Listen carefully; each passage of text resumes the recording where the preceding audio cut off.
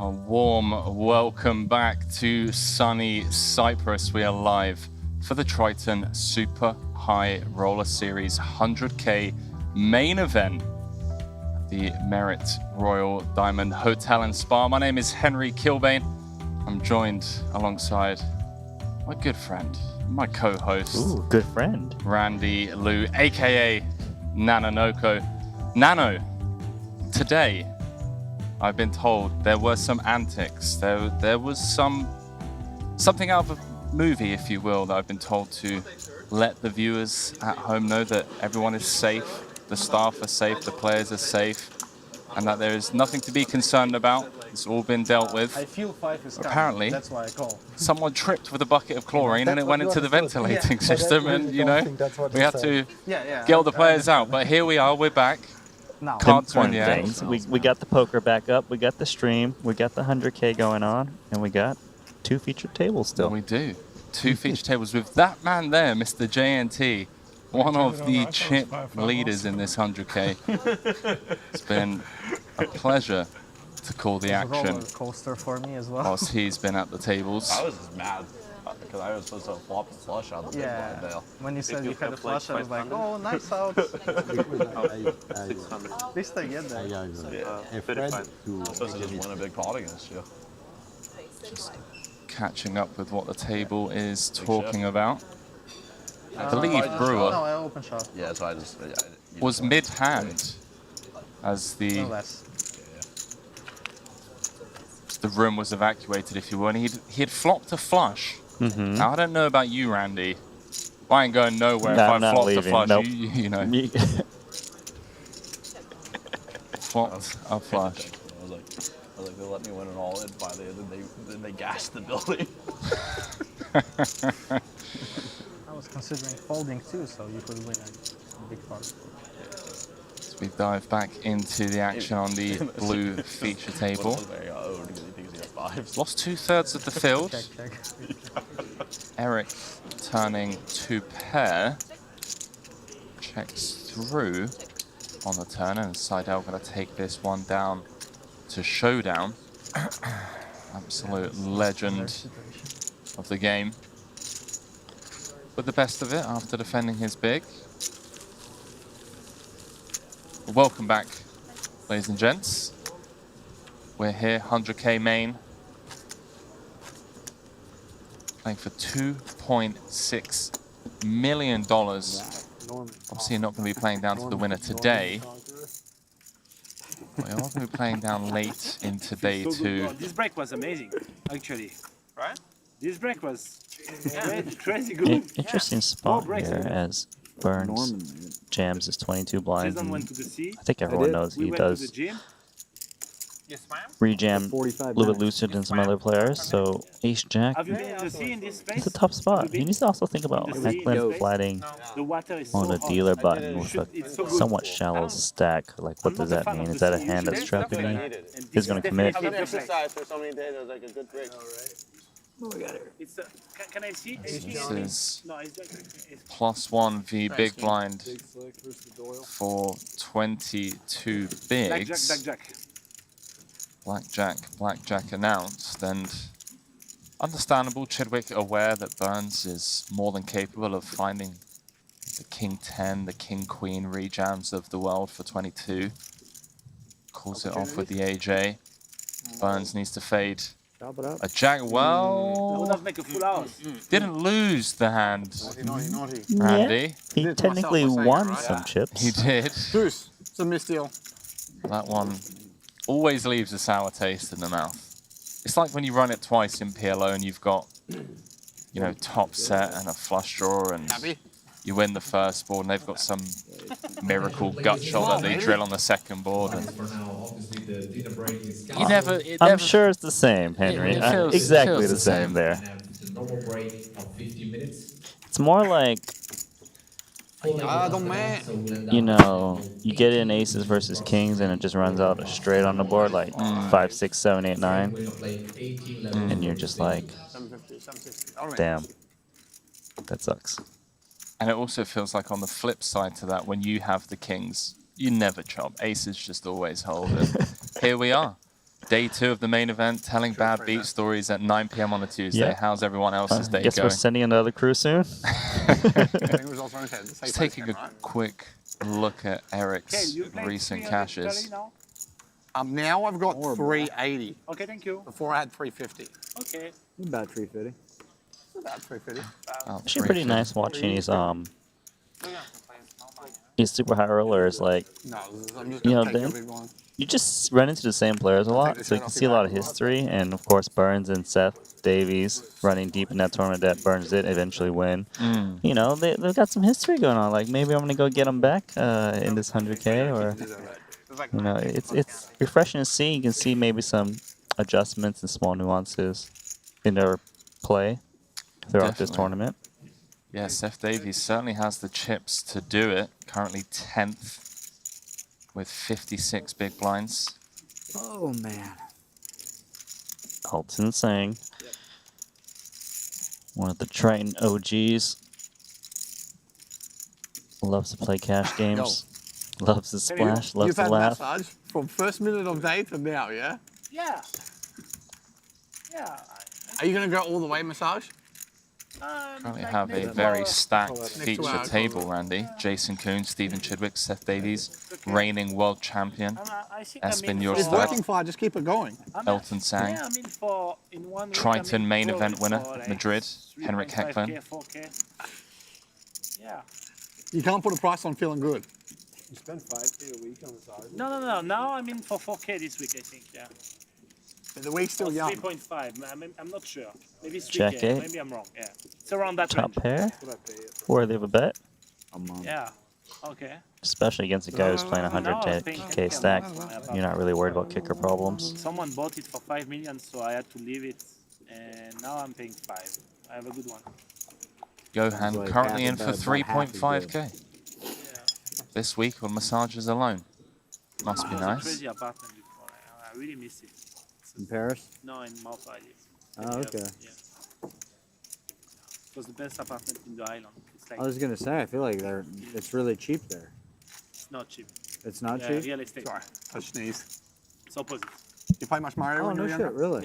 Yeah. Because like people. It is a great game. It's like You play basically 64 office, Mario? Like you can I played buy all- European oh, passport yeah. when you invest. Like, Zelda was my I think favorite. 7, but 8 Mario- Ocarina of Time, best game of all time. Oh, So Yeah, people give me who give me want one more. to That's stay worth in 2 Europe bucks. Yeah. just for the family and Mate, when they want. I've got all the Shit, gold and I skull was Yeah. like, tools. So that raised the whole price of the the whole thing.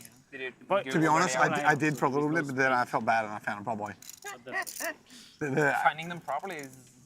No. I did the duplication. 35. You knew duplication?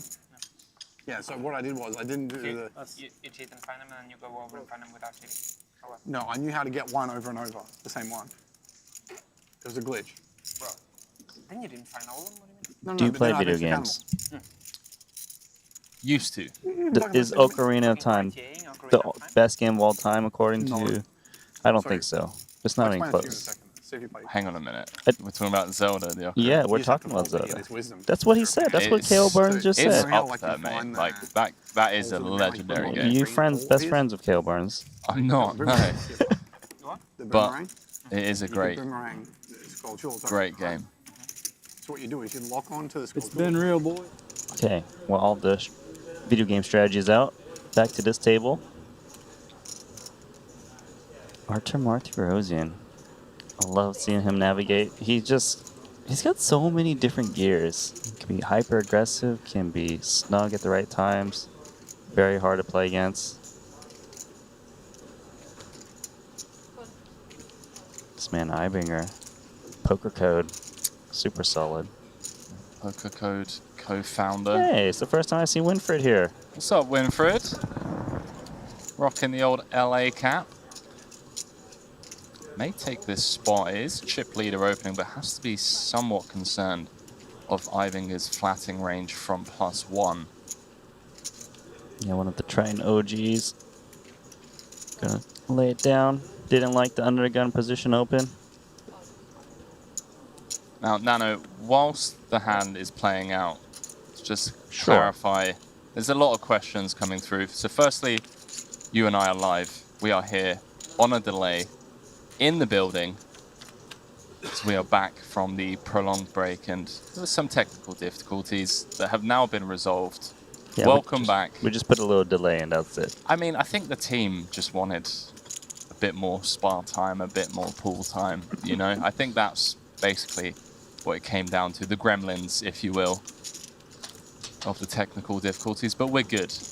We're back, we're live, Triton Super High Roller Series Cyprus main event day 2, and we're playing for 2.6 million. Casual 2.6.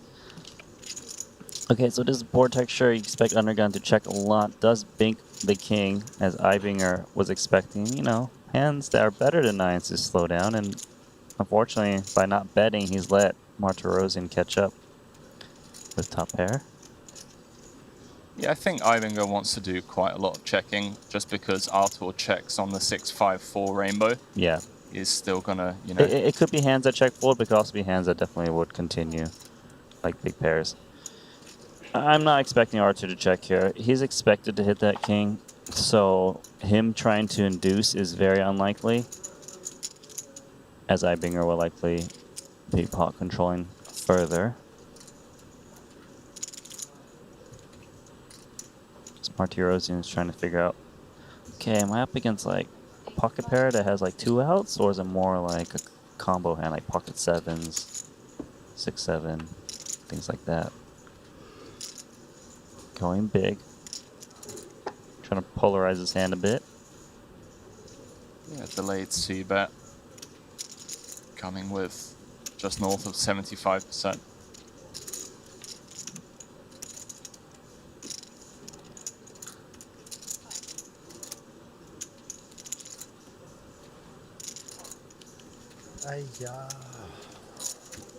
Ibinger just laying down the 9s against the sized up delayed C-bet. Discipline fold, thought 34 left. We've lost just shy of 2/3 of the field in this 100K. Another strong amount of runners in this one, Randy. It's a lot, 99. Yeah, no, it's... I'm not sure how many we got in Madrid, but I'm pretty impressed with these numbers. Think the bosses are happy? I'm If we a have little to be upset that presumptuous. we didn't get the 1 extra entry for the 100. That's my assumption. We should have pooled our money to try to get in there. They could have just called James Dempsey up. Yeah. Like Demps, you know? I mean, dead money. He likes 4-bet ripping, pocket 4s, you know? 2 away from one of the biggest... The biggest game of his life. Yeah, I mean, you just 4-bet rip pocket 4s, win a flip against Ace King, and then go on to win the WPT 5 Diamond. It's that easy. Easy. Oh, we're getting corrected. It was Ace Queen. Sorry. Jeez. Okay, onto this hand. Wow. What have we got going on here? Picking up 2 queens, the dream scenario. Nothing really discuss here. Yeah, Eric, though, getting a bit... out of line. And yeah. a little uncharacteristic, but you know, like, someone with his image who's very solid, when he makes these 3-bets, usually he takes it down. But, yeah, it's coming up forced to call off here. Especially when he makes it 100, 5,000. Says he might be priced in. I think he knows he is. 115K to win 395. Even up against, you know, the Ace Kings of the world, still going to have enough equity. Getting the right price. For sure. So, Winfried Yu in great shape to start spinning the wheel. Getting in his 14.5 bigs. Sizable pot.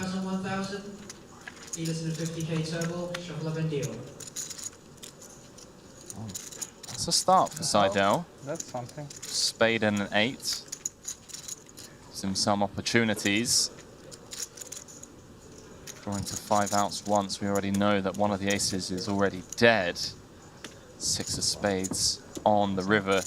Gives Winfried Yu the full double. Still below average. Average stack 728K, 49 bigs. The Hong Kong native. legend of the Triton Super High Roller Series. Been around a while. The hand before. They always like to kind of tease Winfred, like all the Triton regs, like Paul and Ivan, are like, oh, Winfred's he tends to play a little bit more conservative than I some was of the going other to say players he's out there. a bit more snug. But he does, when he makes plays, it like guarantees works, unless he just ran into the goods. Yeah. I remember in Madrid that being the case on one of the short deck final tables, and But you know, Winfred, 2 Triton titles. Apparently, at Cyprus in April, he won the short deck for the 75K for $1 million. casual millball. Yep, he actually cashed the Triton million in 11th place. Did not even know that. I forgot about that. And he What else, Randy? won another short deck event. So the reason Winfred is here is because after we finish this whole No Limit series, we've got the short deck. He's here for the game he wants to play, but why not drop in 100K into the No Limit Hold'em main event before that happens? You know, you've got to give to get. You know, and here he is. He's just out here showing up, 100K into the prize pool. He's like, I know, I'm going to get it back. I have you guys drawing dead in the short deck field. I'm surprised he didn't show up early enough for the coin rivet. Maybe it was just, I don't want to be here for that long or something. I heard Because Barley, he clearly can play at $1 million tournament. He's capable of playing this 200K coin rivet. Yeah, I heard Barley's nice this time of year. Okay. Yeah, maybe he's just chilling out there, Most likely. soaking up the sun. Onto this hand. Pre-flop raiser is Ponikov's King 9-9 flush draw. Some players bet, some players check. What you need to think about is the flatting range of Brewer on the button. How wide it is. What hands he may continue with. Like, would he rejam hands like 7s, 8s? Hands that might not want to put in some chips on his flop. Potentially, since it's 3-ways. It's tricky.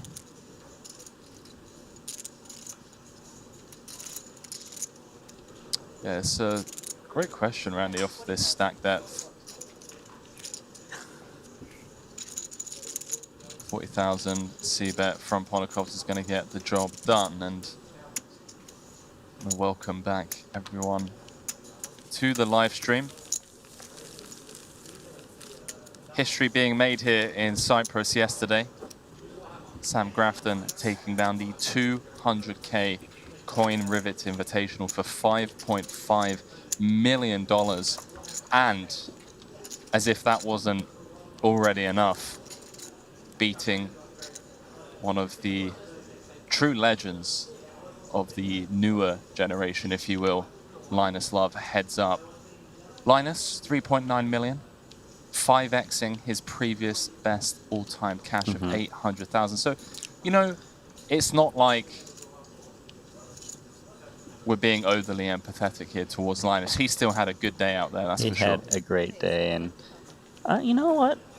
I never seen Linus play a live tournament until he made his debut in Montenegro, I believe. And, you know, he was playing the big cash game there, played a couple tournaments, and you know, for his track record of how many tournaments he plays, he really has some pretty sick results. He does. He does indeed. I believe, if I'm not mistaken, bar maybe 2 or 3 cashes earlier on in his live poker career, almost all of his live results exclusively from Triton Super High Roller Series. So clearly just loves coming and battling against some of the best in the world. I guess that's where he feels just most comfortable. Well, simple hand for Brewer, ace king against the dealer button 3-bet when you're sitting on 20 blinds. Looks like you just gotta stack them together.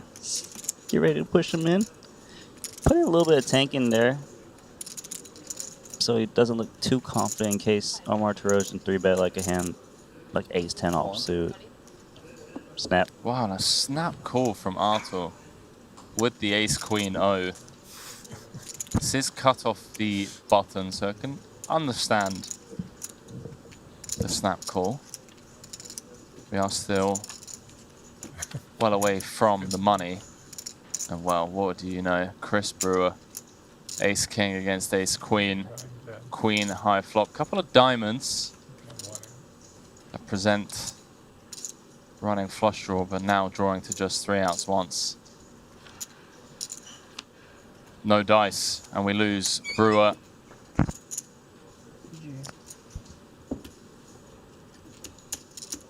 Nothing you can do, pal. Gets it in good. Arthur spiking the 3-outer on the flop.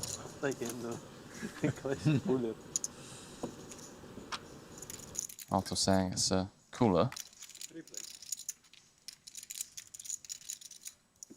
So we jump back into this hand over on the red feature table. It's gone open from Chidwick with the King Queen O. Flat from Johan in the cutoff with 2 red 10s, allowing Burns to defend his big blind with the 8-7 of hearts. And we've got a top set, the open-ended straight draw, backdoor flush draw situation on our hands, 130,000 in the middle already.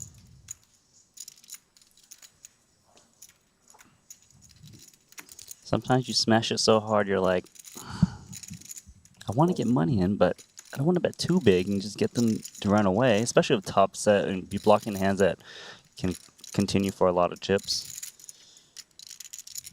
You're just playing 3-ways, a little bit more connection. Yeah, that's why it's opting for this 3rd pot. Hopefully someone gets a little creative. And we know one guy's got creativity, it's KO Burns. Open-ended. A few ways Burns can play this off of 24. Can see him calling here, leading on board pairing turn cards such as a 6 or a 5. You often will see check calls because say you check raise, which is a fine play too. If the other guy comes over the top and you have to fold such a hand with such clean outs to the nuts, it's just not ideal. For sure. Unfortunately for Burns, I say fortunately, it's not really fortunate, but spade on the turn should end this hand. Although Johan needs to be somewhat concerned. Big blind defending range, may even see Burns come with some form of lead here. Just aware that he's going to have more flushes in his range than Johan will, flatting from the cutoff. And look at this, Randy. It should be a small lead. Yeah. Burns is known for his creative play. Now Gilbert, top set. I guess the question is, do I want to protect what's in there? Or do I just play cautious in case I am against a flush? Although, of course, vulnerable to another spade. Looks like he's going to take one off. So Burns with the turn, 25% lead. Doesn't get there on the river. Still potential for him to win this hand. There's a decent chance that Burns kind of just goes for it. The jack is a, you know, for a card that admits, it's not too bad. If Gilbert had like 10-9, pocket nines, it'd be pretty darn hard to call a river jam. Given how it's run out, it'd be pretty scary. Yeah, the nice thing about Burns' hand is kind of unblocking the turn calls that will then fold river. You know, someone like the King 10 suiteds of the world, Ace 10 suiteds that bet flop, keep him honest for one street on the turn. See what he comes with here. What's important too is that Gilbert can easily have a hand like pocket nines, 1 spade, pocket eights, 1 spade, because Burns led so small on the turn, it would be priced in to continue with those hands. So there's a good amount of hands that would lay down to a river bet if Burns. Good thing he didn't. It seemed like he really wanted to put it in because I just kind of figured maybe I'm up against too many good hands. I guess he does still have to be somewhat concerned. You know, sure, Johan is flat from the cutoff, but he's going to have some King Queen of spades, Ace Jack of spades, those types of hands in his range. Even some, you know, suited Ace Will of spade type holdings. And Burns just posturing a little bit. Not even posturing, I do apologize. I thought he was about to go into the old fake tank for 15 seconds. Well, yeah, don't use any time banks, of course. Yeah. But I think Gilbert there, when he got checked to, while it looked like he was being cautious on the turn, of course, it seems like a pretty safe value bet there. If Burns actually had a flush, it's unlikely he leads small on the turn just to start trapping it on the river with that stack depth. So we have the quiet feature table and the loud feature table down to the final 33 players. Final third of the field, it is none other than Victor Malinovsky, Mr. Limitless, leading the pack. First player up to over 2 million in chips. 142 big blinds.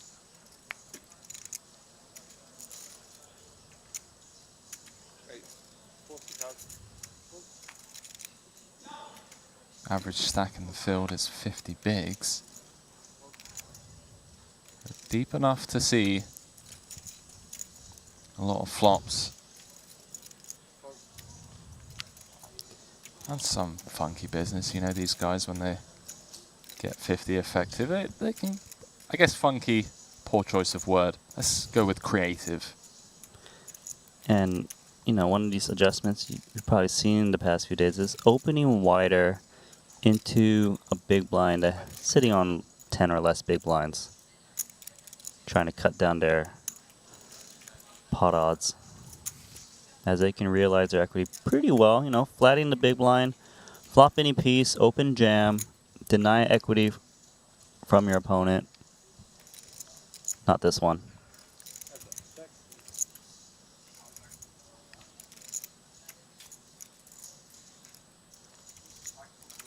Aspen going to be down to just 5.5 bigs after this hand.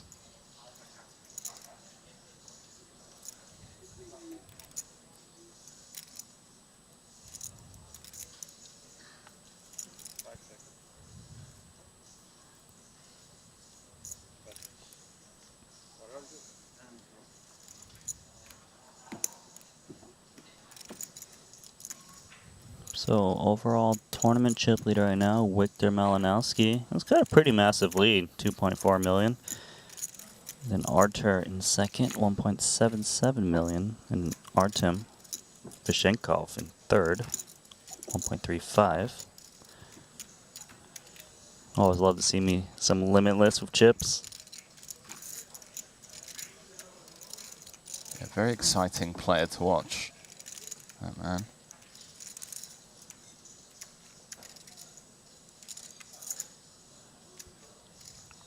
Now, exciting doesn't seem like the right adjective there. It just seems underwhelming. You know? It's limitless, right? He's one of the M bosses. He's the guy sitting by himself on GG. Just, who wants to play me? Highest stakes possible.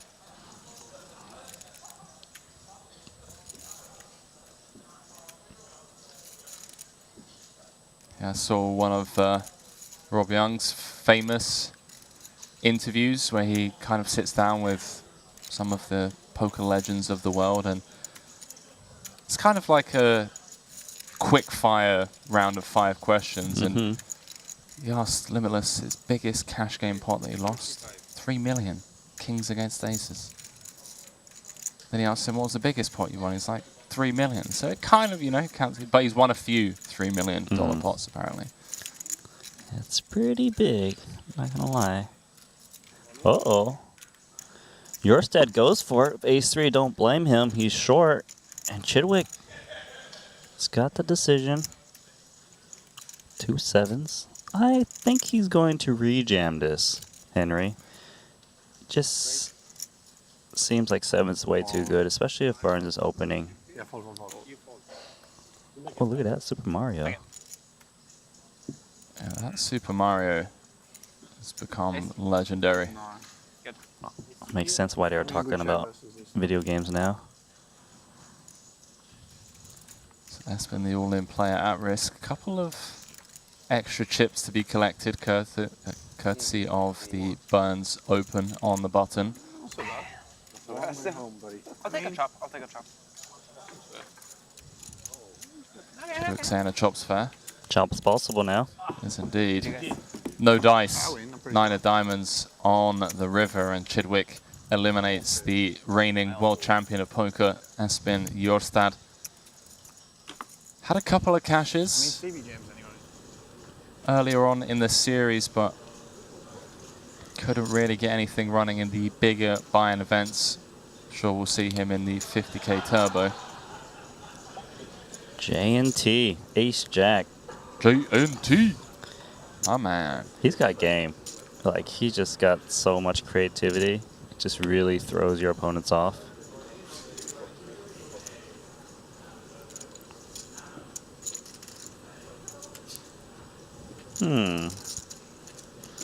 Awkward situation. You get 3-bet, you're out of position for pocket pair. You're sitting on, what, 24, 25 blinds. Gonna lay that down. That's the power of 3-betting hands like Ace-Jack. If you can get 6s to fold, much better than flatting. Yeah, loving life. Yeah, J&T's got moves, man. Don't let him deceive you. I've seen him get up to all sorts at the poker tables. He's he tried putting Espen in the bin in this this 100k as well. He knows what he's doing. He knows where he's at. Him and Jason Kuhn have battled a lot together and discussed hands with one another.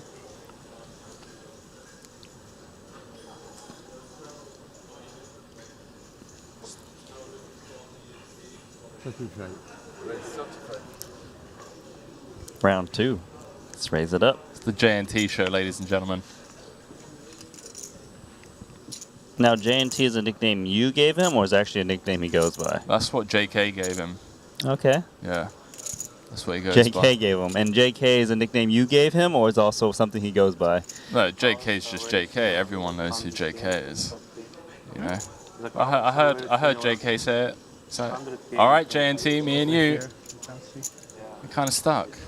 Yeah. Do you know who I did have message me last? I'll tell you what, we'll jump into this hand and then we'll dive back into some of these nicknames that are being thrown It's a little around. dry, but go on.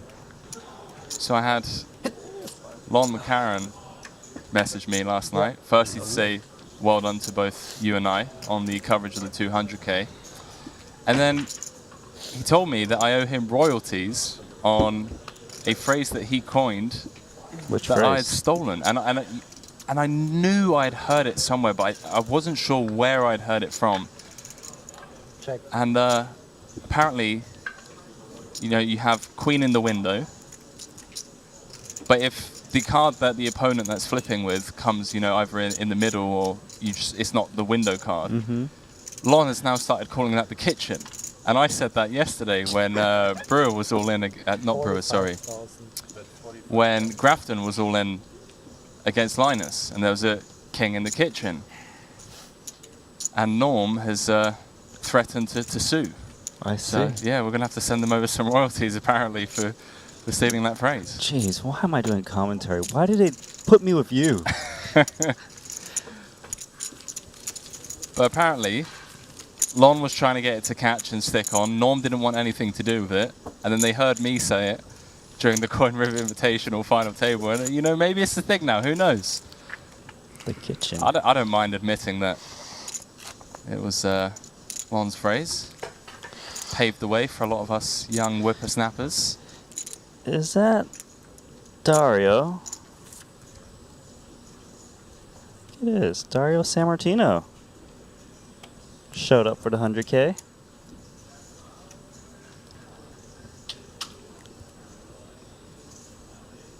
Doesn't surprise me to see people roll up to the casino and flick in this 100k.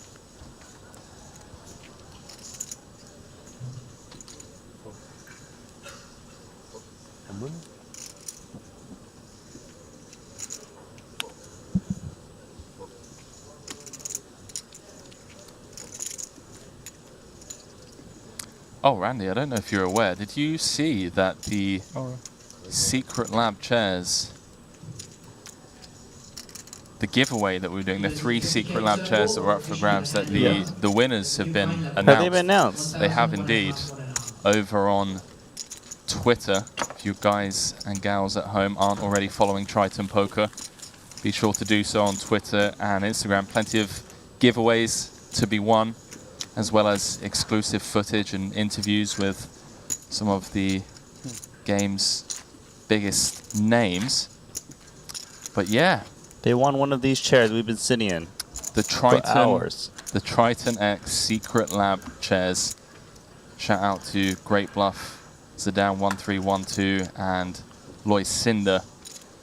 We've got a Canadian winning, an Australian flag for Loisinda. So we got some shipping expenses as well. That's an expensive shipping expense. And a Dutch flag. So congratulations to those 3 winners, obviously. And don't worry if you missed out on this one.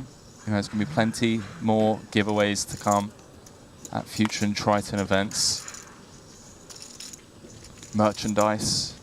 It's not just like a T-shirt. This is like a full-blown. I mean, this is a 1K chair, right? Yeah, this is an expensive chair. Yeah, this is a.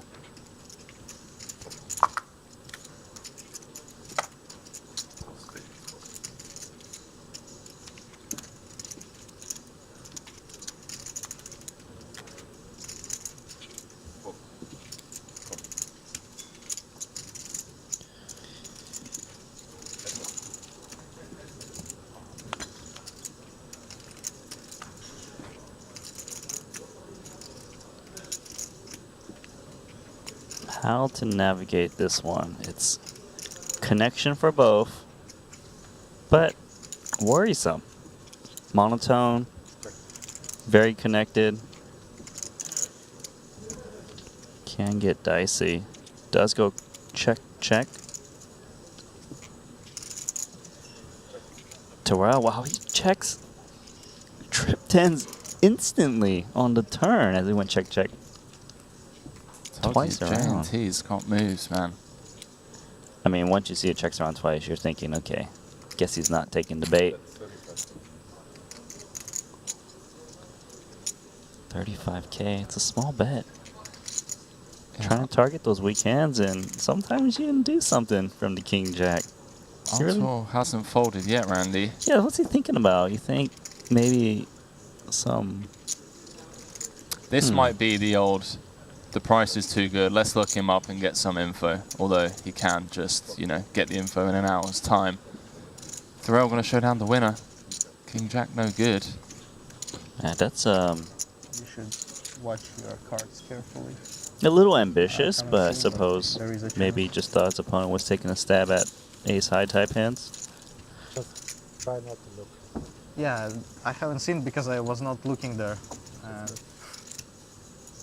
But if I just drop my eye there... But he needs it.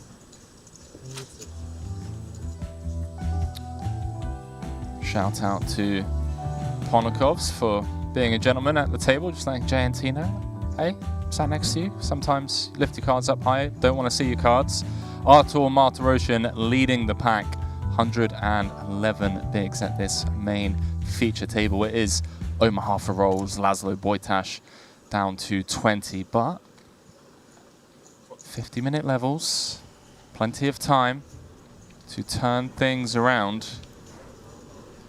And talking of Laszlo and turning things around, how about starting things off with a couple of aces in hand, opening from +1.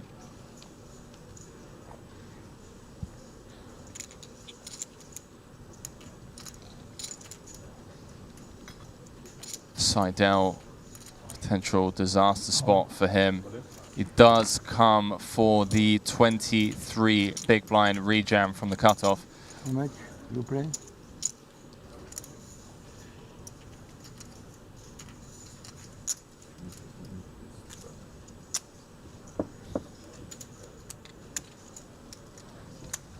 Thorell in the tank. We currently don't know what he holds, but he's asked for a count. And Laszlo must just be sitting there saying, come on, JNT, flick it in. It's like, please. That looks like calling chips, Randy. We may have a three-way all in. Please call me. Please. Oh, he... Oi, the little tease. J&T, you flirt. Snap call from Laszlo Seidel. The covering stack, should he lose with the Queen Jack, will still have 3 bigs. Laszlo looking to just hold here and move up to that average stack territory, 650 in the middle.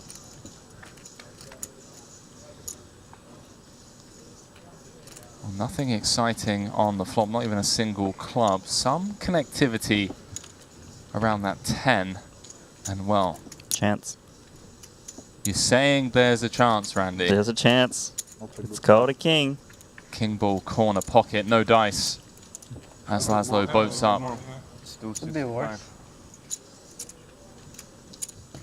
Gonna leave Seidel for a few big blinds. This time. Not 2 times. I mean, look, to some people it may seem reckless that Seidel just lost a lot of chips against aces with Queen Jack suited, but the reality is Queen Jack suited is a really nice reshoving hand with 20 blinds. If you're up against ace king, doing okay still. You're blocking those ace queens that can call those jams. It's just, you gotta have some non-premiums in your shoving range, otherwise you're a little bit too easy to play against too. Yeah, I think the nice thing about a hand like Queen Jack suited is it also folds out hands that actually have us dominated. You know, some King Queen O's, King Jack O's. For sure. Maybe even some Ace Jack O's of the world.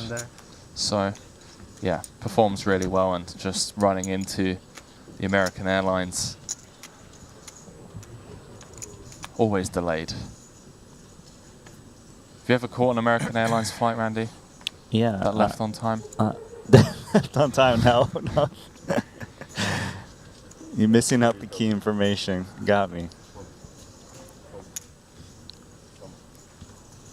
Actually, I must say, all of my experiences with AA have been pretty smooth. You've already left the customer feedback there. You cannot take it back. You think American Airlines is listening right now? It's like, this Henry, we're going to get him. Well, no, the reason is because I recently signed up to their points reward system, and I don't want them to now... Just take it from you. Yeah, you know, I want those free miles, Randy. I want that free upgrade. Wojtash, fresh off a double. No slowing down. Opening the deuces from under the gun into... I mean, this lineup... It is sick. Let's see, San Martino's gonna continue as well. Reshoving a hand like this doesn't seem as nice when you're up against an undergun open in a small blind flat. Definitely stronger ranges than normal. Somehow, every single player completely whiffed this board.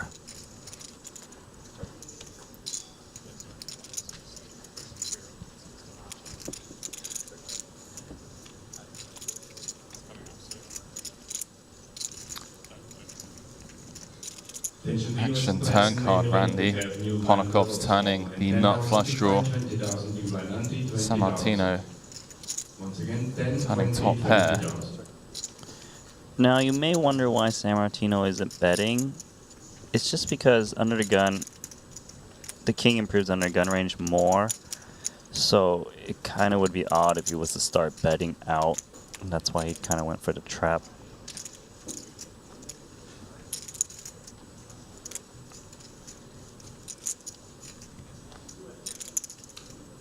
In before B150 from Ponakov's. I mean, you can see he really wants to bet at this. And to be fair, for him to flat the small blind against an undergun open would contain these broadways that aren't good enough to 3-bet the king queens, queen jacks. So it is very credible. Unfortunately, someone's got a good piece. And I'm also thinking that Ponakov's is thinking, well, if San Martino or Wojtas had a king, they probably would bet. So maybe they've got like an ace queen, something I can blow them off of. Yeah, targeting those one pair type holdings, right? Yeah, he really would expect Wojtas to bet the king on a turn. I would too, right? Like checks 2 twice, so does make the call. So Martino going to get shown the ace high and gets to table his top 2 as we jump back in to the chat, Randy. I'm Henry, seeing... I feel like playing some poker. What about you? Do you know what? What? Me too, Randy. It's an opportunity. FOMO has been kicking in over the past week or so. For viewers at home, that may also, you know, maybe some FOMO at home watching these high stakes over the last few days. Feel like they're missing out. There is the Triton free roll on GG Poker starting in less than 10 minutes time, and the password is high stakes.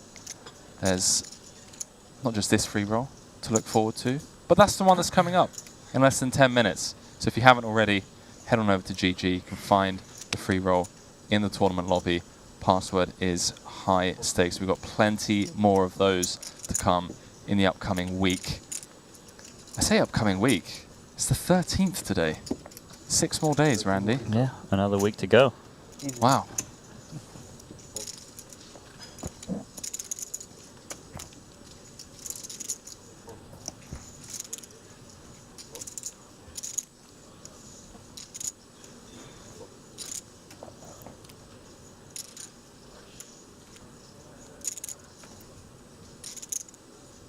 How do you feel about quiet tables? I feel like talking a little bit more. Yeah. You know, sometimes there are tables where I'm just like, guys, shut up, we're trying to commentate. Mm-hmm. but but to be fair, those tables are actually very fun they to are. listen to. Oh, for sure. I mean, we just get to click mute, hear some crazy story or whatever it is, some conversation. But sometimes it feels like we're eavesdropping in on like a personal conversation as well, you know, us and the viewers at home. And then there's tables like this, and I'm like, guys, can someone talk? Like, it's just business here, you know, like playing for 2.6 million. Can we blame him? 100K, yeah, 2.6 million up top. You know, I think they're allowed to not speak if they don't want to. Of course. I'm only trolling. Talking of our viewers at home, shout out to all of you, as always, for your continued support, keeping both myself and Randy company over the past, 8 days. If you are enjoying the content Triton has been providing you, make sure to press that thumbs up button. You have no idea just how much it helps us reach a wider audience and help continue to grow the channel and the great game of poker. All right, let's see. 2 7s. Annoying board. You don't really know if you're where you're at here. I mean, yeah, I don't mind him checking. You just got to try to fade the majority of the deck, and that is one of those cards you did not want to see. Yeah, full spades rolling off. Is the deuce of spade enough of a flush to value bet?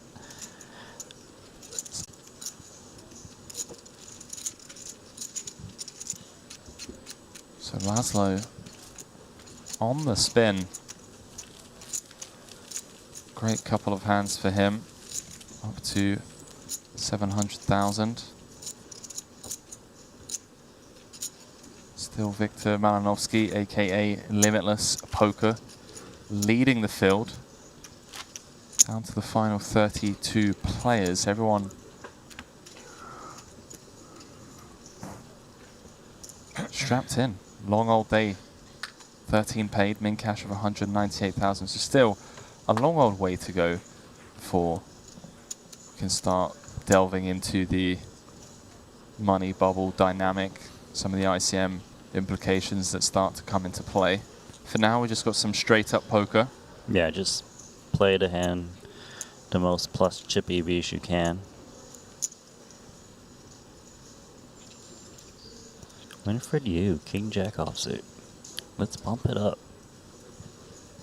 Oh, bump it up. You got to bump it up. Come on, Randy. Join in. You know you want to. No, I don't know the tune. Oh, okay. All right, my bad. No, continue though. No. The viewers are leaving as we speak. I'll see myself out. It's fine. Oh, they're coming back in. Winifred bumping it up. as Randy alluded to. Blinds going up to 10,000, 20,000. Just got more expensive in here. Ace-9 not into the muck yet, so potentially making a move. Nope, he's gone. Mark DeRosian likes to defend the big blind, so I'd imagine Jack-7, while barely connected, is still something of a hand for a min raise. Big blind ante.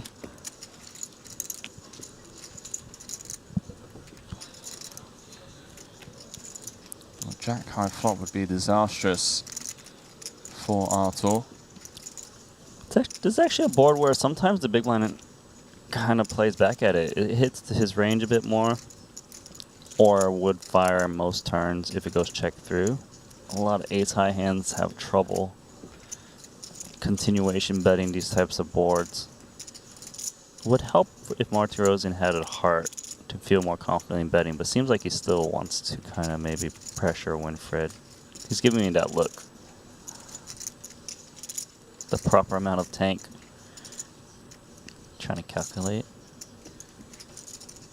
He's That going looks big. like close to pot, Randy. I think it might be more. It is. Wow.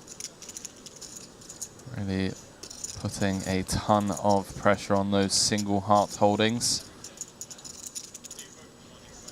These king jacks, ace queens, ace kings of the world with one heart. Yeah, and when you go bigger, you can get these hands like the jack of hearts to lay it down. Whereas say you bet small, like a third, maybe these king jacks or ace jack or jack of hearts will appeal. But against like overbet, they just go sigh and just kind of lay it down, playing a guessing game. And you know, if you're defending the big blind wide, like Artur, you need to be looking for spots to take down pots unconnected. To make it, you know, even more profitable to defend with such good odds.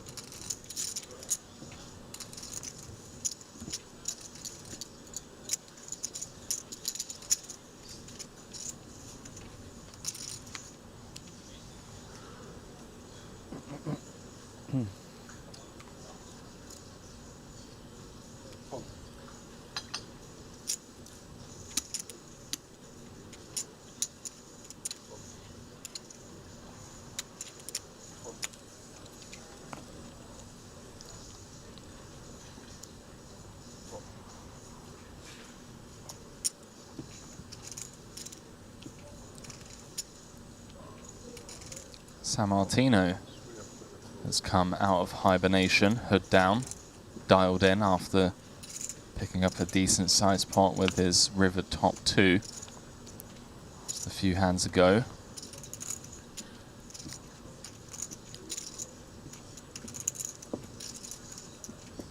We in a limping mood or a raising mood, Archer?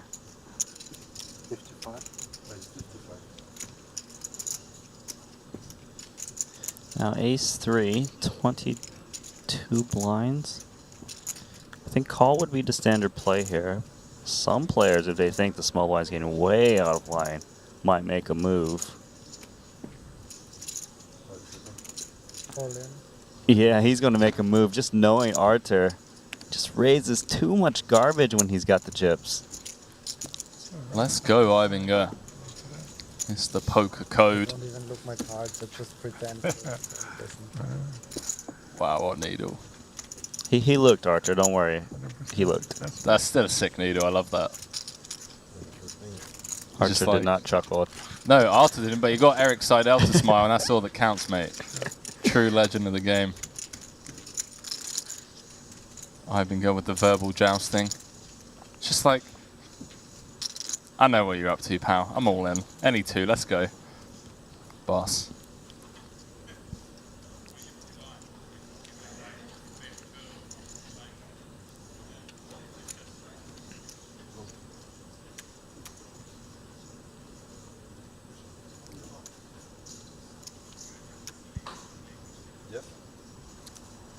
Few more minutes for you to all enter that Triton free roll over on GG Poker. Once again, the password is high stakes.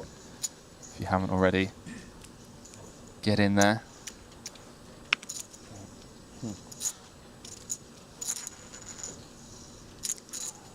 Let me put it to you this way, Randy. It's possible to win the free roll, use that money for a satellite into the next Triton Poker Series 25K, event number 1.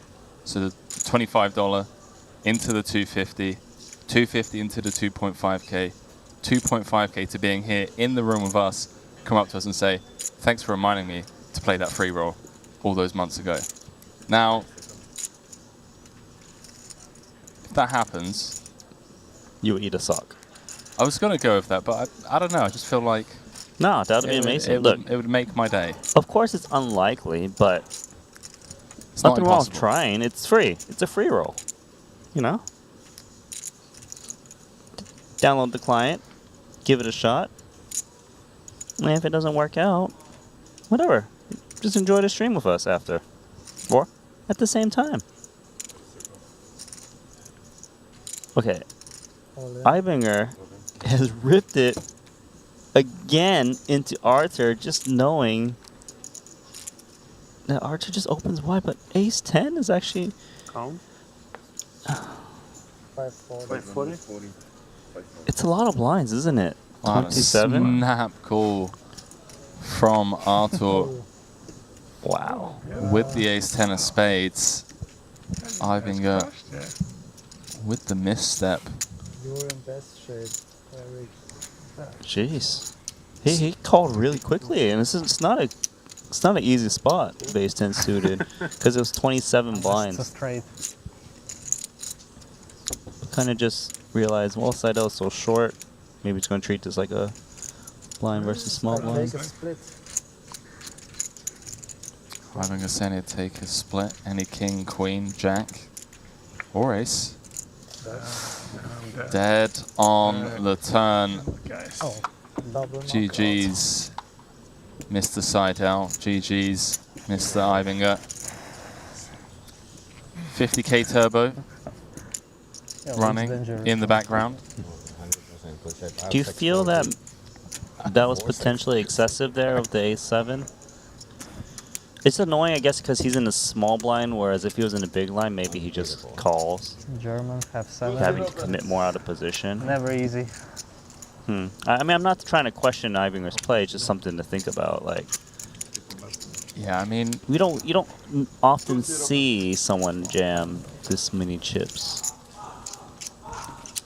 27, Ibinger's gonna be jamming king, queen, king, jack, king 10, weaker ace X. Well, I mean, he knows his ranges, Arthur knows his ranges. I think it's just a case of, Trying to play the player. yeah, hand and situational as Arthur chips up to over 2 million in chips rather.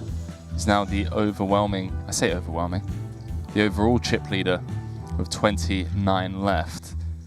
Victor Malinowski on his tail, just a few blinds less, but those are the first 2 players to cross over the 2 million chip mark.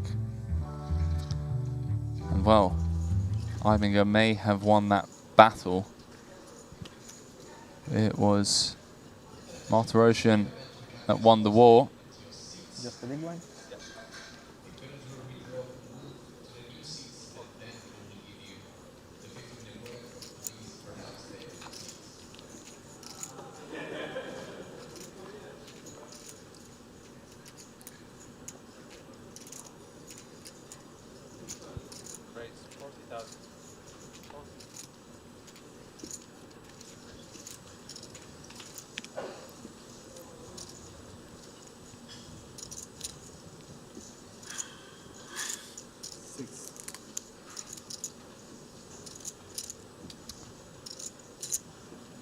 Arthur going to be involved yet again.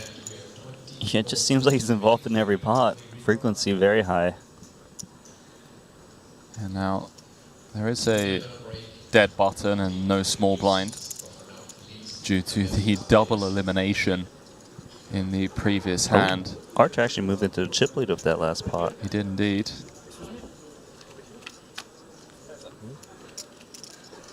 You can be the better next one.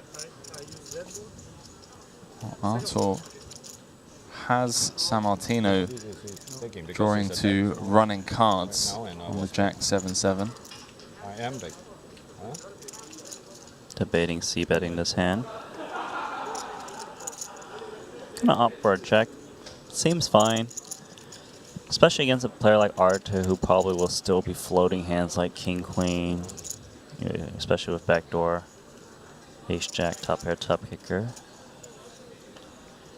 Pretty good. I think the basket.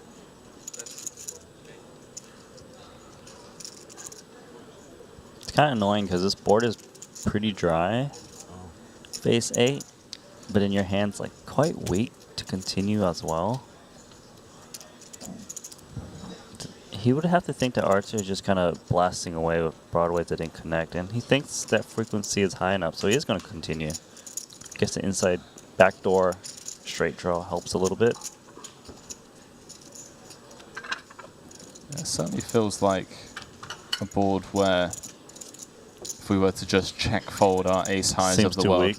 yeah, we just don't want to become that easy to play against. Although, having said that, the flip side against someone like Artur, who's going to find the correct amount of aggression, going to make it very difficult to realize said equity, should our ace-8 be good, over multiple streets. Yeah, I think I would prefer check calling ace high, you know, ace queen, ace king, where I've got 2 overs to the board. And I feel that, okay, let's just say I am trying to pick off king, queen, queen 10 suited. Arthur kind of strikes me as a guy who would multi-barrel those hands if he was going to stab with it. So now you're just hoping to hit an ace a bit more often not. Of course, my assumptions could be completely wrong. But just, you know, things you need to think about is the future streets of the hand that may adjust things. Sammartino's ace high still hasn't found the mark. This Yeah. is the issue. Deuce of diamonds rolling off. We're unblocking the king queens, queen 10 of diamond, 10-9 of diamond type holdings of the world. But you do block 8-9 type hands that, wow, is he calling with ace-8? This is just a read gone wrong right now. 0% equity going to the river, 520 in the middle. And an insignificant 3 of hearts could spell disaster for Sammartino. All of those hands we already mentioned do brick. And obviously Artur more than capable of finding triple barrel bluffs here with the 10-9 suiteds of the world. Yeah, so having said what I did on the turn, the fact that he check called a turn leads me to believe that he does agrees that, well, Archer would multi-barrel those queen high, king high hands on the flop and turn. Otherwise, he would have check called that flop. So now he's going to be put to the test. And it's kind of like, oh, look, I've got this read that this guy's got barreling off of queen or king high, and he's still barreling into me. Maybe there's a time when you just go, maybe I was wrong. Stop compounding the mistake.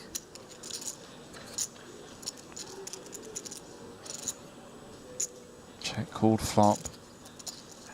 Check called a big bet on the turn, 80% to be exact. 116 to 200k. Finds himself at the river, SPR 0.6. And he's staring down that man right there. Artur Martirosyan has the goods. Sammartino with just ace high. Yeah, so it doesn't block the diamonds, as you mentioned earlier, which is important because you want to try to pick off those hands. Your hand does look weak to check call as a pre-flop raise on this board texture. But it does seem a little like you've got something, though, once you call the turn as well, a big bet. So you do have a reasonable amount of Jack 10, Queen Jack type hands in your range. It's just a question of would Artur try to muscle those hands out? Or is Artur more, if he was bluffing, would target the ace X's, the pocket pairs like 10s, 9s, 8s? Well, a lot of big questions you need to try to figure out on this decision. Yeah, I feel like we have better hands to station 3 times with to kind of protect our MDF. I mean, sometimes it's just going with my gut feeling. Throw all the combination strategy stuff out. Because this would be one heck of a hero call. It seems ambitious. But he just seems so sure that Arthur is just gunning for him. Maybe the frequency of hands that Arthur's been playing recently might have come into play. It seems statistically unlikely for him to be involved in so many big hands all of a sudden. He's really trying to get a live read, as you can see. Yeah, I was about to say, San Martino stretching, kind of leaning into the table, Arthur giving nothing away. Just looking down at his chips. Oh boy. Oh. The old reach. He does make the call. He's going to get shown the ace-jack. And San Martino is going to hit the showers after calling 3 streets. Ace of clubs, 8 of spades, and the hand gets tabled. Martirosyan looks somewhat perplexed after... I mean, did you see Arthur Morosian's table mate, Iakov Onuchin, just kind of like squinted and was like, what do you have? Just ace 8. Yeah, odd. Well, Archer is not complaining. He's clearly the chip leader now with that pot. Yeah, it goes from 2.2 million to 2.8, claiming yet another scalp. 3 eliminations for him in the span of an orbit and a half.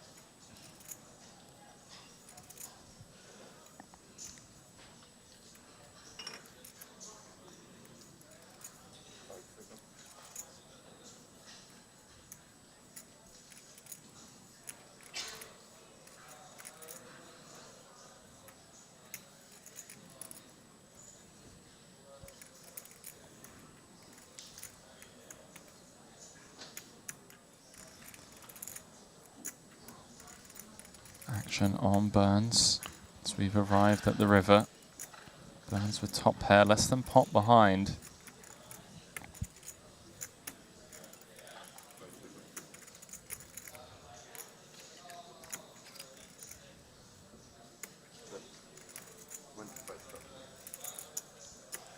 Comes with the old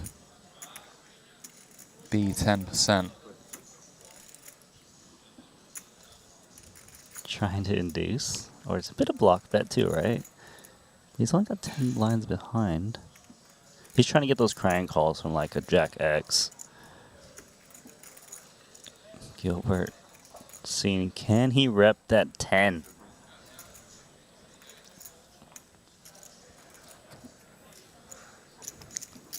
I love how he just I've never seen him fold like springs that. out of his chair. He's getting a massage too at the same time. Yeah. Interrupts that. Into the muck. Now, to kind of just backpedal a little bit, that ace-8 call. It's obviously incredibly easy for us here with the whole cards. The old confirmation bias and all. But what about the times San Martino makes that call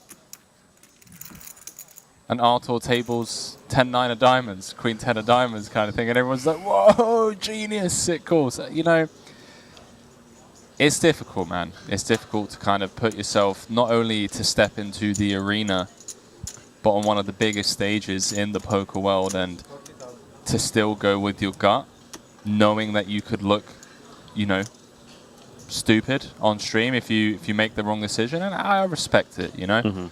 There's dynamics that we're unaware of, there's table image we're unaware of, there's history that we're unaware of, and Artur is certainly capable of having bluffs in that spot.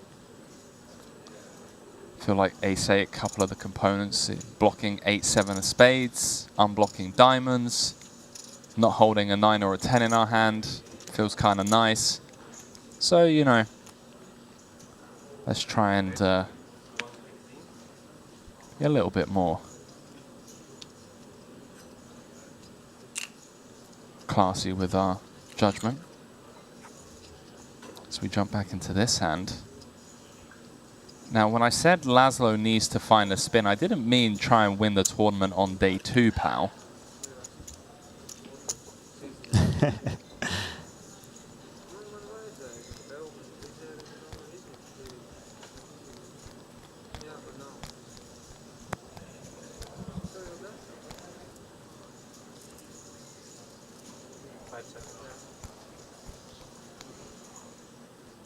All in.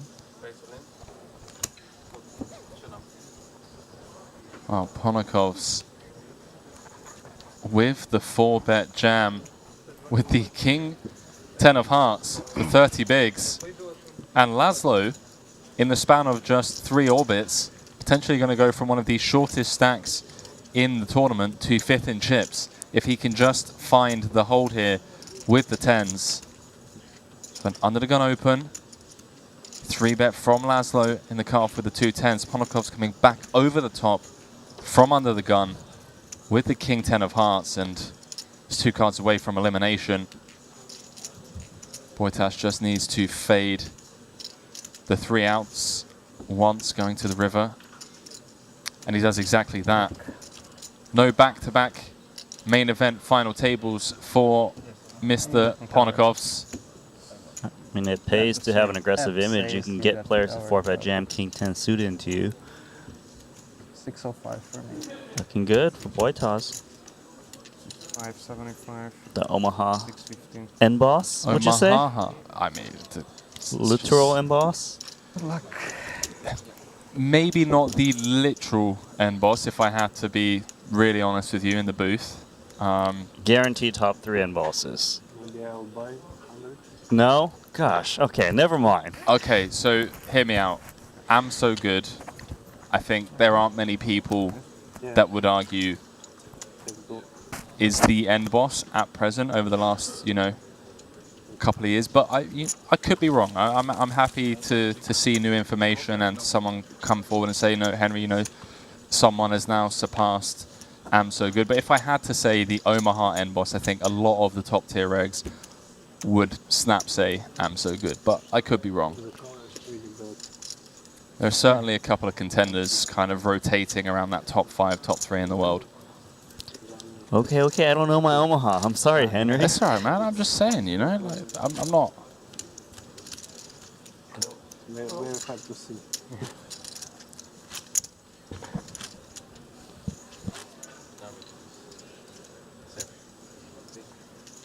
If we're saying most money made in recent years, then I would have to say Laszlo's probably made the most money over the last 5 years playing PLO. Mm-hmm. Okay, it's okay. I mean, you know, we hear Rasty always saying this guy's been crushing on coin poker with We all know the likes of Tony G out there. You have many cheats anyways. Mom, Dad, stop fighting. There's no fighting. So, It's okay. Going to chin. 1.1 million, 14 away from the money. Everyone knows.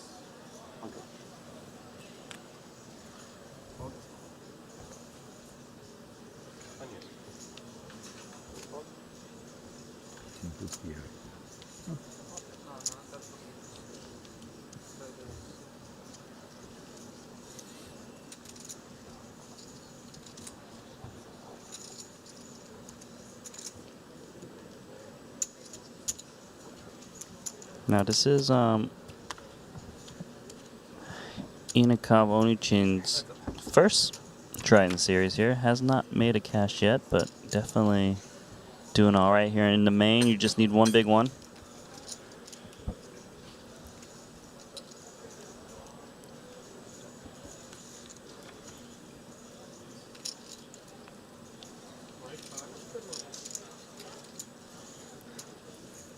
Dealers in the 50k turbo, please complete the hand you're on and raise your lines. The lines are now 1.5, 3,000, 3,000.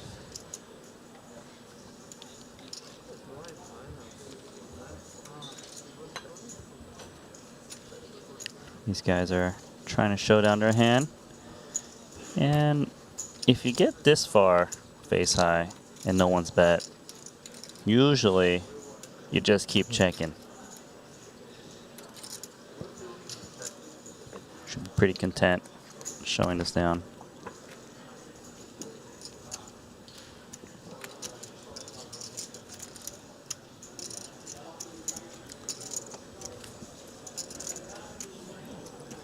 "27 players remain.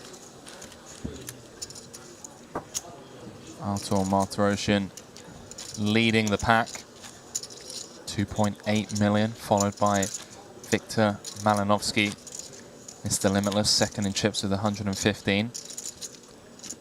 Artem Vizhenkov in third, Gregory Azur in fourth, and Laszlo Bojtas in fifth, rounding out the top five.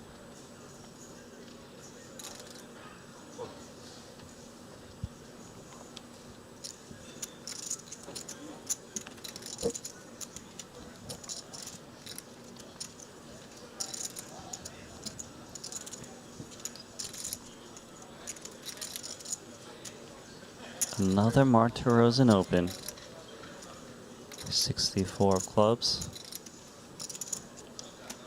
Winfred's got a couple clubs himself. Attention please, in the main event you have 2 minutes remaining in your break. You're more than welcome to start taking your seats. Is he feeling flatty? Yes, he is.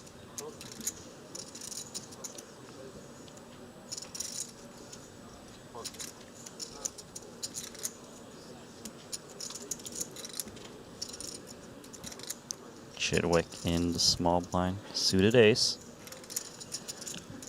There's a Martirosyan Open, a Winfred 22 big blind flat, which screams medium-ish. He's gonna come along, and we might have a 4-way pot come in.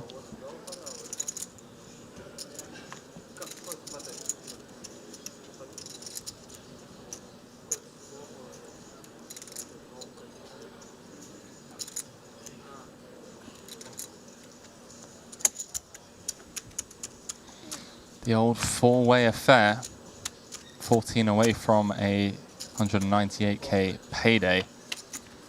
Couple of hands that could collide here. Some potential on the 8-7-4. Bottom pair, gut shot for Artur. Couple of overs and a gut shot for both Monichin and Winfred Yu. Yeah, 4-ways, you tend to see C-bets a lot less. 6-4.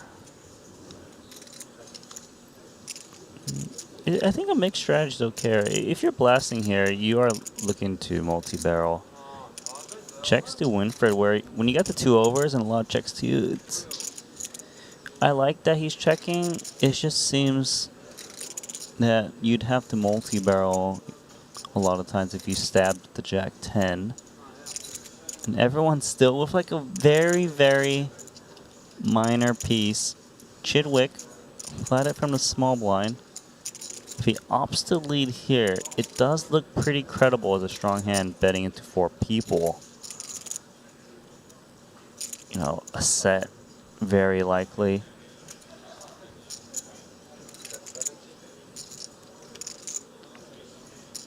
A third pot.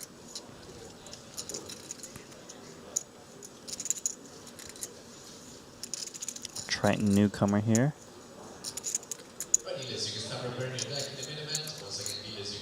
Just an inside straight draw, 2 overs. Contemplating repping it from the big blind, it seems. Yeah, certainly a board texture that's going to favor Chidwick's range. This is kind of tough for Martirosyan with this middle pair inside. He's got a lot of equity, but it does kind of seem that Chidwick's got him beat 4-ways a lot. For sure. Does also have a player behind to be somewhat concerned about. But I think the sizing is small enough where he's like, well, I think I am ahead. And if I'm not, I've got the equity. Probably would have considered folding to a larger bet.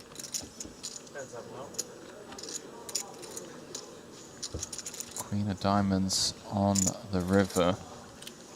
Chidwick with just ace high. A little bit of a guessing game for Chidwick here, because he could easily be up against an overpair that would be cautious four-ways on his board texture, or he could be up against the 6-7s, the 4-5s, you know, these kind of pair gutties that would be kind of forced to call a turn size of 1/3 pot. It's gonna be tricky. He's just gonna give it up. He's DeMar Derozan's show right now. Arthur up to over 3 million in chips. Chidwick tables the ace high. And the table gets to see the 6-4 suited open from Arthur. I mean, we are, you know, 12 off the money.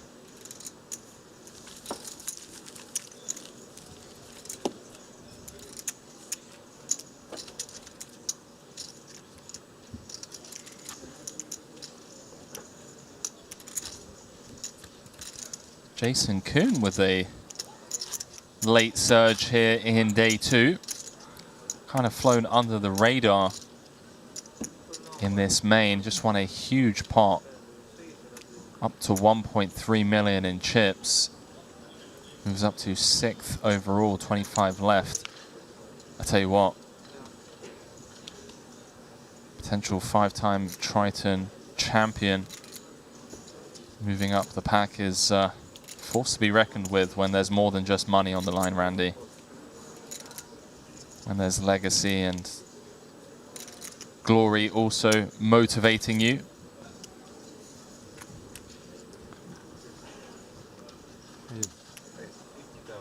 Yeah, that's a nice thing to say, because, you know, most poker players, at least before all these tournaments came around, was, you know, just kind of in it for the money, right? But now the glory has just kind of become more of a thing, especially in this Triton's Super High Roller series, where you're always playing against the best.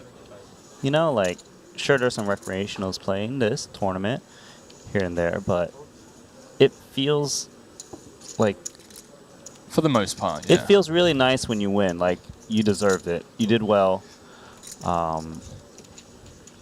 It's just, I don't know, a bit of a confidence booster too.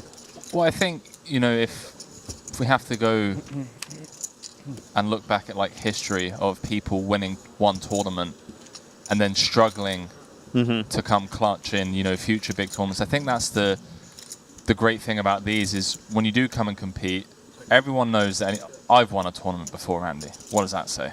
Yeah. If I can win a tournament, anyone can win a tournament.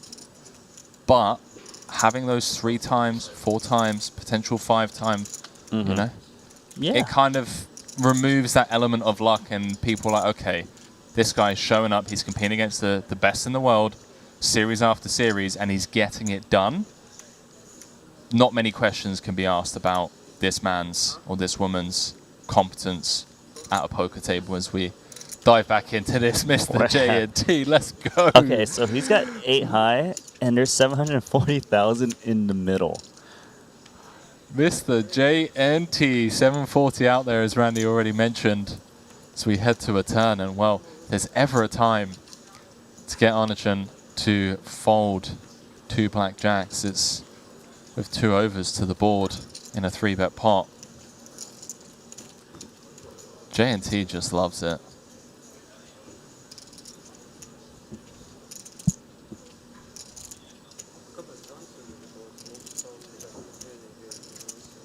Arnichan knuckles it on over. J&T with the snap, 400k by the looks of things. Just like in the bin you go. 375k is the bet. That is just terrifying. A stone cold bluff. And he's just acting casual. There's no way Jacks can continue, can it? You gotta give J&T some respect eventually. Put some respect on the man's name. Look, he's just... Oh gosh, it's actually time banking here. 2 overs. Ace queen. This is a sick hand. I told you, J&T knows how to put people in tough spots. It's been shown and showcased many times over the last week, and he gets the 2 jacks to fold. The good old 0% equity bluff go on table at JNT. Showed the 8 high one time. Do it for the fans. I mean, he's doing it for the fans. He doesn't even need to put his cold cards. That's sick, man. I would not want to play against JNT out of position without the goods. Break. Probably gave us brain damage. They're gonna have to lower the stakes at the next Triton. Yeah, they're not gonna know how to play poker. My brain cannot go lower. I'm already at the bottom, guys. Pretty good. It's 45,000. That was a good one.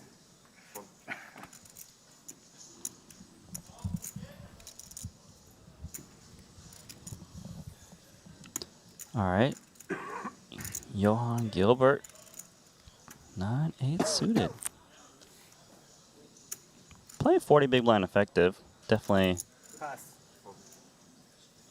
Wow, just lays it down. See, he wanted to play, but you always err on the side of caution when you're up against under the gun.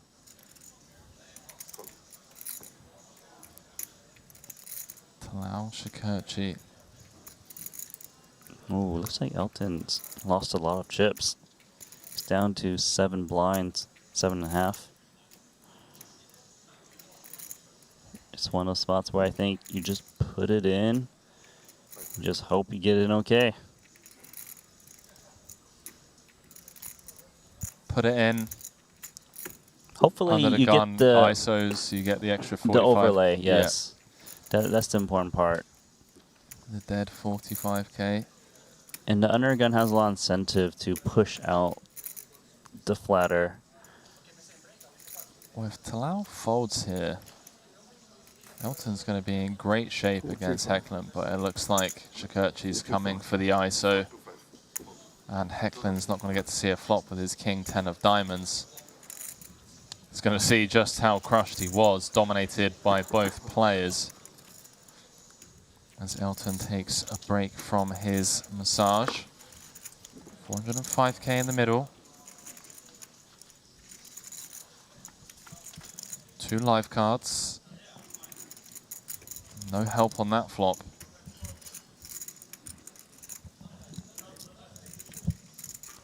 Drawing to just 6 outs twice and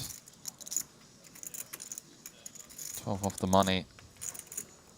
5 on the river, and we lose Triton legend and fan favorite Elton Sang, who I know we're going to see plenty of in the upcoming week in the short deck streets. But for now, Thank you. he is going home 12 off the money. So it looks like we are coming to a quick break, Randy, if I'm not mistaken. I'm guessing because we're down to 24. Right. Maybe some kind of redraw happening? That would make a lot of sense. I'm glad you're here. Redraw everything.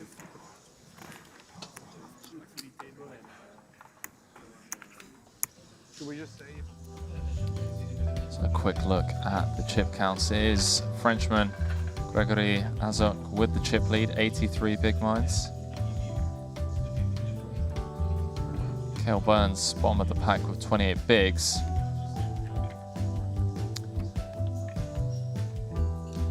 But so we are going to be going on a break, Randy. When we come back, final 3 tables in the 100k main. We're playing down to the money, rather. And we'll see you guys shortly.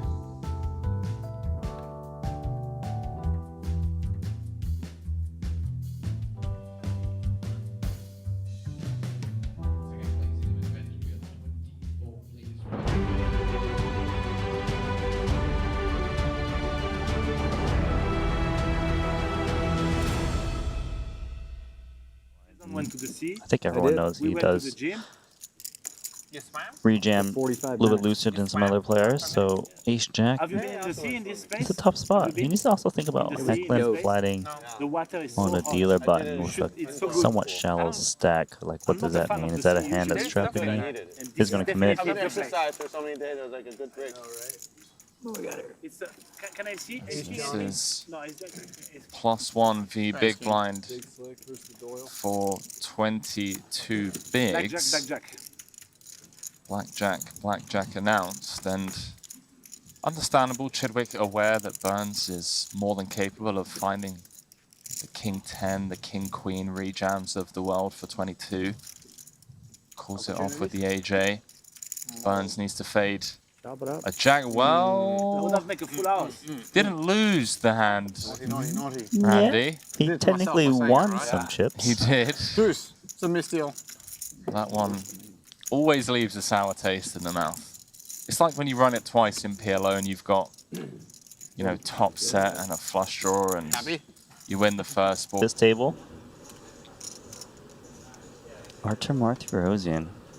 I love seeing him navigate. He's got so many different gears. He can be hyper aggressive, can be snug at the right times. Very hard to play against. This man Ibinger, Poker Code, super solid. Poker Code co-founder. Hey, it's the first time I see Winfred here. What's up, Winfred? Rocking the old LA cap. May take this spot. It is chip leader opening, but has to be somewhat concerned of Ibinger's flatting range from +1. Yeah, one of the Triton OGs. Gonna lay it down. Didn't like the undergun position open. Now, Nano, whilst the hand is playing out, let's just Sure. clarify. There's a lot of questions coming through. So firstly, you and I are live. We are here on a delay in the building. So we are back from the prolonged break, and there were some technical difficulties that have now been resolved. Yeah, Welcome back. We just put a little delay and that's it. I mean, I think the team just wanted a bit more spa time, a bit more pool time, you know? I think that's basically what it came down to, the gremlins, if you will, of the technical difficulties, but we're good. We're back, we're live. Triton Super High Roller Series Cyprus main event day 2.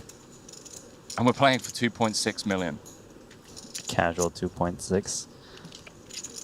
Okay, so this is board texture. You expect undergun to check a lot. Does bink the king, as Ibinger was expecting. You know, hands that are better than 9s to slow down. And unfortunately, by not betting, he's let Martirosyan catch up with top pair.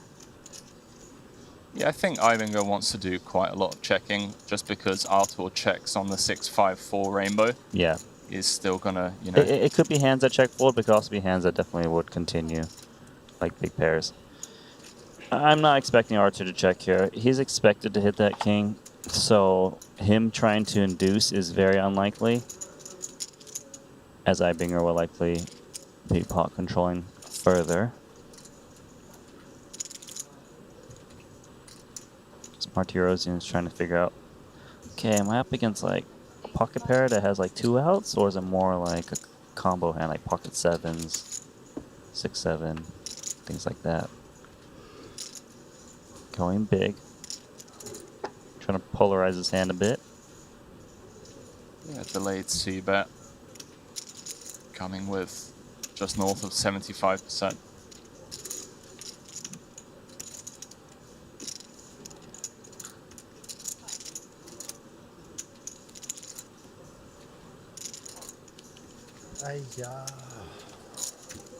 I think they're just laying down the 9s against the sized up delayed C-bet. Discipline fold, 34 left. We've lost just shy of 2/3 of the His image, who is very solid, when he makes these 3 bets, usually he takes it down.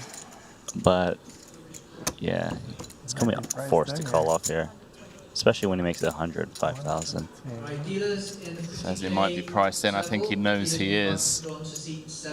115k to win 395. Even up against, you know, the ace kings of the world, still going to have enough equity. Getting the right price. For sure.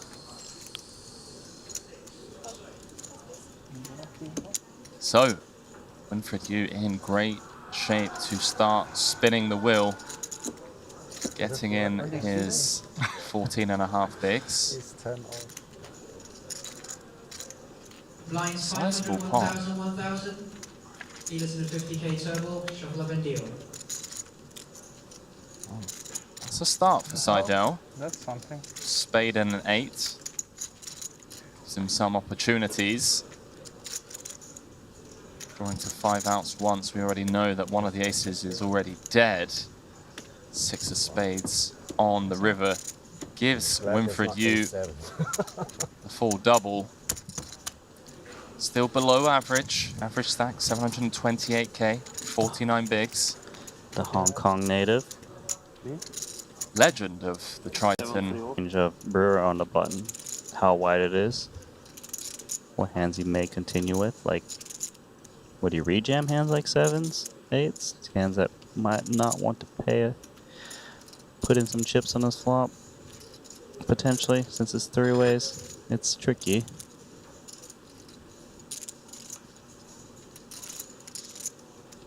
Yeah, it's a great question, Randy, off this stack depth.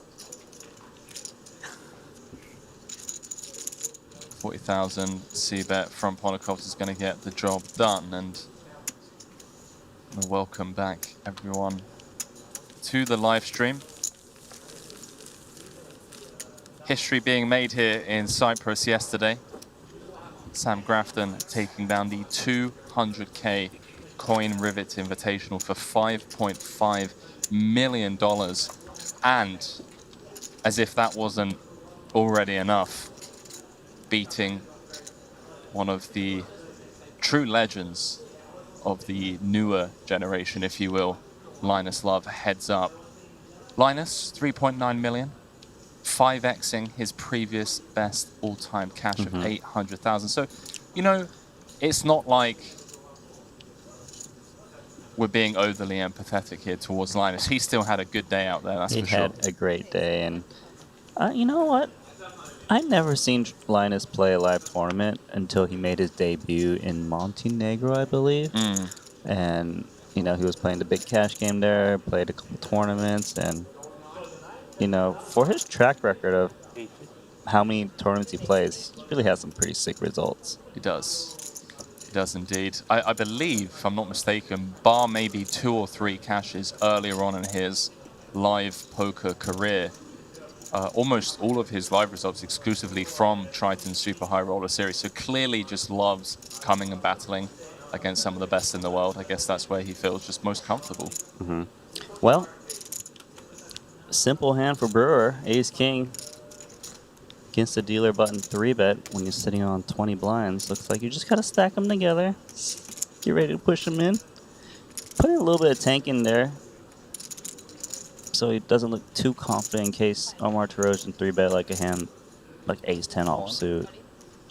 Snap. Wow, and a snap call from Artur with the ace-queen O.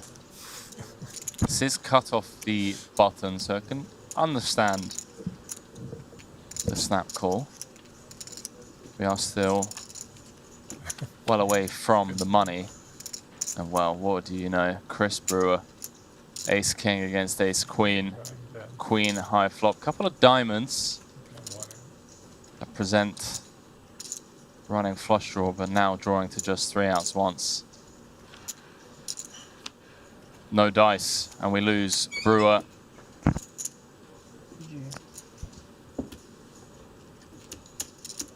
Nothing you can do, pal. Gets it in good. Artur spiking the 3-outer on the flop.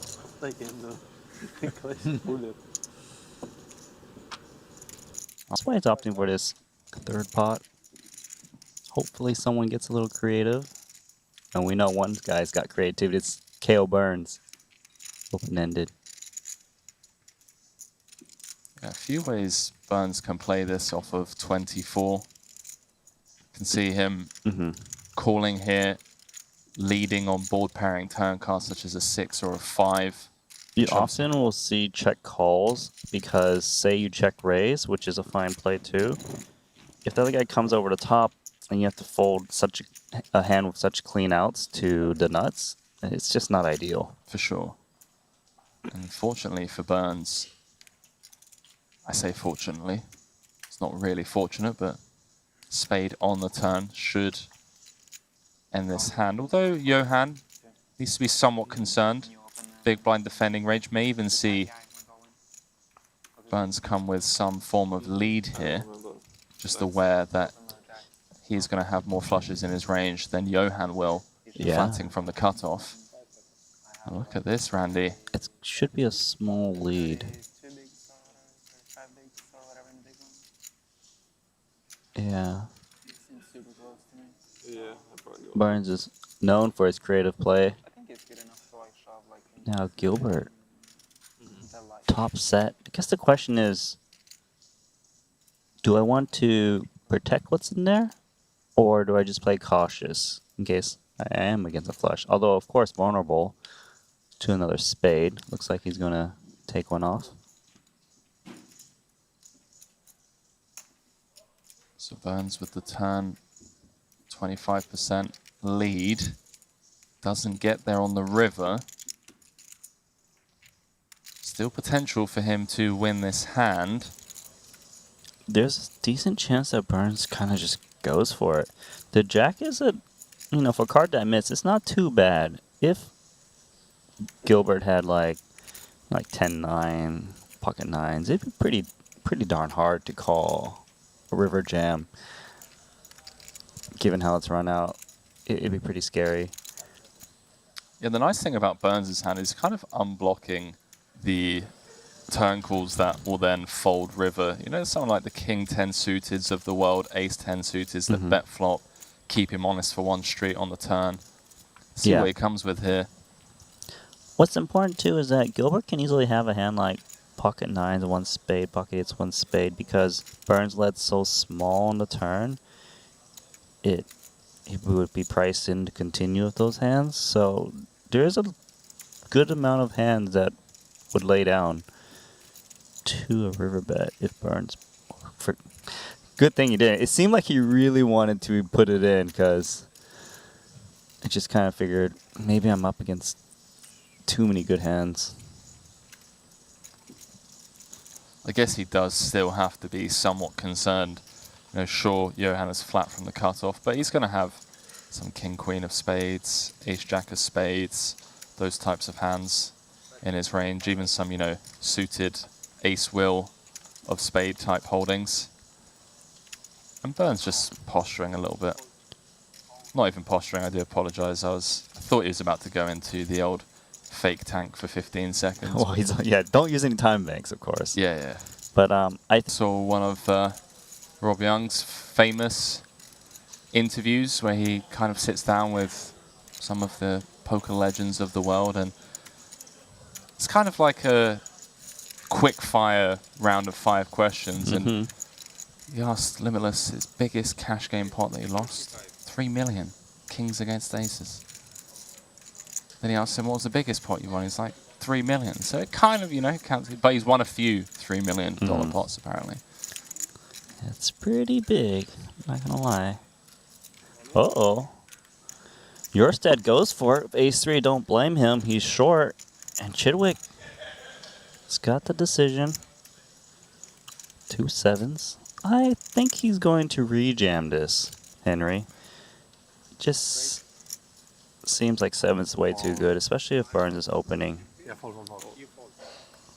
Oh, look at that, Super Mario. Yeah, that Super Mario has become legendary. Makes sense why they're talking about video games now. So that's been the all-in player at risk. Couple of extra chips to be collected, courtesy of the Burns Open on the button. I'll take a chop. I'll take a chop. Quick saying a chop's fair. Chop's possible now. Yes, indeed. No dice. 9 of diamonds on the river, and Chidwick eliminates the reigning world champion of poker, Espen Jorstad. Had a couple of cashes.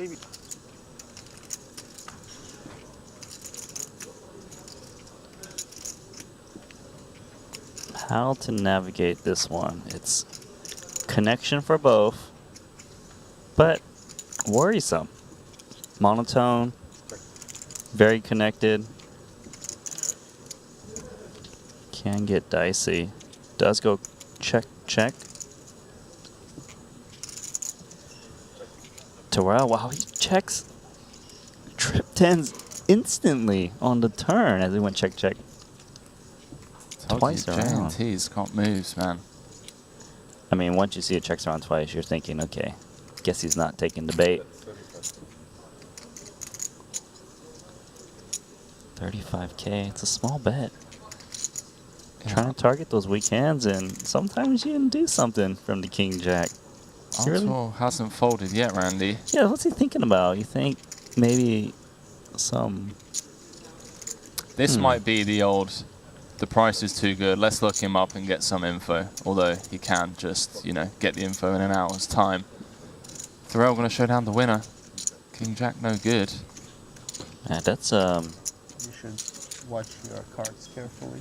a little ambitious, but I see, but suppose there is a maybe he just thought his opponent was taking a stab at ace-high type hands. Just try not to look. Yeah.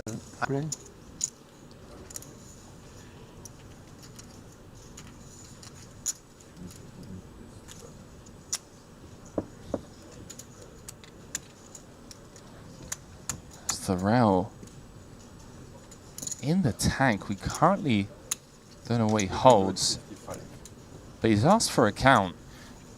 And Laszlo must just be sitting there saying, come on, JNT. Flick it in. It's like, please. That looks like calling chips, Randy. We may have a three-way all-in. Please call me. Please. Oh, he... Oi, the little tease. JNT, you flirt. Snap call from Laszlo. Seidel. The covering stack, should he lose with the Queen Jack, will still have three bigs. Laszlo looking to just hold here and move up to that average stack territory, 650 in the middle.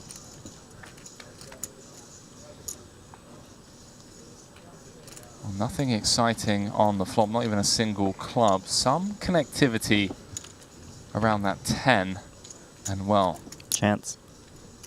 You're saying there's a chance, Randy. There's a chance. It's called a king. King ball corner pocket, no dice. As Laszlo boats up. Could be worse. Gonna leave Seidel for a few big blinds. Not two times. I mean, look, to some people it may seem reckless. That's Opening the deuces from under the gun into... I mean, this lineup. it is sick. Let's see, San Martino's gonna continue as well. Reshoving a hand like this doesn't seem as nice when you're up against an undergun open in a small white flat. Definitely stronger ranges than normal. Somehow, every single player completely whiffed this board.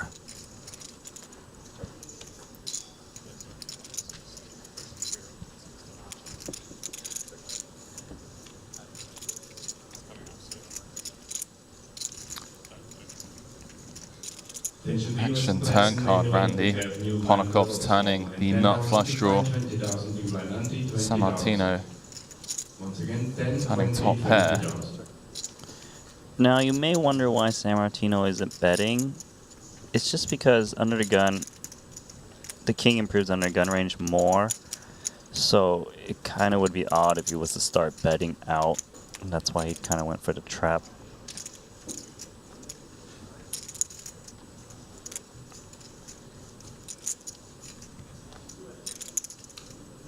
In before B150 from Ponakov's.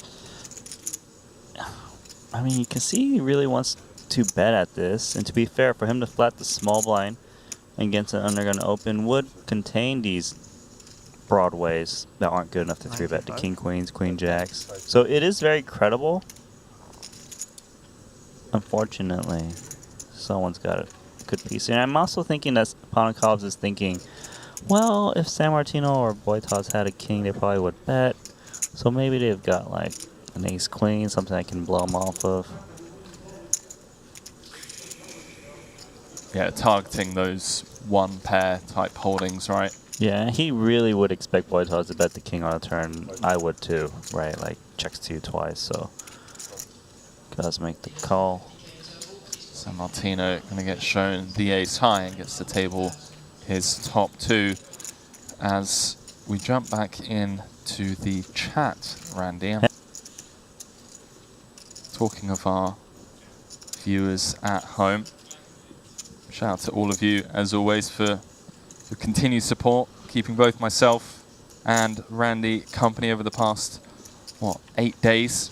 If you are enjoying the content Triton has been providing you, make sure to press that thumbs up button. You have no idea just how much it helps us reach a wider audience and help continue to grow the channel and the great game of poker.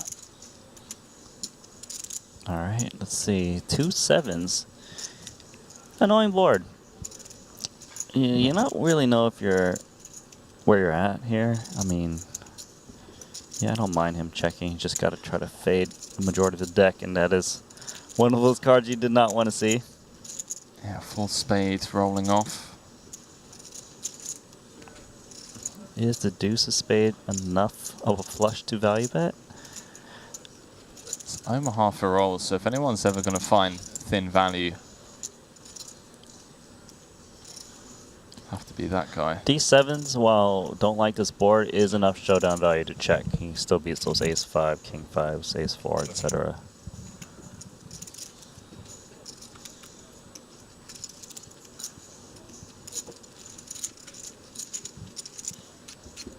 So Laszlo on the spin.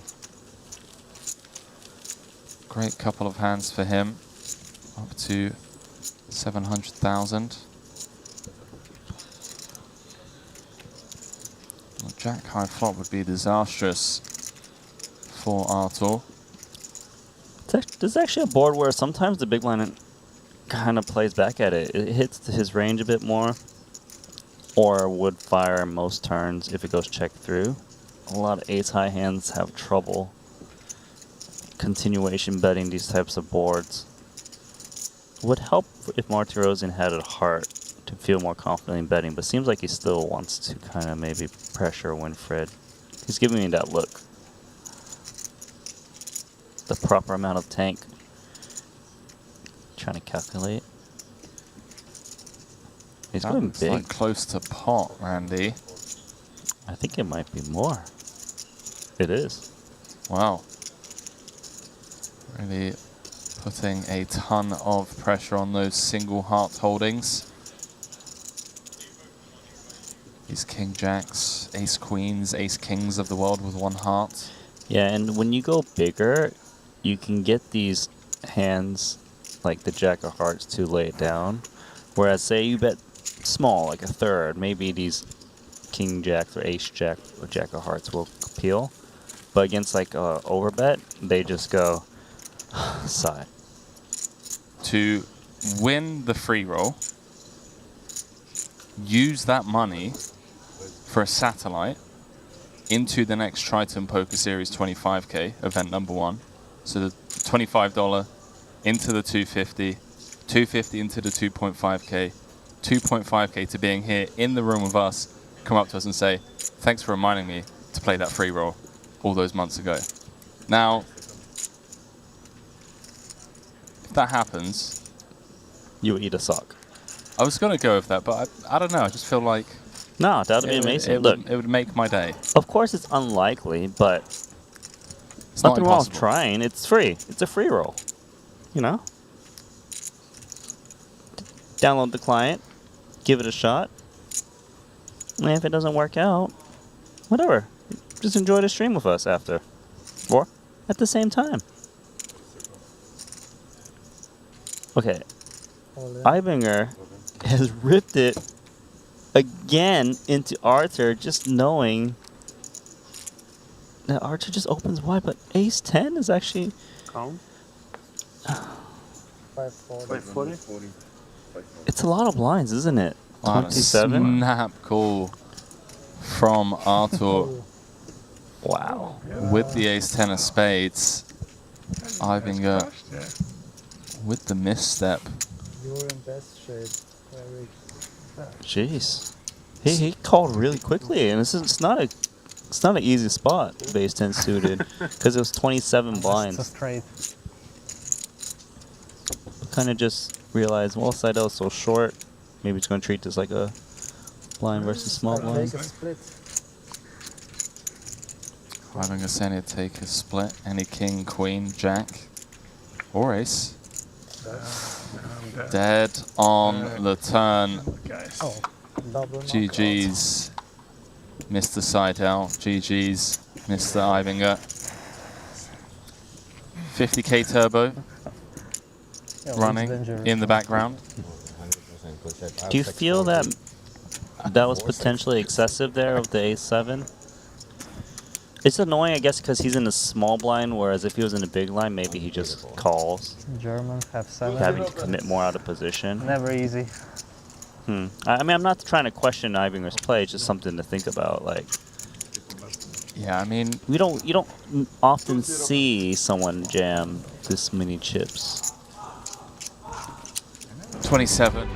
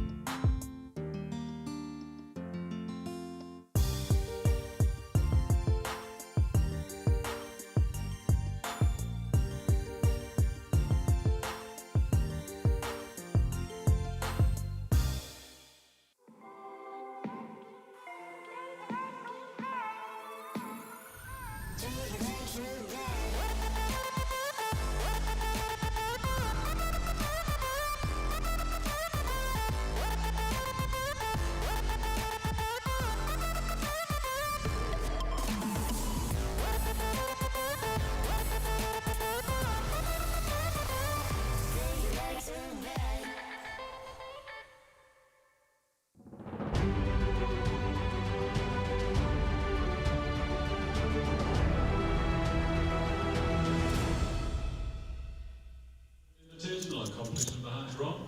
All players are on a 15-minute break. That's all players in the current competition on a 15-minute break. Ace, queen, tray, top pair against middle pair here as Talvidi's flat puts him in a bad way for the time being, and a very downsized mini bet from Tony G. They try to go less than the minimum.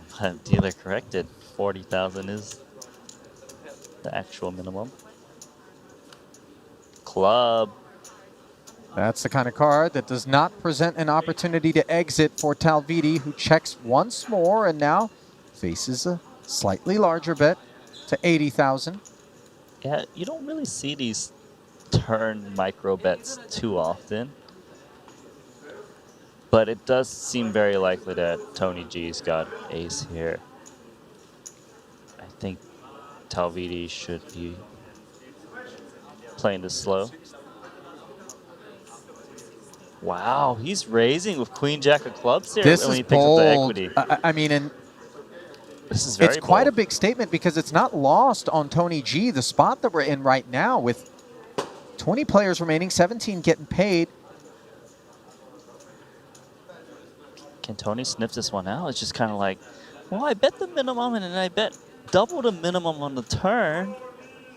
Ace 10 is pretty strong. He's wondering, okay, well, he did flap from a small blind. Did he really slow play the ace queen against me on the flop and start check raise? And the queen 9 doesn't rate to be a hand that he would make the call with. The Oh, queen 3, lays it 9-3 down. of the world. And just looking at the spot and deciding, you know what? I make the call over here. This is a guy that can... There is little Dave, one of the founding partners of Coin Rivet. The other tables are playing slow. Along with Rob Young. Let them catch up. They're gonna stop us if we're too far ahead.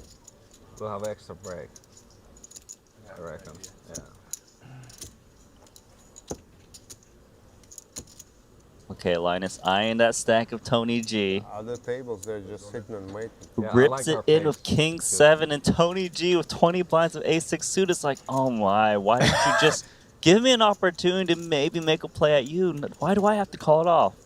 From an ICM point of view, while Chip EV, this is certainly a call. This should be a fold. And Tony G has just said that he has Ace-6 suited. Obviously, the decision is only Tony's from this point forward as the time bank gets exercised. He hates it. I don't think he should be calling here because of the ICM situation. I think he knows usually he's got the best hand. The thing is, he's only so far ahead. You can see 62-38. But maybe he's got at a point where it's like, enough's enough. I just folded that last hand. Didn't really want to fold it. You know, when he got blown off the Ace-10. But when you get showered in this spot and you're looking out at those small stacks, you feel Suvarna silly. and Little Dave, you really do go, what was I thinking? A little bit of results-oriented bias, but you just don't have to do it. What do you think? Ace-6 suited, you call or not? Well, I don't think Linus can advise May I you. show you? You can. Yeah, the thing with this... Show me one at least. The problem with the 6 is Linus can easily have 2 cards bigger than the 6, so he's got extra equity, you know, like the 10-9 suited, queen 10. You don't want that. You'd rather have at least 2 overs to the cards that Linus is shoving a little bit more often than not. Can't hide the fact that this is a stressful situation. Well, it's not so stressful when you wake up with 2 aces, as Sukernik has done. Walliger, predictably, the razor. And surprised he just rips it in the 30 big blinds. oh boy, Ace-Queen suited. I mean... I think I'm... Okay. That's a lot of hand, Randy. I know. Think about this. Suvarna got it in with Sukernik. Ace, Queen, and 10-9 suited. For I know it's a different situation, but they've got a little bit of history. Yeah. I mean, he would have rather been the guy ripping, obviously. Yes. But Leon took that move right away from him, and now he's using a time bank as he wants to understand what is Leon's range, and how does Ace-Queen suited perform against it. If there was one guy he was going to commit against, it's going to be Leon, and he's going to commit, and he's going to be shocked that Leon jammed aces for 31 big blinds. Devastation. Fair? Correct? Wired pair. Just 12% equity Unpredictable, Leon. for Suvarna. He's going to want to see some diamonds, some queens, some Broadway cards, something to keep hope alive. And instead, it's an ace in the window, and that is just nastiness of the highest order. Running deuce 4 required. And the Jack of Diamonds will seal Santosh Suvarna's fate. As he isn't able to cash, and just kind of nothing he could have done. The outer table here, which is where we find Eric Worre and Ebony Kenny. The worst. But there was not big pot or something with those cards. This looks tense. Ridiculous. Ebony's jam here, I believe the open. Chris calls all in, and now the action is on Eric Worre, and he is going to call as well. So we're going to have a side pot between Kenny and Worre. Brewer with a shot at a triple up. What is he up against? Not one, but two ace queens, and he has ace eight.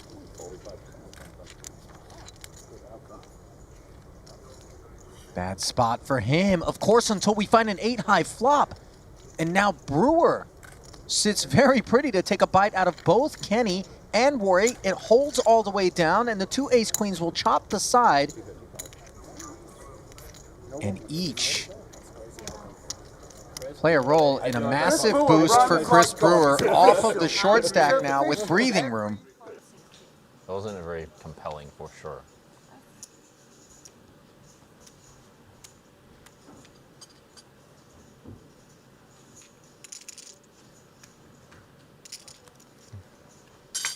See how Holtz approaches this UTG Open, Davies opening off of 25. I was gonna say, in general, players like to flat the suited version of this hand and 3-bet the offsuit version because you're more likely to be seeing a flop. Of course, when you flat, when you 3-bet, it's kind of more 3-bet, just trying to use those blockers to kind of take down the pot. And you can see Fedor, of course, happy with his post-flop abilities, is going to try to take a flop here.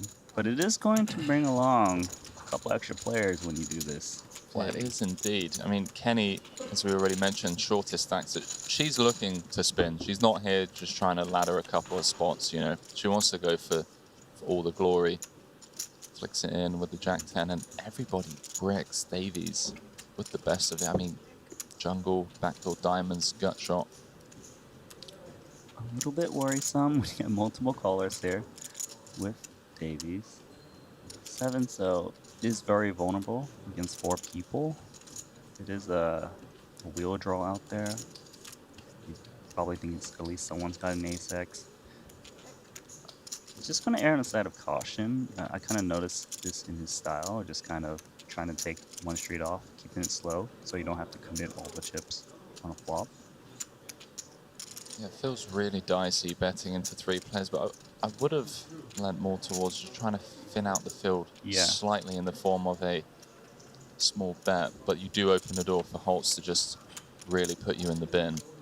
I think the thing is, when you don't bet the flop, you almost always lose the pot a lot more often because there's so many overcards like this hand. And now Kenny in a really nice spot, turning the best hand.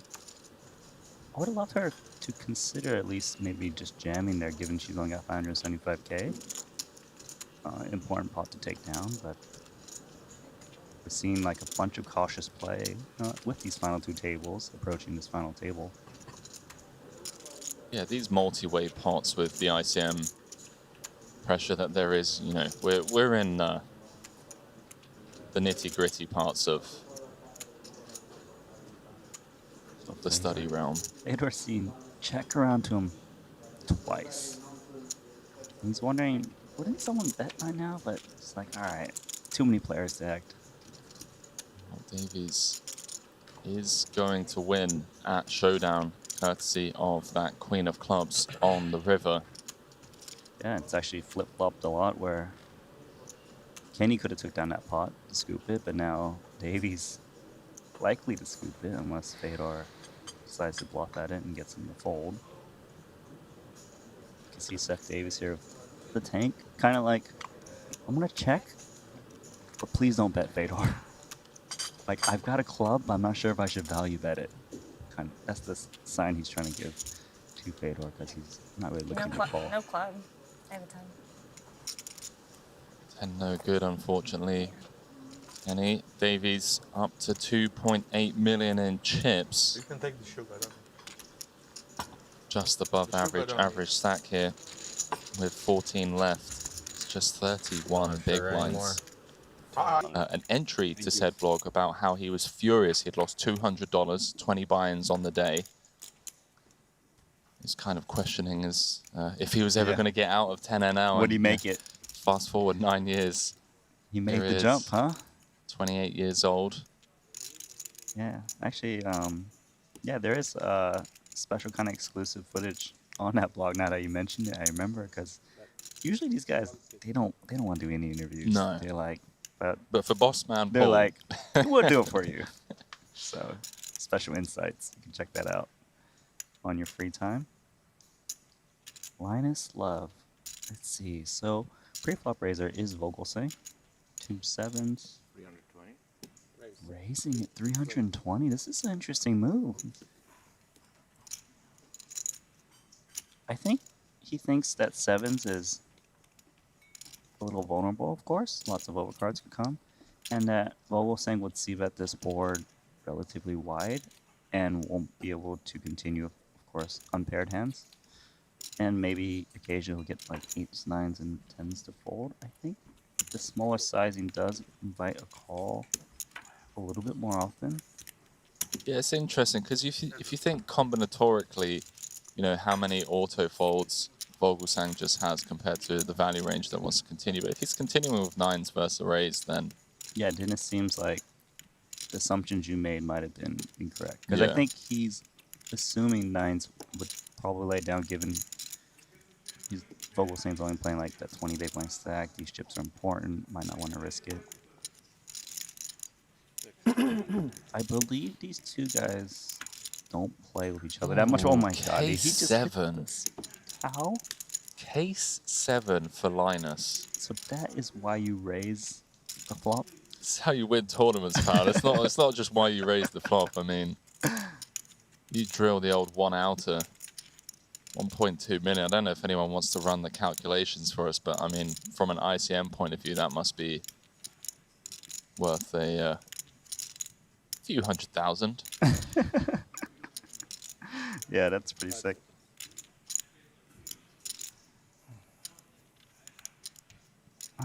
So Vogelsang should be trying to get this to showdown, right? Like, just try to pretend you got some kind of weak ace that you don't want to get blown off of. Yeah, something. Okay, he did check. In the form of check or, you know, block for 15. He does knuckle over to Linus. And now, given the line that's been taken, so raise on the flop, check on the turn, SPR just north of 1. Does he come for it all? Yeah, I was wondering if he was going to go for all of it or more value betting. But I guess he figured that when he raises the flop, I would be fucking thrilled if I had like ace king or something. Would check too. Nice answer. this man, Carl Chappé-Gantien, is very, very fun to watch. Very chatty. Definitely got some game. Yeah, I've certainly enjoyed calling the action on some of his hands over the last couple of days. 1 minute. Once again, grafting at the end of a Triton tournament. Just seems like a regular thing now. Ripping But I could have a good hand. I think I could. I just never have a With good the hand. queen, They go 10 of like- diamonds.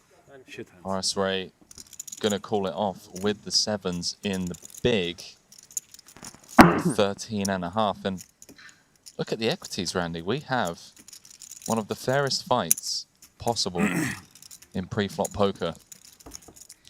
Yeah. Witty, 50%. Horace Ray with the 7s, 49%. And on that flop, it's now looking for a 7 and a 7 only.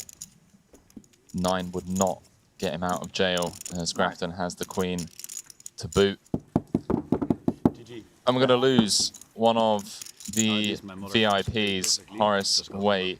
Yeah, this is getting in. If Ponikov is actually thinking, it's just because maybe there's that little pay jump that just happened. You just might not happen in real time right away with him.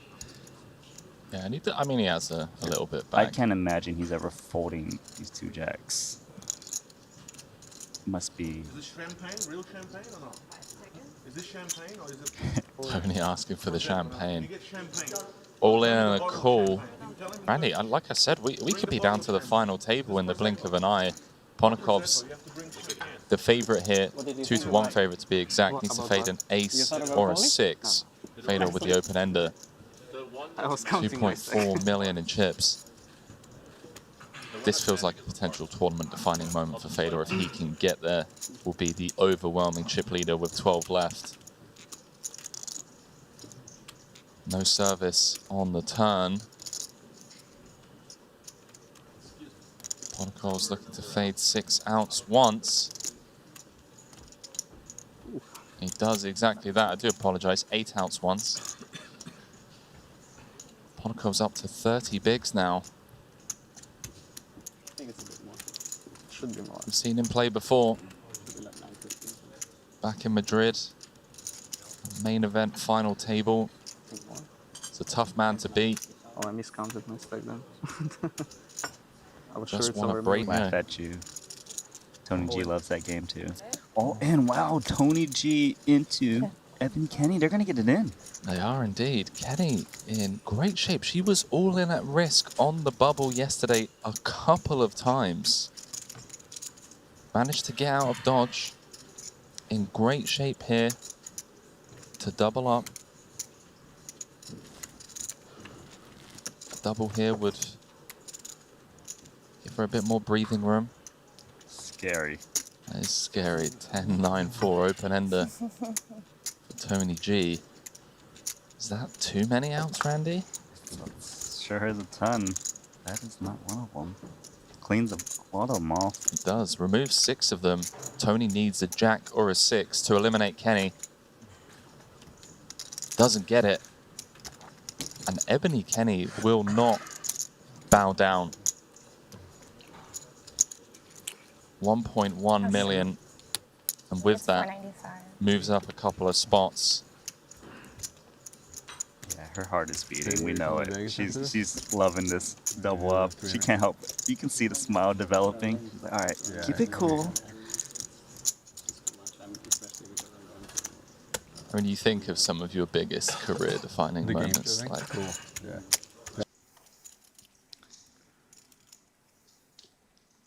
Theodore Holtz. Oh, Oh, he's actually in the tank. Does that mean he's got pocket nines? one would assume. Any other hand should be straight into the muck. I agree. Can't have ace-9 of spades.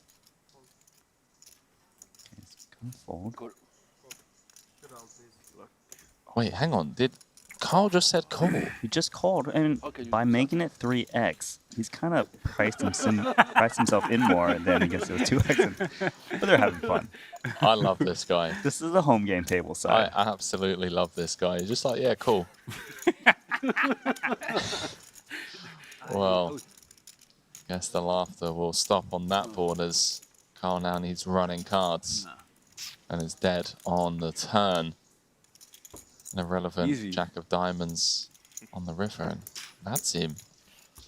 Who was the shortest stack with 15 left. Couple of big pickups. Got a wired pair. Jungle. Pair. Jungle Man doesn't know You what said a wired you don't know why you called. pair is. What? No, he said he's got a wide pair. He doesn't know what a wired pair I don't is. know what you said. I said I have a wired pair. I did hear that. I thought you said something else. He said, what you got? Definitely heard that part. It's a good start. That is a strong start. Yes. Seth Davies. So much for all that. Shit. Jungle Man drawing to running cards.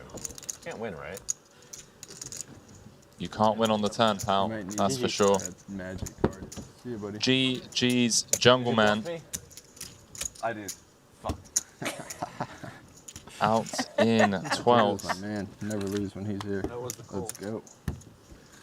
It's $440,000 for his Evan already. You can type !giveaway in the chat. Shout out to my man Jerome for sending me that reminder. To all of you viewers at home, !giveaway. Follow the link. Plenty of ways to get involved in that. And I mean, Randy, we've been sat in these for over what 120 odd hours Many now hours. over the last More 2 to come. trips, probably. Yeah, one would hope. I think I'm gonna go enter now myself then. Why not? Free chance, you guys should do it too. I think I'm just gonna swipe one, to be honest with you. Like, Just fit it in your check suitcase. Yeah. You're gonna have some trouble there. just pay for the shipping. All right, so Talvidi is gonna go for it with Queen 6. Checked him. He's been pretty aggressive throughout this final 2 tables. And final 3.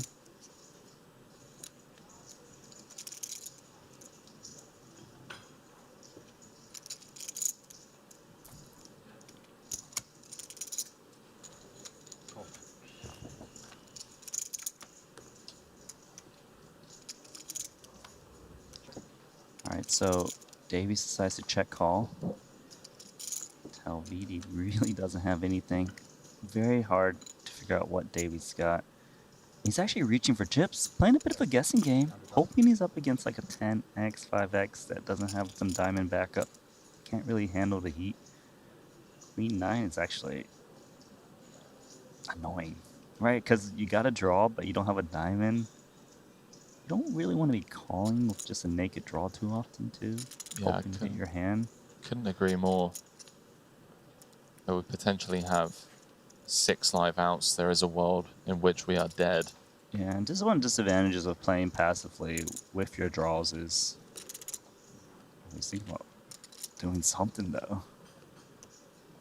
Maybe Davies has just seen enough of Talviti yesterday He on definitely stream. knows, yeah, he's been out of line. You know, it's been a whole day.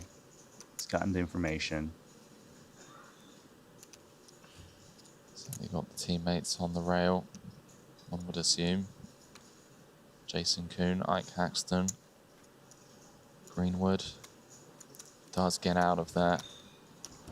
And Talviti snipes one off Davies. Yeah, that was uncomfortable. Once your opponent uses a time bank, you're like, oh man, break a bunch of tournaments first, and then you start scoring just right off the bat. Just crushing it. And blind versus blind situations, we're going to see a lot of guys with just 6-7 big blinds. And you can get jammed on a lot. Ponikov Jack 4 suited. Definitely feels like a hand that qualifies for making a move at Tony G's big blind. This is kind of annoying because Queen 8, not a great hand, but as your stack dwindles, gets closer and closer. Do you really want to be calling off of Queen 8 high?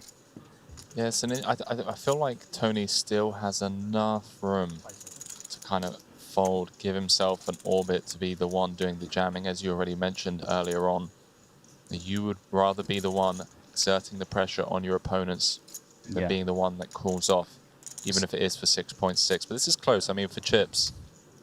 It's definitely very close. Something I would think about is if I fold, how many blinds do I have remaining, which would be 6.5. Does this have hold equity for the next orbit? I believe it does. So I would lean towards folding a little bit more with that. But if I was like down to like 5 blinds, I'm like, okay, that probably doesn't have hold equity as much. Does fold the best hand pre.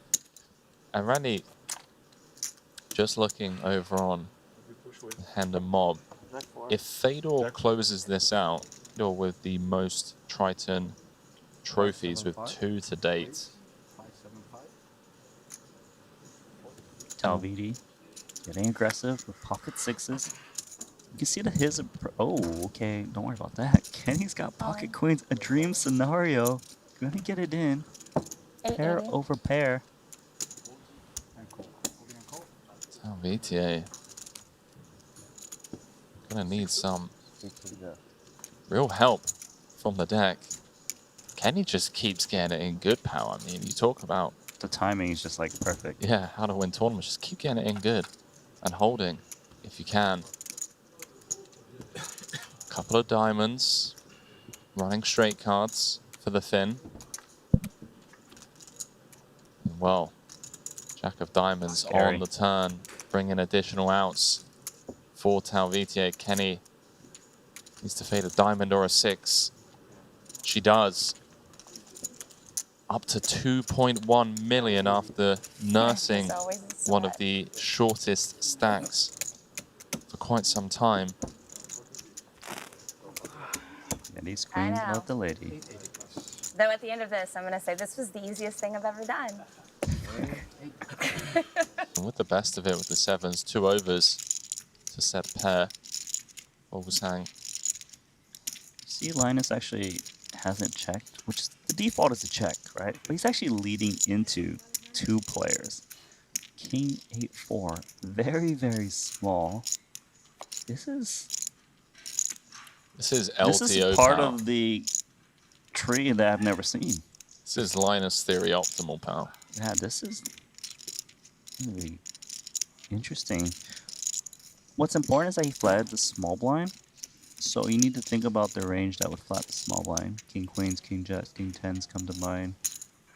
He gets action from ace 3 suited. Turns it, but this hand's not over yet. You don't just really float ace 3 high looking to give up if it gets checked too, I feel. But with this kind of showdown value now, I think Linus had intentions of multi-barreling the turn on this really dry board. But with the 9, it kind of makes sense to try to show it down now. Yeah, I'm not sure Vogel necessarily needs to Depends float on what on the flop to bluff turn. I mean, the sizing from Linus on the much smaller side is going to keep in, you know, a wider range from the cutoff. He's trying to figure out. Well, he is going to reach for chips. Wow, gangster. I think that the 9 overcarding the other 2 cards helps him want to bluff at this. In case Linus was leading a middling pocket pair, it would be very troublesome to call, you know, like a turn bet, like 7s, maybe like 7-8 type hand. Things that are crossing Vogelsang's line. But this is really like, wow, nice call so far. These things are not standard right now. Honestly, Randy, these two are both proving why they are so difficult to play against. Insignificant 6 rolling off on the river. 2.1 million in the middle and Vogel snap checks behind. Linus tables the queen 9 characters. I spoke to him briefly and says I don't normally play tournaments. You know, I like to play cash games basically, and of course he's here for fun. Just playing with some VCs, you know, 1K, 2K, 4K in Dubai somewhere. Just betting, but here's my small business on the line. Would you like to call this river bet? Winner. Nice play with that. Good bet hand, there huh? on the turn. He's like, all right, let me show you. I mean, not bad. Bluffing with the best hand. Couldn't help himself. No. Next one. Huh? I mean, you Let's count. You know what? Let's count. Let's count? Yeah, 1-0 for you. Okay, yeah. Let's do that. The bottle of Dom per hand, I think. Do you know anything about Carl? I mean, no, come on, guys. You're playing. You know how you play. No, not really. Just that very friendly guy. So what does he do with the 12 bottles? Today? In my short interaction with him. He seems like the most relaxed of the remaining players here. These final 10. Like, if it's his time to go, it's his time to go. If he wins it, cool. Kings. But he did invite Rui Cao. He did. And it kind of makes sense because he kind of plays a little crazy. So probably why they're pretty good friends, I assume. 8s. Oh boy. Just as they were starting to keep tally, Holtz has looked down at Ace King, and we have 2 of the biggest stacks potentially going to collide. I mean, this is, when you think of 1 million tournament-defining moments. 1 million chips. I mean, they did have that little exchange not too long ago. Does Carl Chappé-Gatien just ship in the 2 kings right now? Does he 4-bet small? Does he call thinking that maybe Holtz is trying to get back at him for him showing the hand last hand? And this is 2nd v 3rd in chips. He's all in. Oh my gosh. 4.4 million. Just to let you viewers at home know, Linus Love is currently the chip leader with 69. All right, Fedor. Let's do it.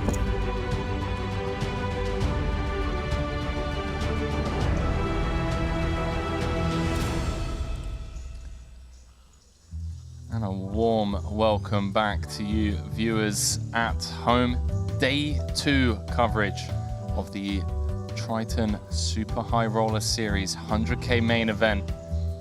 We're down to the final 23 players. We get a quick look at the chip counts at this feature table.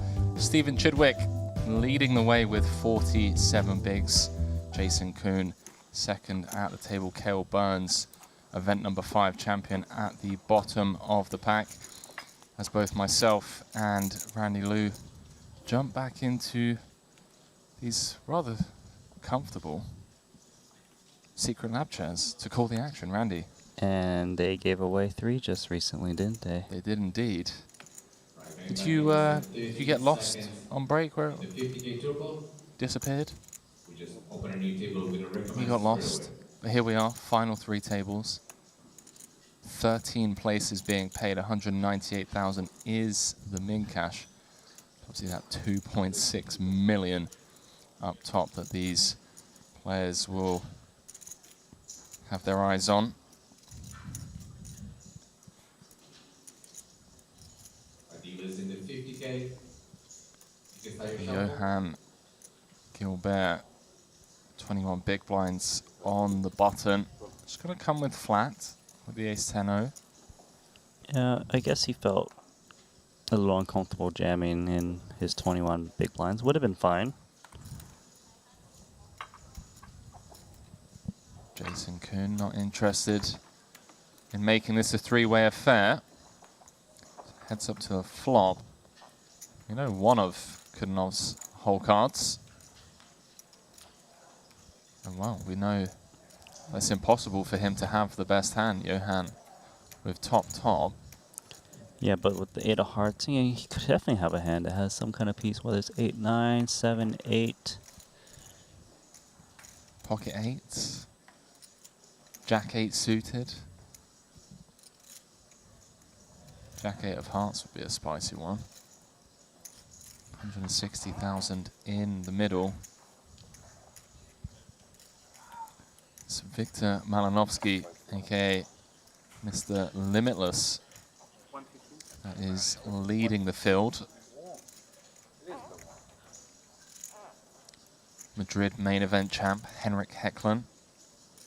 Over on the blue feature table, Bossman Paul Poit also still in the mix. Kind of flown under the radar in this 100K, but he's out there. He's battling.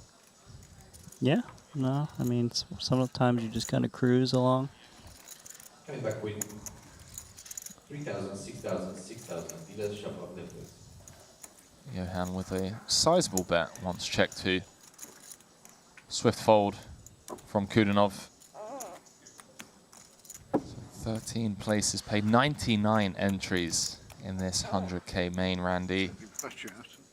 3 7-figure payouts.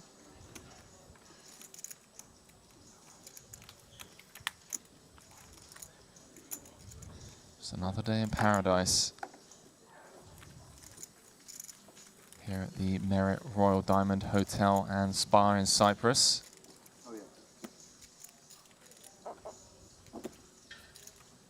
Wrapping things up with this 100K main in regards to No Limit Hold'em events. We do have the 50K Turbo running in the background. The festival's not over. 6 days of short deck action. The same thing, we've got the escalating buy-ins as well. 100K short deck main. This tournament, if you ship it though, you do get that special Jacob & Co. watch. Yeah, you do. Yeah, honestly, it's going to feel kind of weird, Randy, commentating on the 30K. The 30K short deck like, after. It's still clearly a big tournament. Of course. But we got to warm up a bit. And yeah, the main event winner is going to be presented with a Jacob & Co. Epic X Triton watch, made exclusively by Jacob & Co. for Triton. When you have 800? It's got a personalized Triton logo, rose gold face champion mark on the back of the case. Past champions to have won the watches, Henrik Hecklund, Stephen Chidwick. As we see Jason Kuhn with an ill-timed 3-bet from the small. Yeah. You know, it's actually kind of interesting what to do here of 2 aces, where you kind of have that stack that will get pressured a bit more often than not. Of course, if you read this as strength, then you would be ripping in aces. But if you think there's some 3-bet bluffs, you kind of got that stack where it's okay to maybe slow play a bit. You see he's thinking about it with the time chip. You know, if your opponent's holding like queens, kings, and jacks, certainly you'd be getting in pre. Holding 2 aces, you know, some of those scare cards won't come off as much. Against someone like Kuhn, I can see flatting being a little bit more enticing, knowing that he will kind of go after you. Just really depends on how strong you think your opponent is. Yeah, some strong ICM implications coming into effect as we are 10 off the money, and you know, this is a really nice play here. You're still going to stack those big pairs on most boards with very shallow stacks. You're going to see a lot less slow playing on flops and turns. Oh no! Wow. This is not fair. Not fair. Randy, Jack 3 deuce, 3 hearts, Jason Kuhn with the king high flush, SPR less than 1.5, and Johan with the trapped aces pre-flop running into it. As you mentioned, you're up against someone as good as Jason, who is going to exert a ton of pressure post-flop. A good old 10%er. Just because you smashed it so hard. It's also because stack to pot ratio is quite small, so he can still get all the chips in by the river. It's also due to the board texture as well. You see a lot of small betting in 3-bet pots on mono boards. The thing is, against a 10% bet, I feel like you gotta raise 2 aces here. If your opponent just 3-bet a random hand that has a single heart, you're giving him too good of an odds to just hit his hand. You need to deny equity against those hands, and you can definitely stack like, you know, queens and kings. I just feel like you gotta raise. Just what size? Wow, is he just calling here? Okay, he's playing weak. He can get saved though if a heart rolls off. Can indeed. And well, the deuce pairing on the turn, surely. GG's for Johan now. 440,000 in the middle. 435 behind. And Jason gonna have kings, queens, ace king with a heart. Jason knuckles it on over to Yo Viral.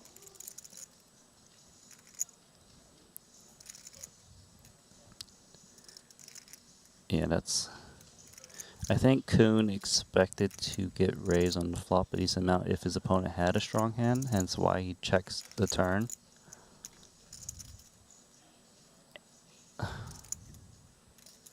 I mean, with 2 aces, you don't have a heart in your hand. You really got to protect your hand.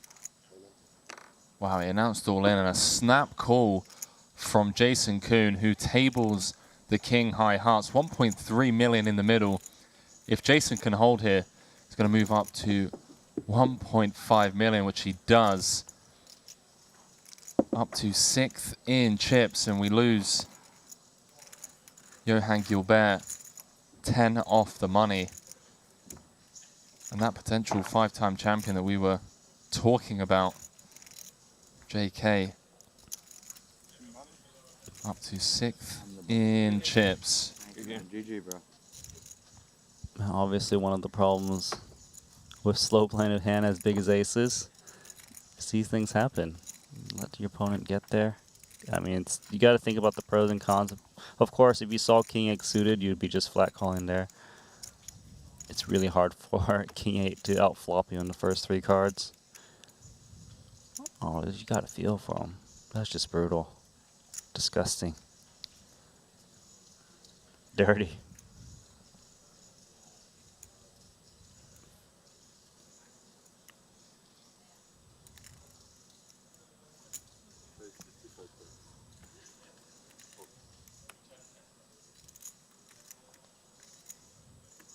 Jason Kuhn with a couple of deep runs here in the 5 events that he's played. Came 12th in the 30k, 9th in the 50k, bricked the 75k and the 200k. Now he's put himself in a prime position to run deep in the main event with 2.6 million for the winner.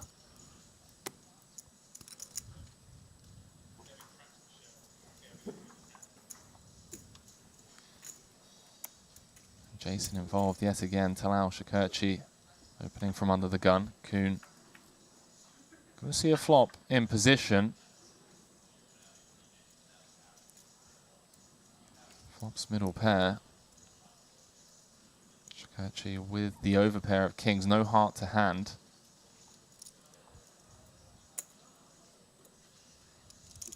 Comes with 1/3. Now for pros. You know, the bubble is typically the time they make some of their biggest strides to set themselves up to win the tournament. And Jason Kuhn deciding to 3-bet the king 8 of hearts, just really exerting some ICM pressure on Yo. And you know, sometimes you get lucky in tournaments. Sometimes you flop the second nuts when your opponent's trapped you with the aces.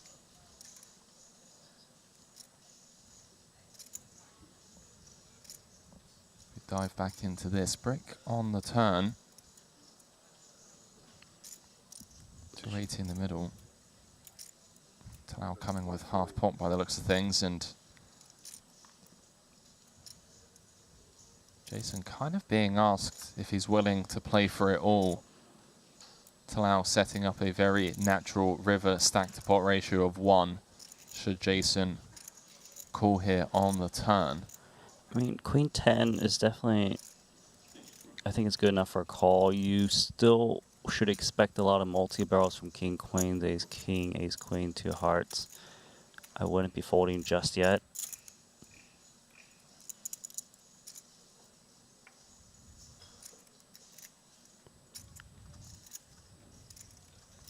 As played, I think Talal can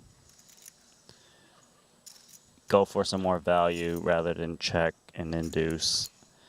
It seems there's a good chance he's up against the ace-jack, queen-jack type hands. Holding 2 kings, you know, you block some king-queens that you would want to try to induce from.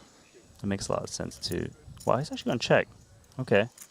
I guess he felt that Kuhn was more heavily weighted towards ace-x of hearts to go for the check.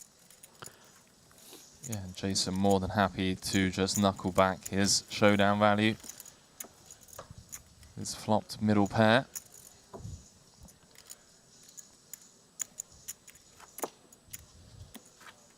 Things have really tensioned up here. The Merit Royal Diamond.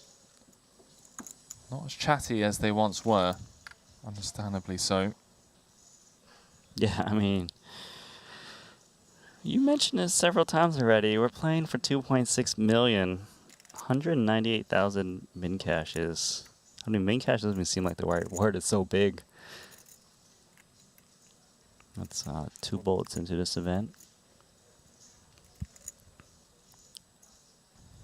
Kuhn's been active. Ace King. Big slick. Yeah, JK coming to the feature table. JK. Bringing some heat. Next time I see him, I'm gonna go, "Hey, JK." Be But careful, he better pal. turn. He better turn around. Be careful, pal. You need to. You need to be on a certain level of him. You to can't. do- You can't just. Not anyone can use JK. No, you can't just go around and be like, "Yo, JK, what's going on?" Like, so. I'm gonna try it. I'm gonna open with JK and just see how weird of a look he gives me. All right, all right. Don't say I didn't warn you as we dive back into this. So Raid a lot defending the big. Dry texture. Lots of small bets on this kind of boards. Really don't need a bet more than almost the minimum. A couple of really big bust outs as well, Randy, by the way. Just Tell me. scrolling through the app. I mean, Yuri Zivalevsky, Mustafa Kanit ran kings into ace-king for a 1.3 million chip pot, couldn't hold. Elton Sang, Adrian Mateos. We obviously just saw the departure of Johan Gilbert. Ben Tollery, Mr. Ben 86, who took down the 30k 6 max out in 22nd. Unlucky for him, he actually got an ace-queen versus king-queen. King-queen hit a straight. Ooh. Yeah, that's grim. Blind v blind. Current short stack is Paw Paw here. 10 blinds. Then it's In before KO. spin. In before spin. In before spin for Bossman. Your term. Your lingo. Okay. Gotta get used to it. In before spin.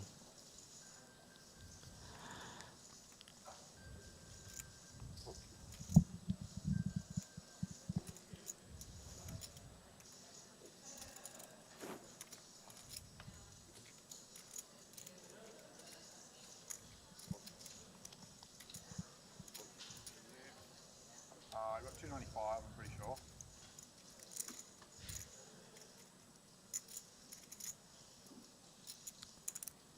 Potential double spot here for Burns. 9 bigs in the big blind. Shakurchi with Queen 7 of Hearts is going to put him in. And Burns is going to get to click call with 60% equity. Wow. I mean, this is pretty much standard given the stack sizes. I definitely folded the winner. Fold the prettiest hand in the room. 245.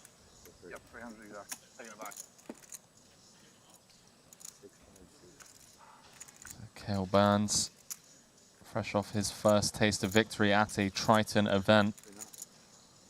Event number 5 took down the 75k 8 max. Just one card away from a clean double here. Did 6-5 a diamond. 5 of Hearts on the river. Cale Burns back up to 21 big blinds. Yeah, I'm not actually 100%. Still a long old way to go. I mean, even with that double. Moves up to 17th of the final 21. Average stack 39 bigs. So That is a nice hand, isn't it? gonna need to do a lot more work with those chips, but he's certainly capable of it. He's already showcased that here. I know. I just was like, Cal's got. You're a tough master. I was just like, Cal's got ace 9. I'm just gonna fold. He's going to rip it in my face. Yeah. I'm a patient man. You wouldn't have allowed me to backdoor trips, would you? No. Look at this, look. Bending the fabric of time.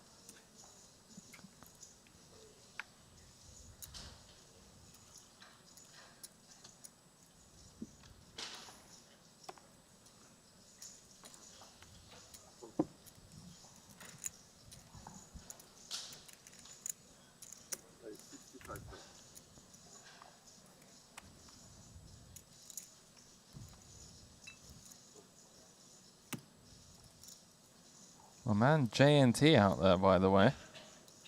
JNT, yeah. 8th in chips. Over on the blue feature table, which we will eventually get a glimpse at. Seth Davies over there with Bossman Paul, Henrik Hecklund, Horace Way. Well, Kuhn has been opening a lot of pots. Victor Kudanov, pocket 9s, 23 blinds. I mean, he's just not the type of player to play cautious. He's like, if you got it, you got it. Push it in, I like it.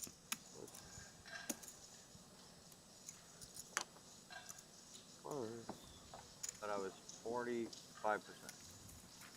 Holding? 45%? Well, I don't think I was 45%, but there's a chance I was 45%. You are indeed. Better.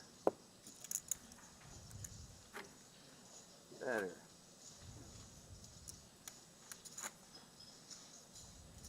What'd you have, ace queen?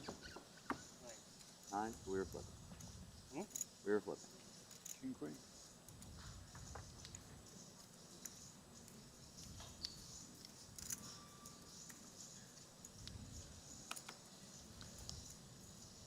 Jason Kuhn, again, going to be involved.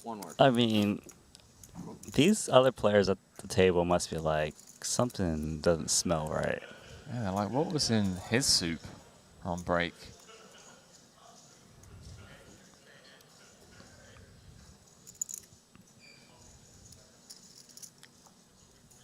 No, sure, you have to play well at final tables and actually literally win the tournament, but the framework to win tournaments often starts here. Kudanov, small blind, threes, under 30 blinds. He's thinking about something. It's like an awkward hand and an awkward stack size to play with. Need to flush the chlorine out. Need to flush the chlorine out. Chlorine.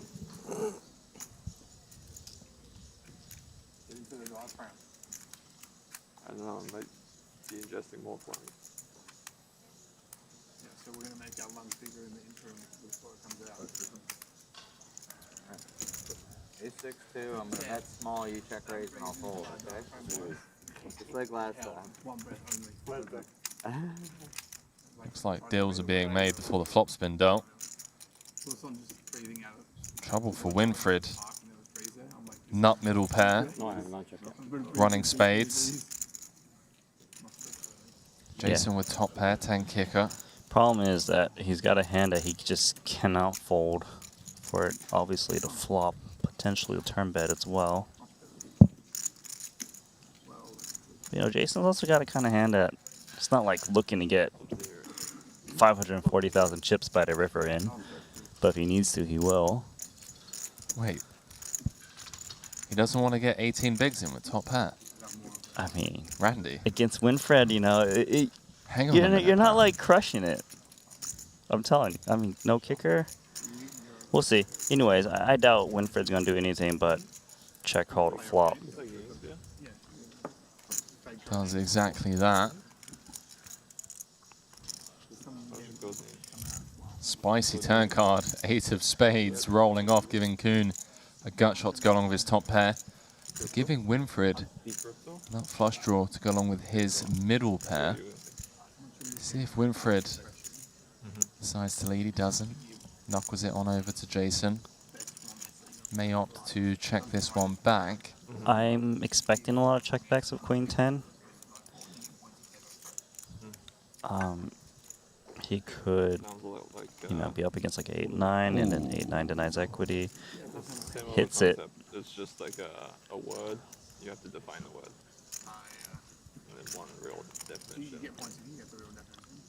I'm They're all trying. like words that nobody knows. It's not unreasonable for Winfried to. I think standards to bet, but I think it's not unreasonable for him to check. You get points if other people Trying to induce an ace to either value bet itself or bluff at you.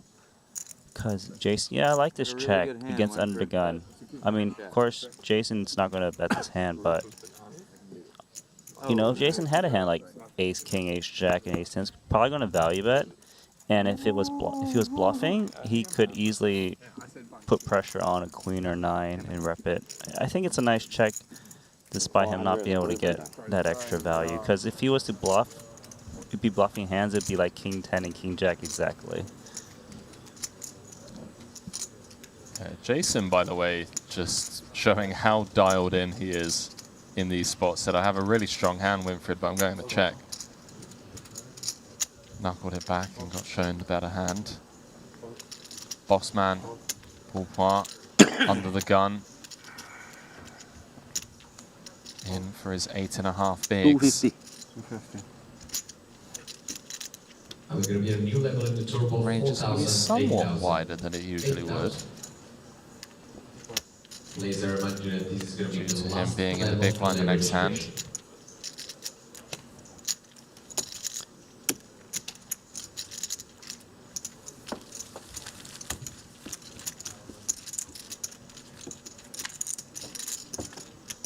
There he is.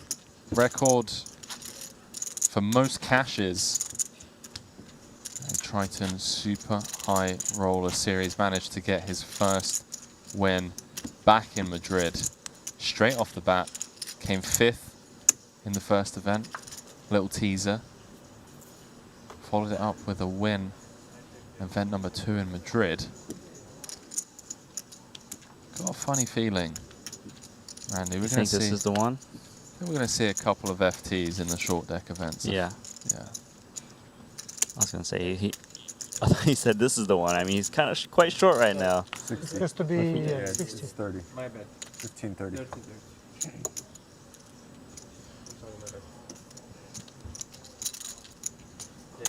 I would have put 65 then, but 60 is okay. Discount.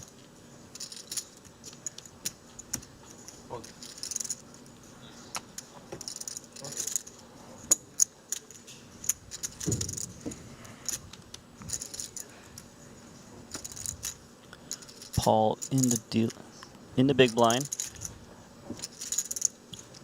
Needs to be calling this type of hand with 9 blinds. Hope to flop a piece. Well, I'll tell you what, Randy. He doesn't want to flop the biggest piece in the form of queen high flop. That's for sure. Fortunately for Paul. Swing and a miss.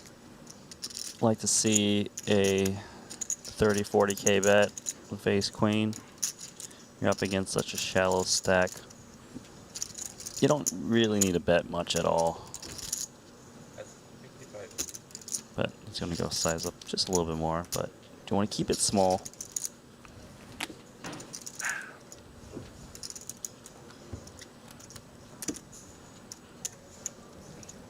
Daniel saying Paul is dialed in. He is. They're all dialed in. Randy's dialed in. I'm dialed in. Staff, the dealers, the floor, social media team, the share hands team.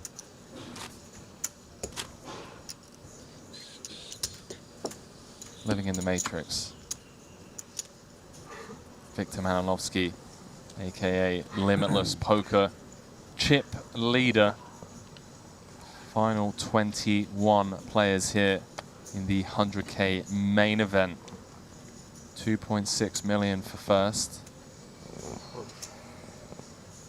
198,000 min cash.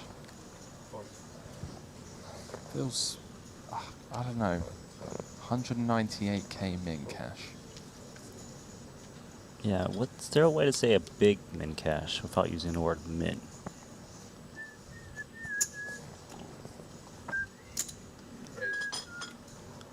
Ten out of clubs. With the 5, huh? No discount.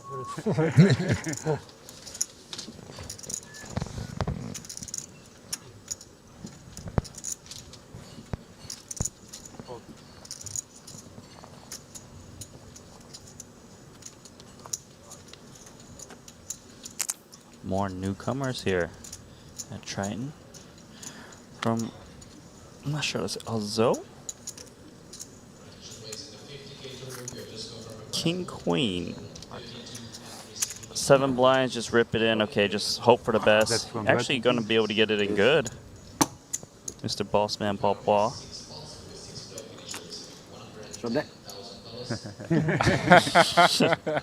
He's warming up for the short deck. Yeah, 10 under club suits very well in short deck. Does indeed. Well, he's got it in good. His fate to be decided by the poker gods. A well, strong start on the Queen 5-4. Needs to fade running cards to get the double 8 off the money. And there you go. Not often, Randy, you have your opponents dead on the turn. Yes, 35. Ace of spades, rather, seals the deal. Paul, 530K. Again, long old way to go. One more double will get him back up to average. But he's been here before. Record amount of cashes at the Triton Super High Roller Series. If anyone knows how to kind of stick around and stay alive, spin it up. It's Paul Poir.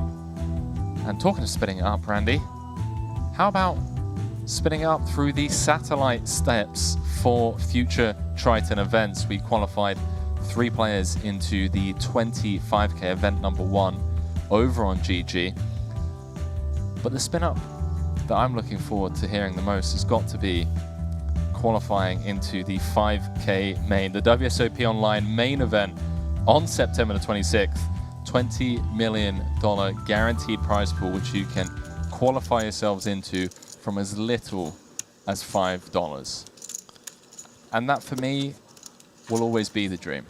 I'm pretty sure that a lot of these guys playing these Triton events, after they finish up here Triton, are going to go play those tournaments, right now?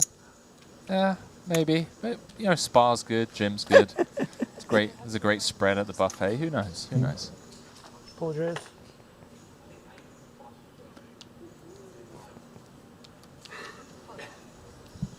I don't know. You know, you're out here on the live felt battling. I mean, you go home and then, like, what? I guess you try to enjoy the money you've earned. Then you decide if you want to play. Yeah, exactly. They ran a $1 million mystery bounty, by the way, over on GG during the WSOP. You know who won that?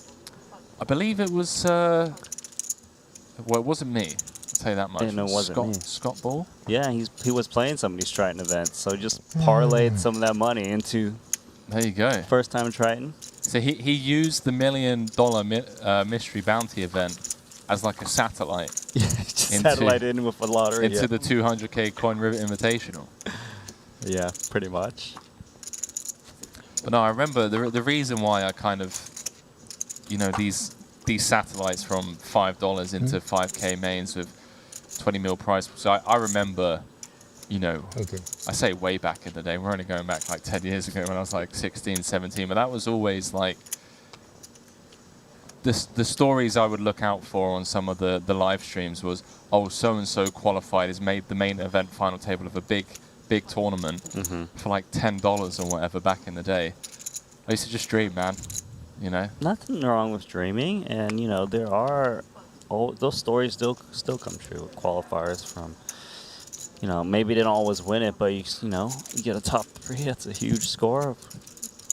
And a 20 million, is that what you said, guarantee? Not 10, 20 million. 20 million, yeah. Jeez. Like, I don't know why they just somehow keep upping the stakes.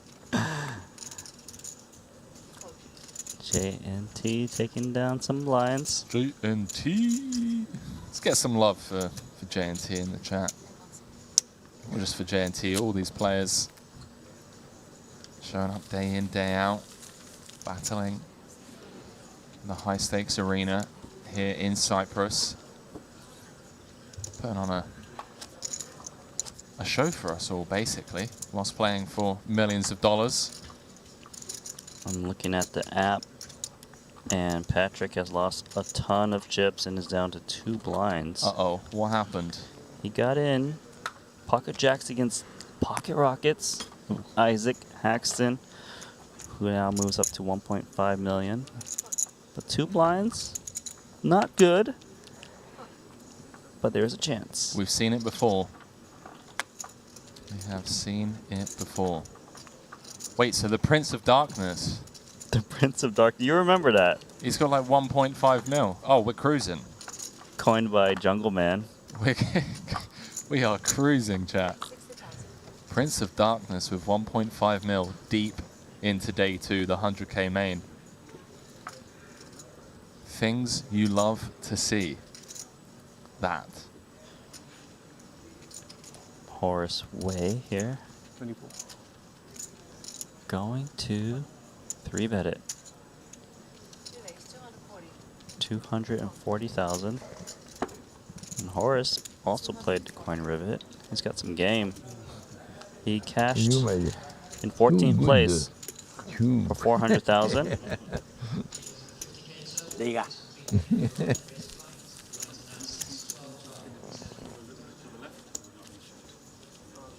What is that?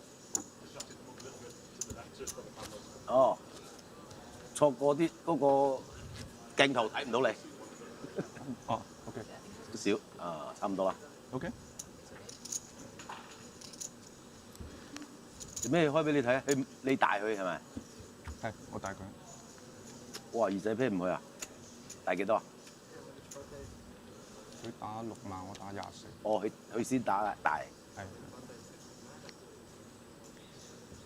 所以不近。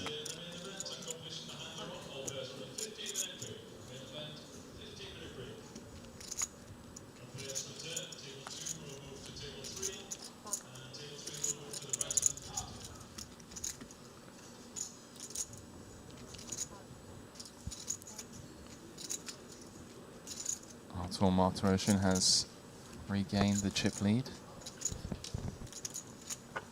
1/3 of a big blind more than Victor Malinowski.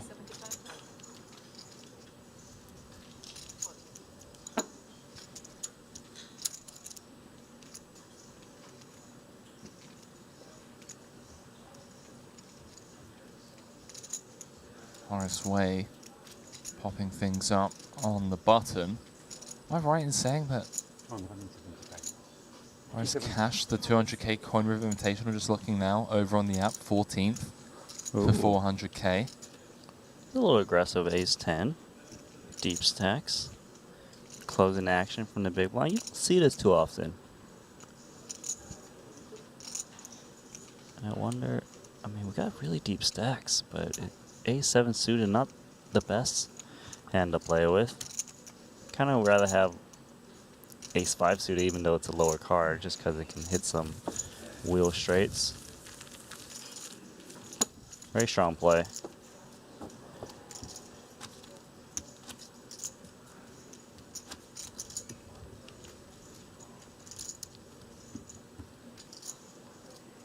Yeah, I feel like we got some new faces just because the short deck is just right around the corner. Yeah, I was about to say that. I mean, this gentleman right here kind of gives me some...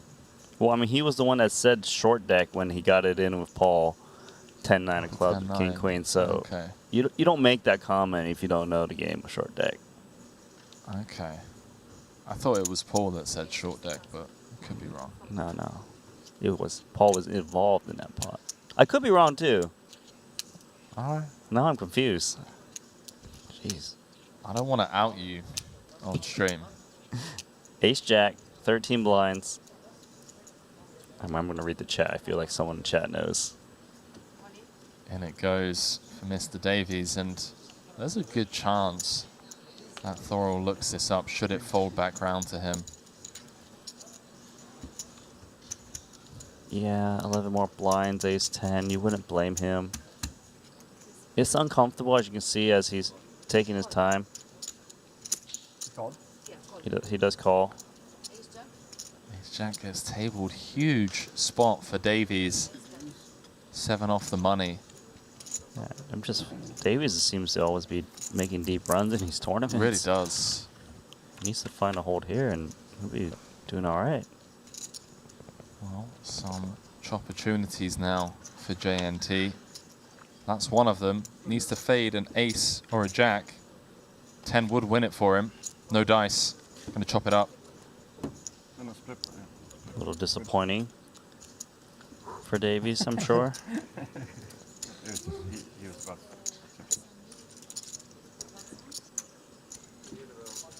Davies always seems to get far, but then lose like some key pot that he's a favorite in. I noticed too. But hold on. Instead of a 620. Wayne Hyung here. Queens 3-bet small off of 21 blinds. It's like 4.5 blinds. It's going to invite the call from Jason Kuhn's King 4 suited, getting an amazing price. 135, yes? 140. I mean, you 100% announced 135. Yeah, but then I correct myself to 140. You said 140 after I called? He did, Jason, but it's not your fault. Yeah, I heard 135. I mean... Yeah, he said 135 and he said 140. Okay. Looks like we've figured that out. Jason gonna peel the suited king.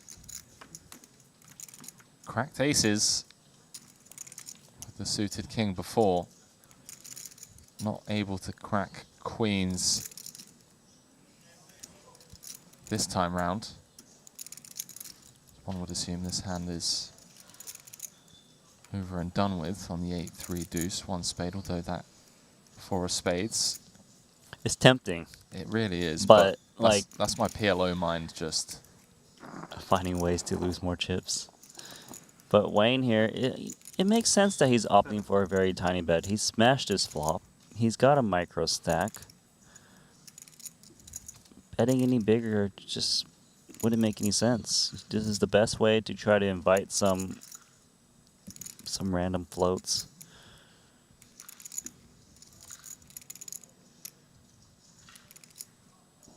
60. Oh my, Jason Kuhn has checked raise. He saw that little 4 of spades with this 8-3 deuce.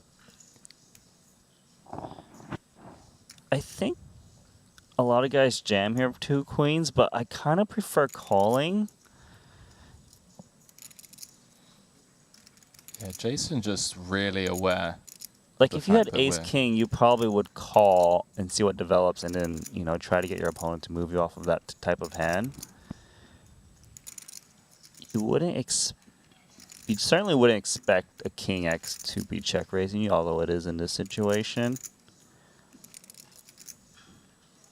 And holding 2 queens, you block the king queens. Like, yeah, it's just you're close to the money, so you kind of want to. You probably. I like this call. This makes the most sense. You also don't expect an ace to check raise you. Well, 4 of diamonds on the turn. Jason now beating the ace kings of the world. Yeah, this is actually really interesting. Problem for Jason is there's only 335k remaining in the pot of 665, so he might just feel committed to this pot. Oh boy, Jason with the jam. Wayne snap calls and JK with just 11% equity.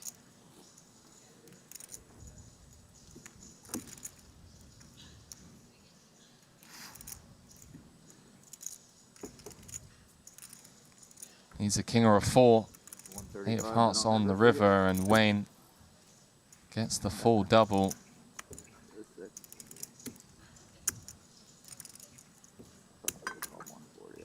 Jason trying to apply max pressure. 7 away from the money as we've had another elimination. It was obviously none other than Patrick Antonius, who was down to just 2 big blinds. 7-8 for his final 2 bigs. Ran into the kings of Victor Malinowski.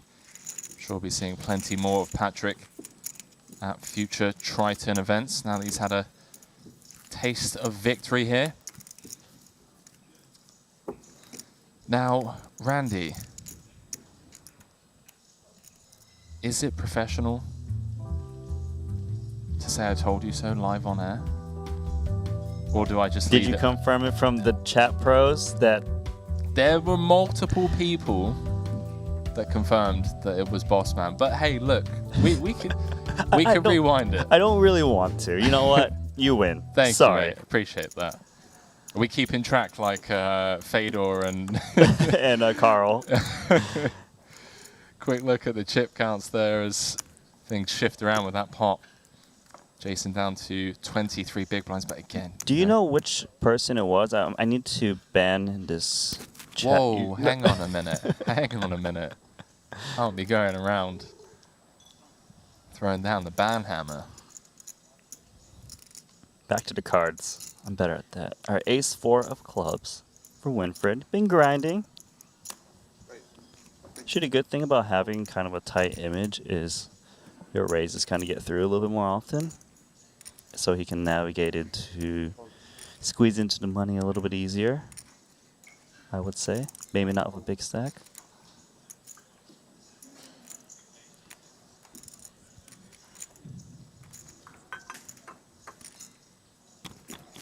Attention dealers and players in 50k turbo event. You have no blind level, small blind 5,000, big blind 1, 10,000, big blind 90, 10,000 blinds up. Blinds are going up in event number 9. The 50k. Scott Ball currently the chip leader over there. 20 remain. I like that we can keep track of it.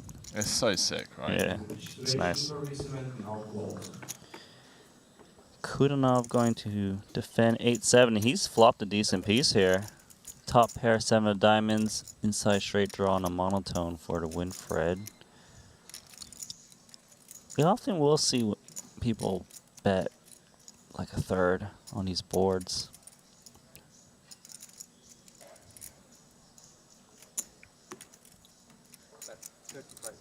Even less.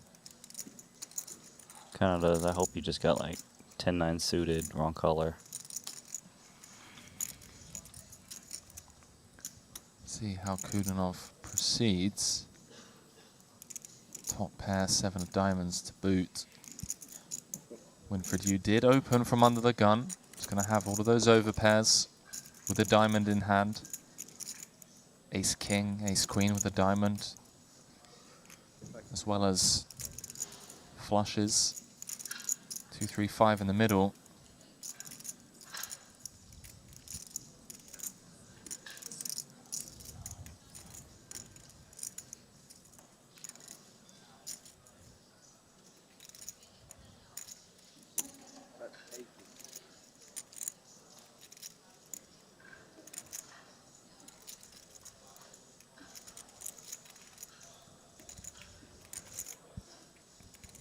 Winfried finds the double barrel on the turn. Just trying to put a ton of pressure on those single pair holdings. When he bet only 35k on the flop, he invites naked, like, single diamond hands to check call that, you know, can't really handle the heat. 5x, 3x would have trouble. But once he gets called again, it's probably going to be pretty worried. Winfried tries to play off of that tighter image. Kudinov thinking about throwing out a block bet. Technically, the 5 improved his range more. But he's going to check. Yeah, I'd be pretty worried about firing again if I was Winfried. 100%. No diamond in hand. Have to be concerned of the, you know, perceived wide defending range of Kudinov. Going to have every form of a flush. He does knuckle it back. Kudinov up to 3.8 million. 3.8 million?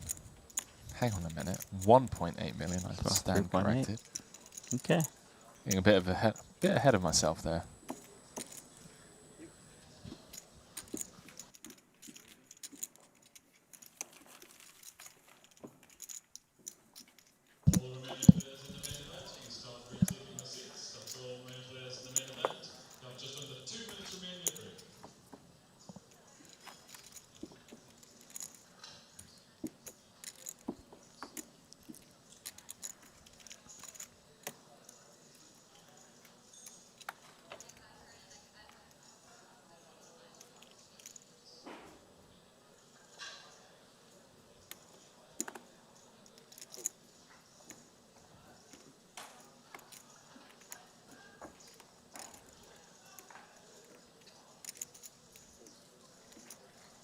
Folds over to Stevie. Pitches in his 7 deuce. Ace 10 for Talal. Shakurchi. He's going to throw up some chips.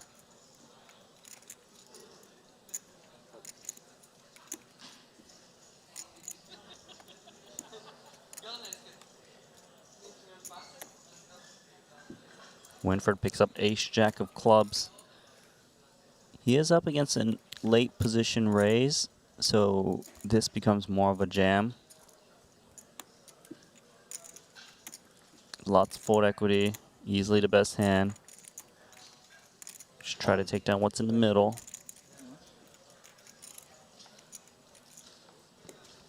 Talal now asking for it to count. He is covered, so we start the hand of 17 blinds. Raise calling here is very player dependent. Gonna go for it, and he is in big trouble here. Ace 10 against ace jack suited. Can't feel too good about that, being out-pipped slightly.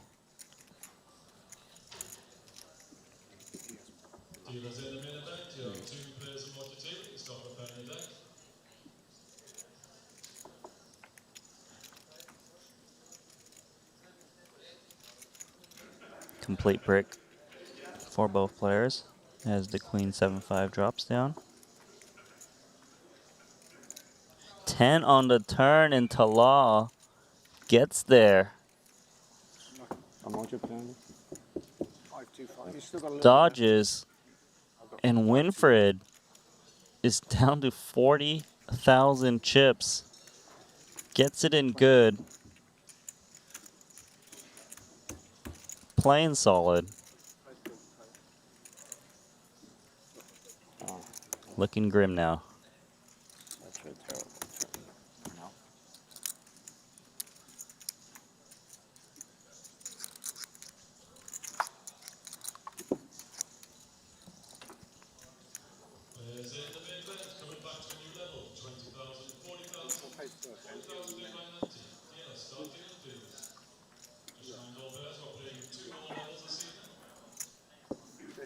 Is it ante or big blind first?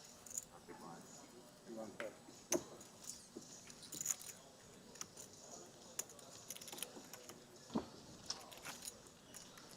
So Winfred just losing the majority of his chips. With that ace jack against ace 10. He's now going to be forced to get it into small blind with 40,000 chips left, of course. Some of that going into the small blind. Yeah, I mean, you talk about turning points in tournaments and well, that was a turning variance. point. Yeah, I mean, come on, you know. And Talal was out on pace to just be out of the tournament on that hand.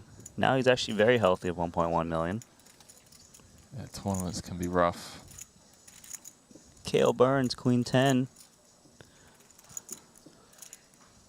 Had one win here so far in Cyprus. Gonna bump it up. Guess I'm not looking. Whoa. Wow, what? Good timing. What? Winfred with the no look. It's The gonna no-look. flip over jacks. The no-look jacks. Jason Kuhn, King Jack of Clubs, actually got a reasonable decision here. I think he could call, he could jam. Just depends on how wide he thinks Burns is raising. He thinks it's wide enough to go for it. He does move in, and he's gonna pick up some dead money.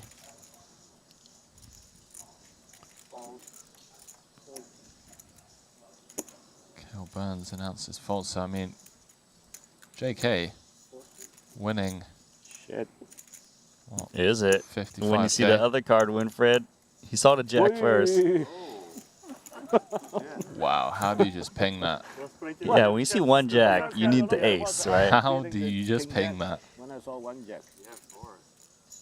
No, it looks good. That looks like you're in great shape, Winfred. You can fade the running clubs and the 3 kings in the deck. So far, so good. Fades and stays alive. Up to 3 big blinds. He's on the button. You know, he's got like 4 or 5 hands to find a spot, get it in. Well, I mean, this is a real chance now. Like, okay, he can spin up to 3 big blinds, get it in.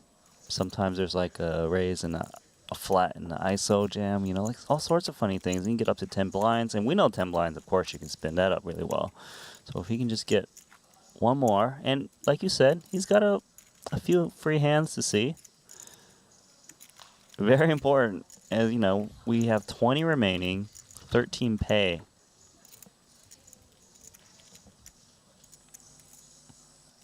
We did lose Patrick in 21st, I realize.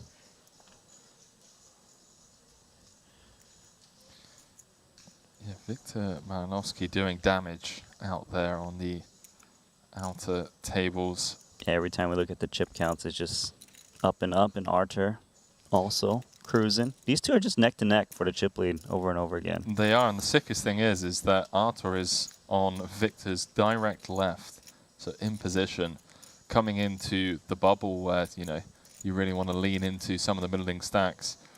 Victor just taking turns chipping away at everyone else. Yeah, maybe it's kind of just that, you know, don't need to announce it, but let's just stay out of each other's way kind of thing.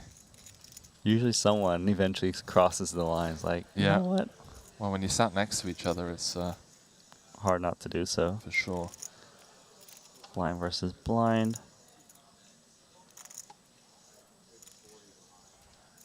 Wayne, also from Hong Kong, did get a nice double against Kuhn earlier, not too long ago. Queens against King 4 suited.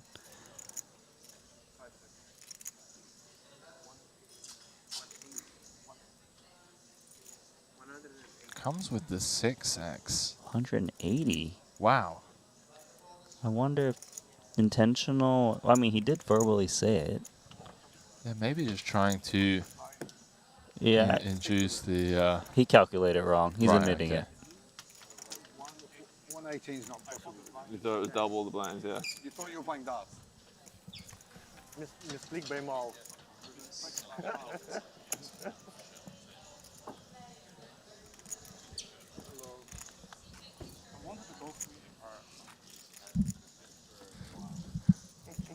It happens. My bag.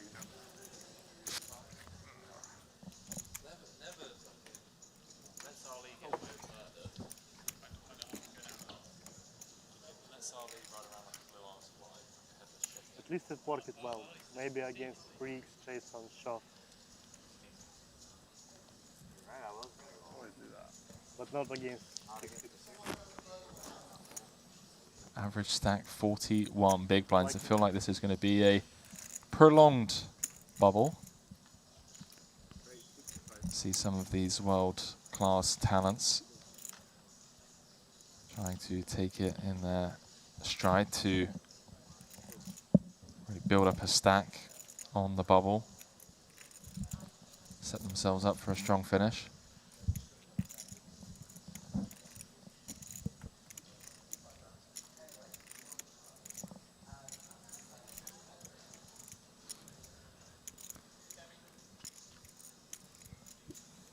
Jason on A7 suited. Dealer button. He's been a bit splashy lately. Was up to 1.5, lost a lot of his chips. He's going to flatten position. Trying to outplay Talal. Heads up to a flop, 140,000. Oh, sorry, 205,000 in the middle.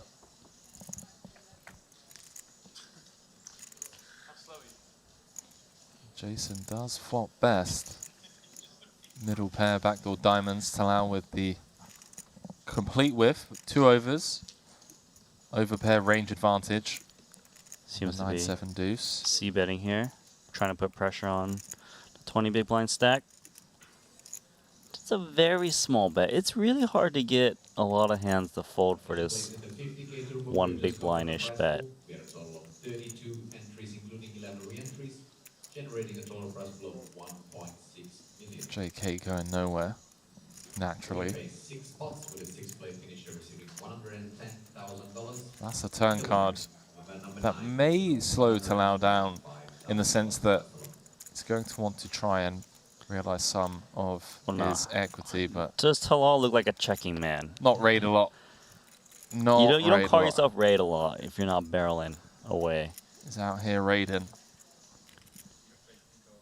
This is actually, yeah, I was going to say, it's be very, very hard for Jason Kuhn to continue just a 7. Quickly lays it down. And it is one of the problems with playing trouble hands like that is if your opponent is barreling off, it's hard to get a clean run out. Quick dealer change as we losing track of time here in Cyprus. And, well, talking of tracking time, Randy, Jacob & Co., the official timekeeper of the Triton Poker Series. Our official timekeeper has made us some incredible timepieces for the main event champions. The first piece going to be given to the eventual champion here in the 100K No Limit Hold'em main.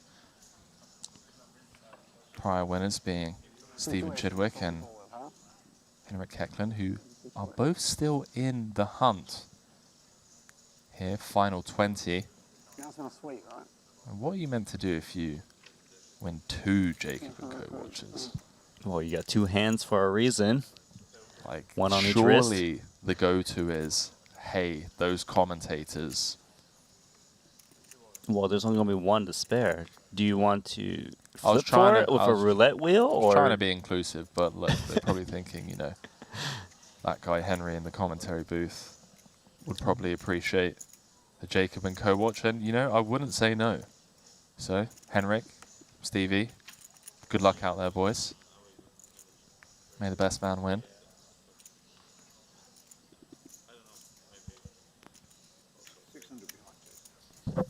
Stevie is rocking that Jacob and Co watch by the looks of things. Yeah, he actually mentioned in, I feel like in Madrid, that he really liked it, and you know he wasn't just saying it because clearly he's wearing it here in Cyprus.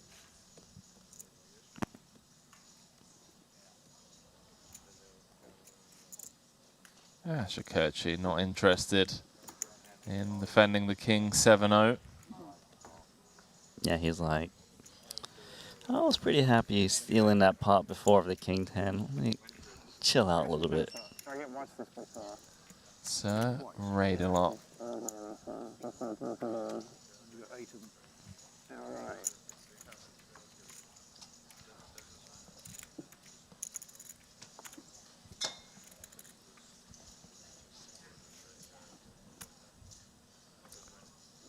Have you ever had a massage in the commentary booth, Randy?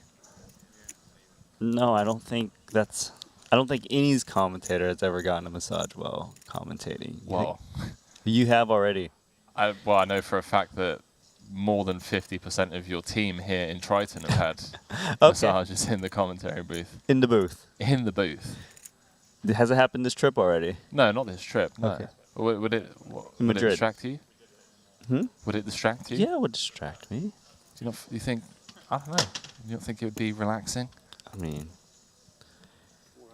yeah, I mean, it would be. I don't know, that's just not the first thing I'm thinking about.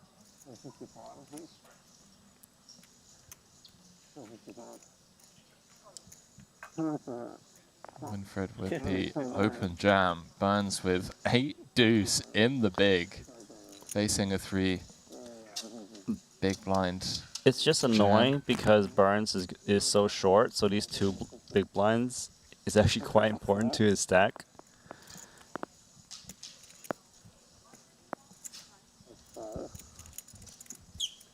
Wow. That is a big, big laydown. Winfred, you almost doubling without even seeing a fault, without even being at risk. Spin commenced. Mr. Lou.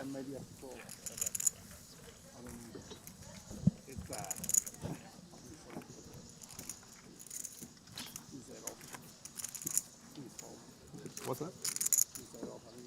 Here we are, 100k main. Yeah, that was a big fold, and it's mainly because those two big blinds are so important. You know, like I just can't. Okay, he calls and loses. And he's down to like 10 blinds. Yeah, I can see where he's coming from. But he literally doubled. Besides 1 small blind, without showdown. It's pretty sick. Yeah, he did. With an open jam. It's up to 6 big blinds now.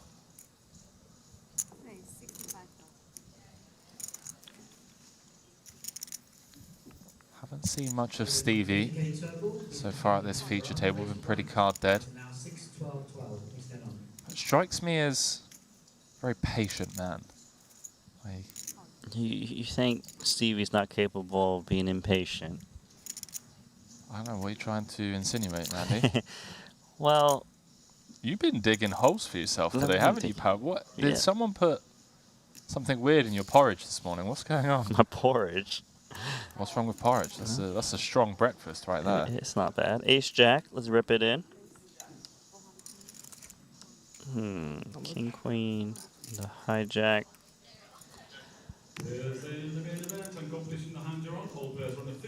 You got 5k behind, right? Looks like players are going on break. The conclusion of this hand. Is Burns going to be joining them, or is he going to be hitting the showers? This is an annoying spot of King Queen. Chips are very important. Gotta think about the stack sizes. If he does call and is wrong, it's not too detrimental to his stack. However, Burns looks like he's going to run it. Yeah, I think Wayne is going to run. Didn't realize that Burns has 5k behind. But yeah, hijack open. If you want at some point. Yeah, whatever. Small blind I jam. did it just so I would get the button, and I do it anyway. He knows Burns is good enough to be jamming Queen Jack, King Jack, King 10 suited, those types of hands. Have you beat? Yeah, so they're just discussing Wayne turning up his hand. But Burns has 5k chips behind.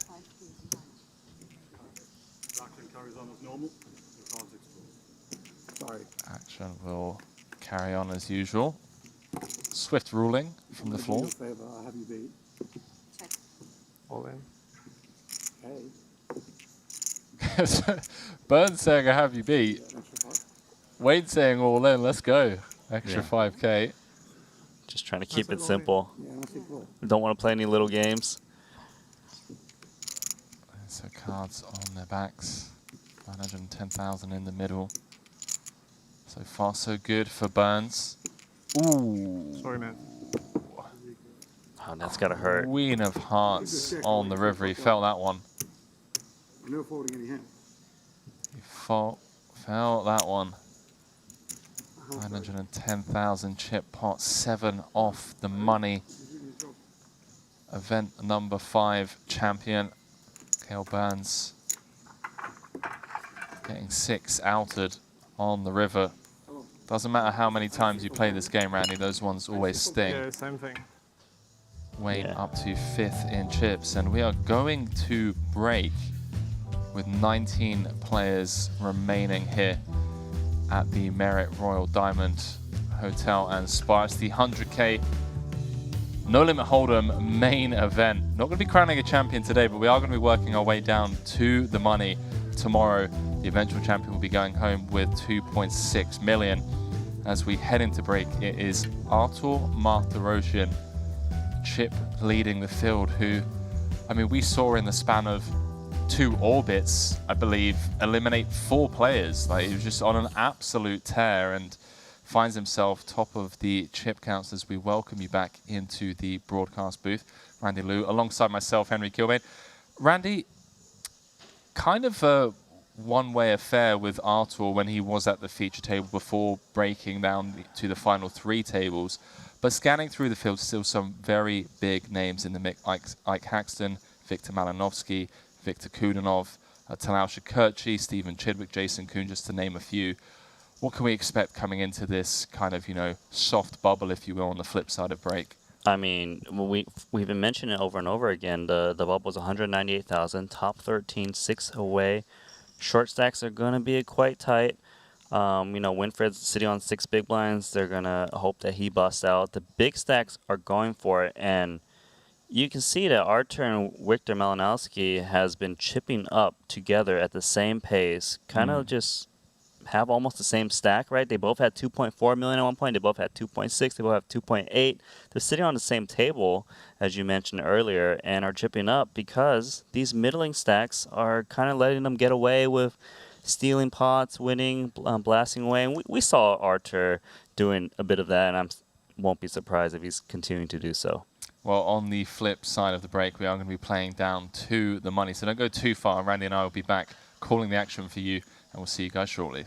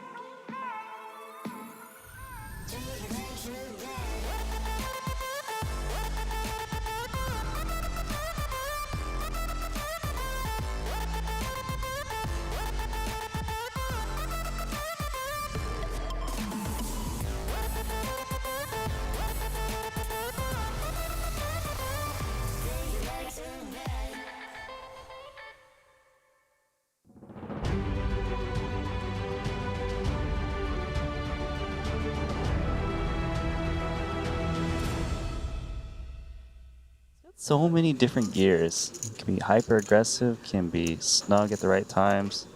Very hard to play against. This man Ibinger, poker code, super solid. Poker Code co-founder. Hey, it's the first time I've seen Winfred here. What's up, Winfred? Rocking the old LA cap. May take this spot. It is chip leader opening, but has to be somewhat concerned of Ibinger's flatting range from +1. Yeah, one of the Triton OGs. Gonna lay it down. Didn't like the under the gun position open. Now, Nano, whilst the hand is playing out, let's just clarify.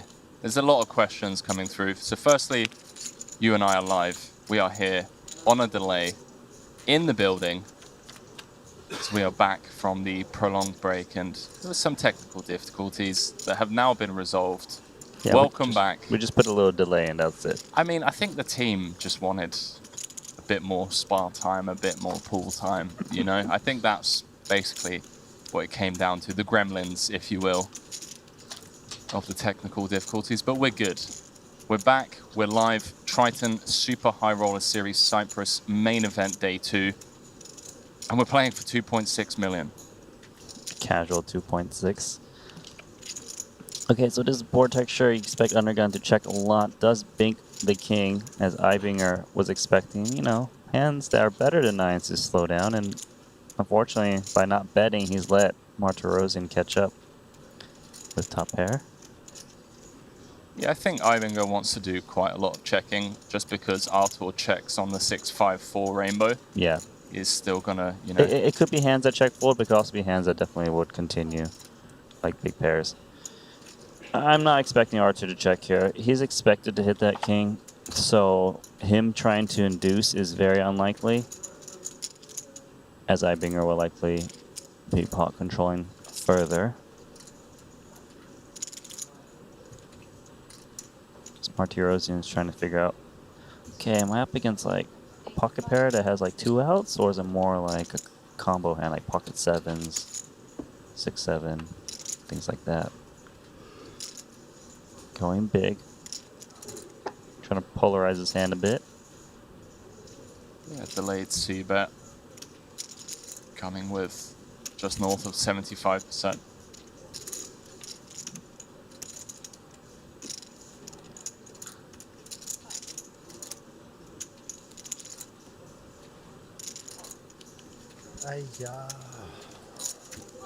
Ibinger just laying down the 9s against the sized up delayed C-bet. Discipline fold, thought 34 left. We've lost just shy of 2/3 of the... His image, who's very solid, when he makes these 3-bets, usually he takes it down. But yeah, it's coming up forced to call off here. Especially when he makes it 100, 5,000. Says he might be priced in. I think he knows he is.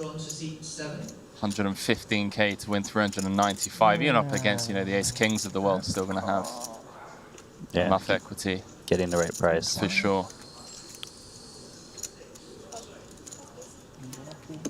So, Winfred Yu in great shape to start spinning the wheel. Getting in his 14.5 bigs.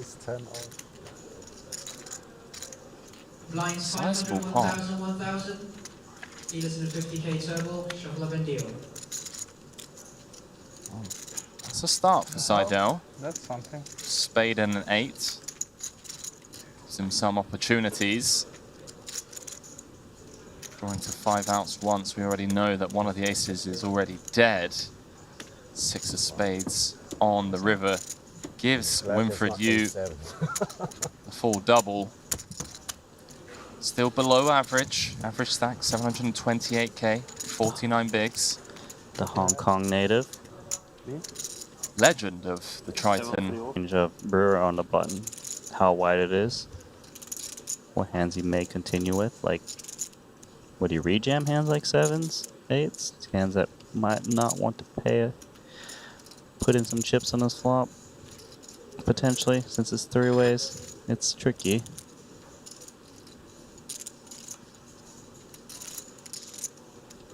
Yeah, it's a great question, Randy, off this stack depth. 40,000 C-bet from...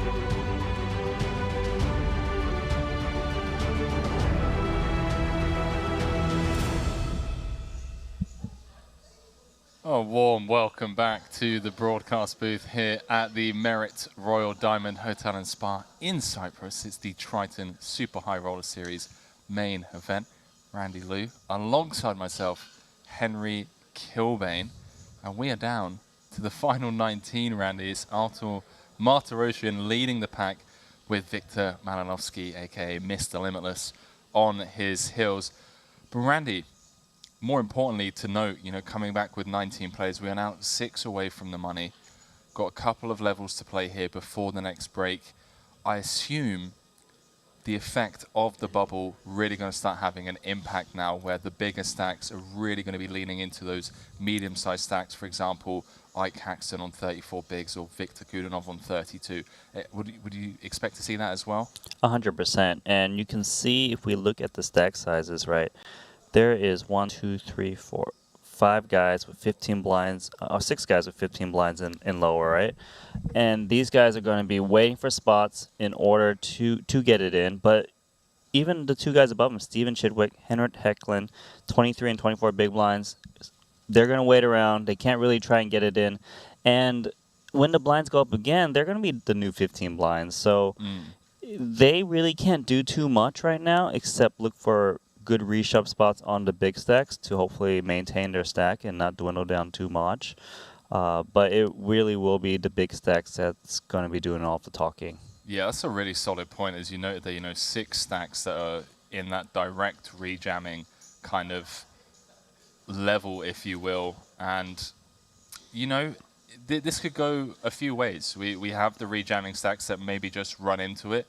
Or we have the rejamming stacks that double and it prolongs the bubble kind of thing. So we'll obviously see how that plays out as we take a quick look at our 2 feature tables. So coming in on the blue feature table, we have someone that has kind of flown under our radar, Mr. Gregory Auze from France, currently 3rd in chips. And, well, he's going to be table captain on the blue feature table. The only real threat to his stack, if you will, is Horace Way, who he has on his right. So gets to kind of avoid big confrontations, and if anything, gets to kind of lean on Horace and say, hey, listen, pal, I'm the table captain, I have the most chips. Do you want to make 198,000 or do you want to go home empty-handed? And then on the red feature table, Randy, this is a table that I am excited to jump into. Laszlo Boytash on 8 bigs, needs to spin. We've got the Prince of Darkness, Ike Haxton, Victor Malinovsky, Artur Martirosyan, Artem Vazenkov, and Punant Punsri on 31 bigs. This table here, maybe Ike, Vazenkov, and Punsri the most kind of in a cage, if you will, due to having 2 of the chip leaders at that table. That's a table you really don't want to be on if you're that middling stack. Especially Isaac Haxton's probably got the worst seat in the tournament. This table, right? Like, he's got the 2 guys who are going to be relentless against him, whether they're in position or from the blinds and 3-betting. Isaac Haxton is going to be, needs to play tight, will play solid, but things could be very quick as some of these short stacks get it in. For sure. I think Ike's definitely got the worst seat draw in the entire tournament. Paul Poir also, by the way, 10 bigs still in there, spin staying alive, so Bossman looking to extend his lead in the form of most Triton Super High Roller Series cashes. We are playing for 2.6 million. Min cash, 13 places paid, will receive 198,000 as we head on back down to the 2 main feature tables as we wind on into the late evening here in Cyprus. Final 2 hours of the day, and obviously tomorrow we'll be crowning our main event champion. Take a quick look at the chip counts. It's Madrid main event champion Henrik Hecklin in seat 4, 23 big blinds. He's looking to make another deep run here in 100k main. Seth Davies, who's had a very strong Cyprus in the form of multiple cashes. I say multiple cashes, multiple final tables. final table, the 200k Coin River Invitational. Came third in the 75k, 8 max. Came 8th in the 25k. Real, just all-round performance from Seth Davies, and we also know that he's going to be out there in the short deck events as well. Yeah, he likes himself some short deck. One of those guys that didn't play in the beginning, but saw everyone's playing it and knew there was some value, and does really well in that game too. Raise 225.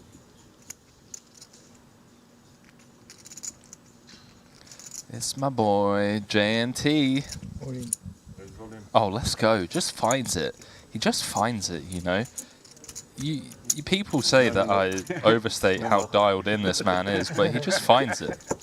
JNT. 6 off the money, 4-bet ripping the ace-jack O against the table chip leader. Just fearless. 30 big blinds, in they go. If you have me beat, you have me beat. Yeah, and what's important here is that the Frenchman, he's 3-betting ace-7 offsuit, trying to put pressure on that middle lane stack. And earlier he also put pressure on Horace with ace-10. It just goes to show that he's trying to exert the pressure as we approach the bubble. Unfortunately, you know, if the guy's still going to rip in ace-jack offsuit, disrespecting you, then you kind of dwindle down a bit. But I can get behind his plays. Yeah, and showcasing that not only does he have the chip lead at the table, but he's willing to use it, Randy. He's really willing to lean into this huge money bubble. Still a ways to go before we can start talking about the min cash, but it's still in the back of the players' minds.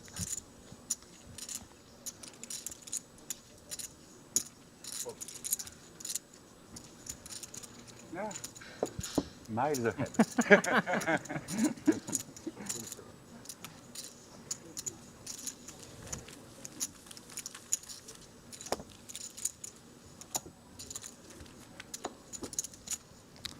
See what Henrik's been up to since we last saw him in Madrid. 7.8 million in total live earnings. Best live cash coming from that main event in Madrid.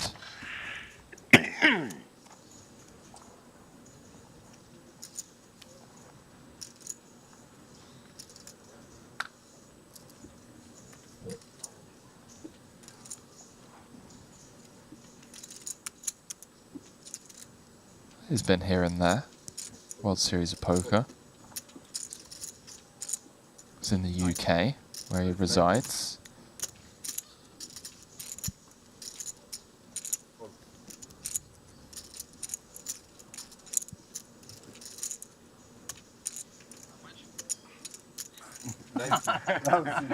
Ninety. 90,000. It's too high. The volume is really high. Really Kings. Yeah.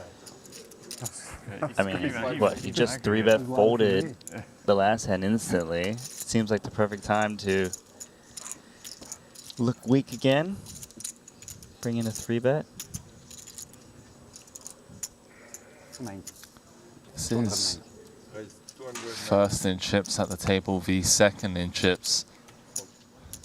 And he's going for a bigger 3-bet because of how deep these two people are playing, and Paul picks up pocket 5s. Oh, that's annoying. And a snap fold from Wei. No nonsense. Just not interested in an ego war. That's good recognition from Paul. Like, okay, these chips are important. Let's not force myself to go all in, flipping at best. Keep these chips, and maybe I can just open jam and chip up that way with the 2 5s. Some people just go, hope you got ace king.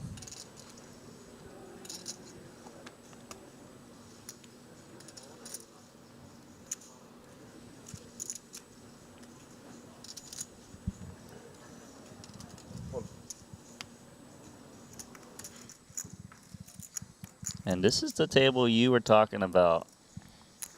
This is the table with all the chips on. First and second in chips.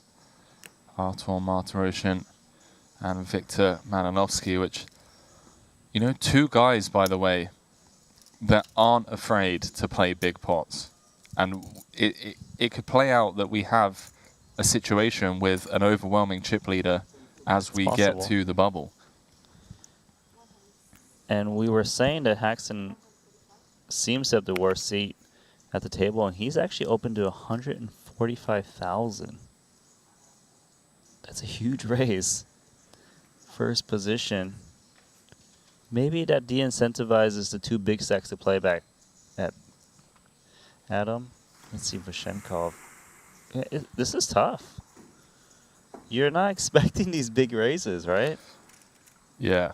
And I think the range of hands that want to, you know, 3-bet against this sizing obviously narrows significantly. And look at this. Gets the ace-10 suited to fold. Laszlo. 7 bigs. With 7s. Is it a sign? It is a sign. I think he's deciding whether to maybe call and stop and go. You know, there could be certain board textures where, you know, he's just going to keep it simple. He does move in for his final 7. And one of the first all-ins since returning from break.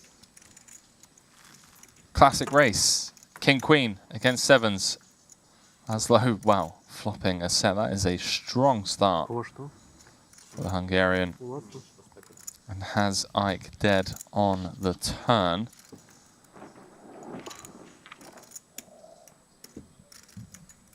It's like every time he comes back to the feature table, we just start spinning. The wheels just take off. Well, he is one of those players where everyone is eyeballing him, hopefully busting out. But will it be a reasonable stack now? Haxton moving down the chip count.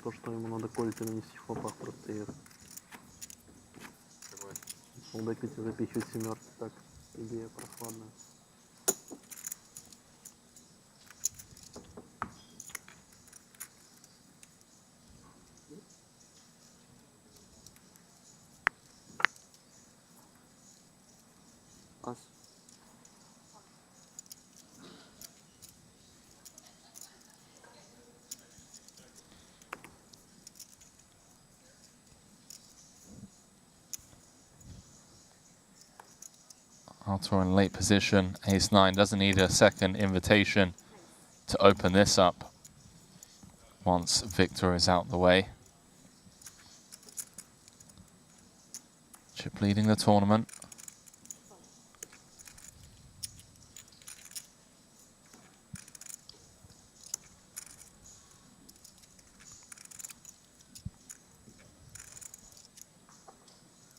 Not much of a hand with Jack Deuce, but Haxton's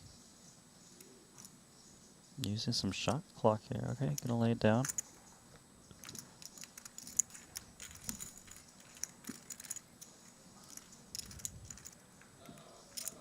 Did he just flick in a time bank extension, did he? No, Oh, I think he ran down the time. Right, okay.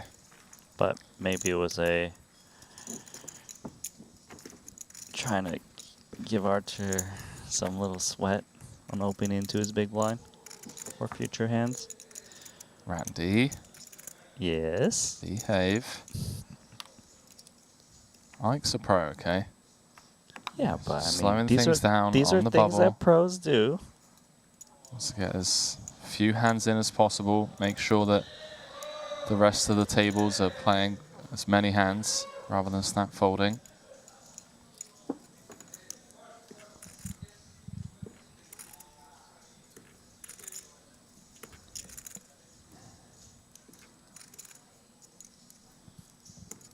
Haxton's got queen 8 in the small blind.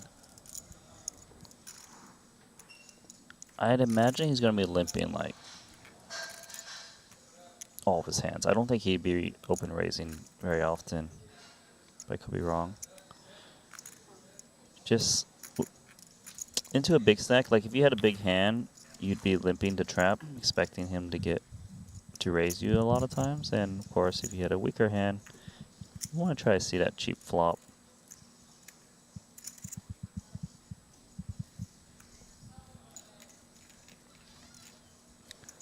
Malinowski knuckling back the ace-5.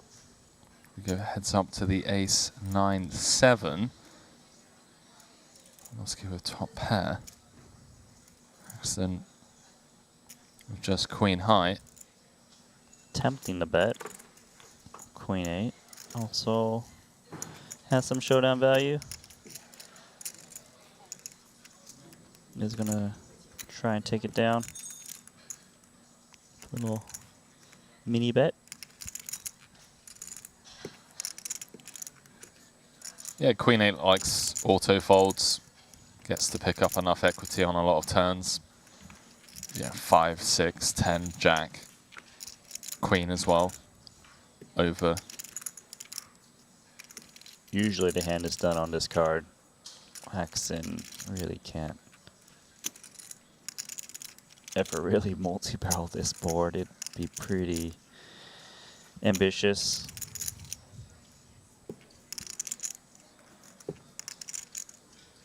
I don't know, he's thinking about something.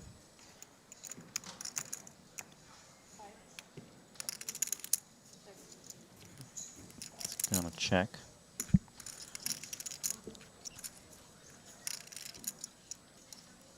Interesting spot with ace-5. You could go for value, most certainly. You might think Haxton just completely whiffed it and stands to gain more chips by checking, hopefully gaining one more stab, or maybe Haxton picks up a pair he can't fold on a river.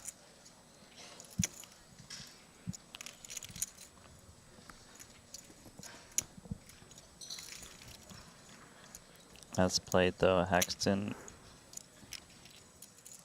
can't really expect them to go for a bet check bet line.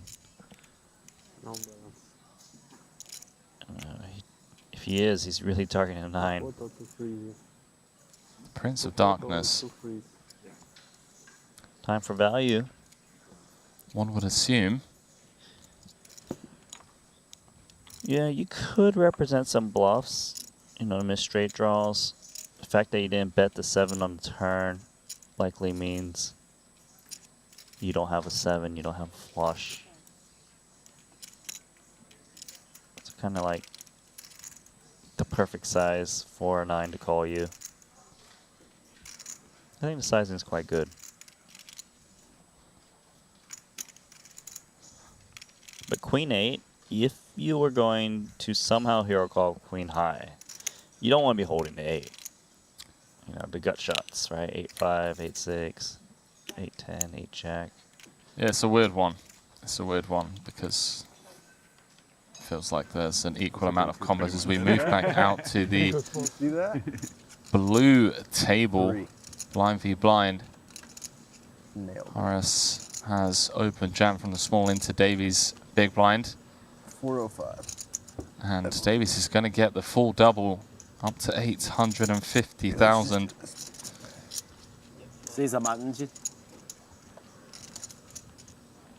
Well, Davies now just one double away from being 4th in chips. Too much, yeah. Really strong start to the Super High Roller Series here for him in Cyprus. Still has all the Triton short deck events to compete in as well the upcoming week. Let me look at the schedule. So we start with a 30K. We got a 40K with only 1 bullet, it says. Okay, that's a new kind of structure. I like it. Then a 50K, 1 bullet only. I believe the 1 bullet implies you get all your chips in at once. But we can just diverge and learn more about that tournament as that comes up later this week. Then the 100K short deck main event and a 25 short deck event to spin it off for all the people who didn't make it in the main event. And then we're going to call it a wrap. Gonna call it a wrap. For how long, Randy? When are we back? That's what I want to know. I know we haven't even finished here yet. Uh-oh. Hold on.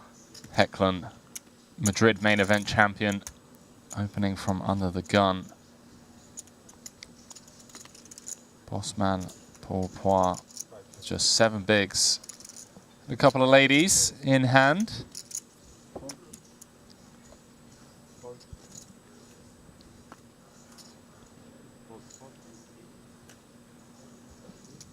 Snappy snap with ace jack. Just 5 more blinds. 280, right? Yeah, one would assume okay? it's going to be a snap call and. Oh. Yeah, I know. No, sorry. I thought he asked if I paid. For you, a bit, smaller bit. Sorry. Henrik rocking the Jacob and Cone on that left rich. Left wrist. I understood. You understood. It's late in the evening, chat. Yeah, it's 1 AM. Bossman way out in front on the 9-8-5. 2 hearts. Hecklin getting greedy. Asking for a 10. 10 of hearts. To be Ask specific. for a 7, pal. Oi!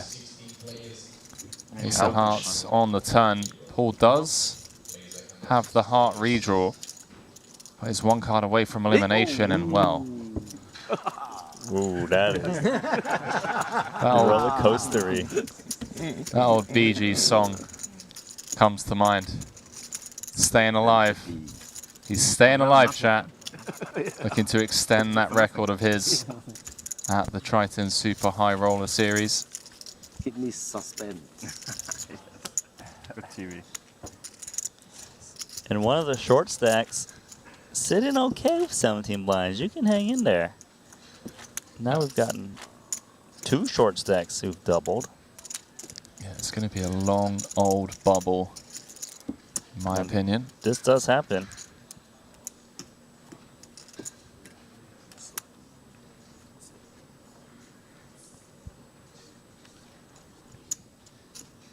$19 players remain. 13 places paid. Min cash of $198,000.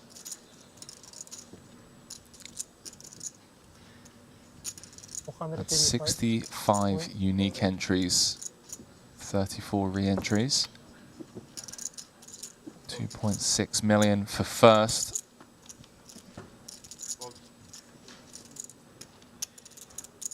I just want JNT to win. I want to get in the JNT winners pick. I need to update. Is he going to let you in? I need to update my. I don't think he's letting you in the winners pick. My Facebook. He doesn't even know who you are. Johnny. You know. Johnny Jackson. You keep talking smack, Randy, in the booth. You're not allowed to call him JNT. Do you think JNT knows who you are, Henry? He literally tried coming on set 2 hours ago. Did you not see him when he was hanging here to come and say hi? And I was like, JNT, we can't talk right now. You know, we're live on air, pal. He's like, okay, don't worry. No worries. No, I'm joking. Okay, he had me for a little bit. I was like... But you saw him over here, right? No, I didn't. Oh, yeah. He just like literally wandered onto set when they were on break. So, well, jacks are good, and we lose another player. Anna Chen coming up short. Hecklin, Thank you, Paul. looking to go back-to-back in main events.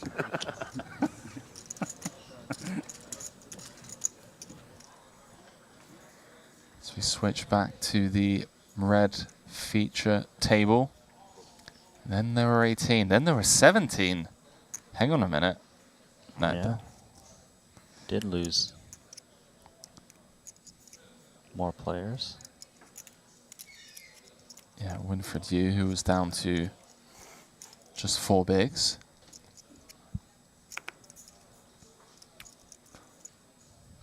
Archer Martirosian. We going with Jack Deuce offsuit on the dealer button? Yes, we are. I would be offended if he didn't open the button. You be offended.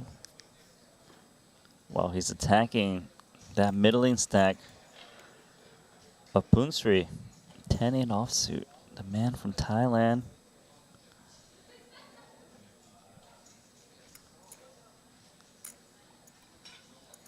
Let's see if he makes a stance here. Knows it's playable. And I guess Mark Rosen's intention really is hopefully this big blind overfolds and just fire lots of c-bets. Hoping your opponent didn't connect. 2 connection though. Yeah, note the size of the pot. Randy in this single raise pot. Monotone. Interesting, because you actually hit a decent piece here on a very drawy board, but you also don't want to commit a lot of chips in there. I could see Marty Rosen firing a little bit, trying to take it down now. He's actually gone a little bit more sizable because of all these diamonds, and you know, he's got the ace kings. He can put some pressure on. He doesn't want some random floats from a random diamond or like a 9. You know, maybe a king doesn't want to get in there if without a diamond. Yeah. Jack deuce, nice. So this is how he's been chipping up the whole time.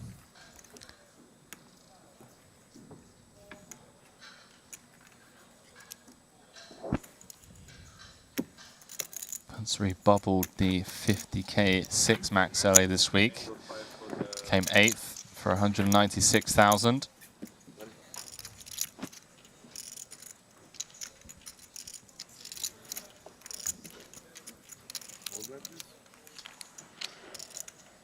Nice to see these players coming out of Thailand. Saw them at the Chinese restaurant.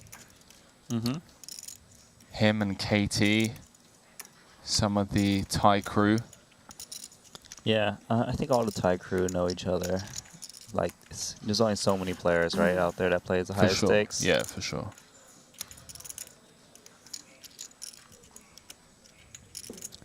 Always very friendly, very chatty. Yeah, I find the Thai guys really, really nice. I still haven't had the chance to kind of spin that roulette wheel with well, KTs. that. 550. There's definitely that. 550. What else?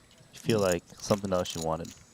Yeah, you know, I told you the other day, or maybe it was me and Brian Rast in the booth, saying I wouldn't mind a weekend in Bangkok with these guys. Oh, yes, I feel I like was there. Yes, you were talking to me. I feel like I would get shown a different side to Bangkok than the one I know.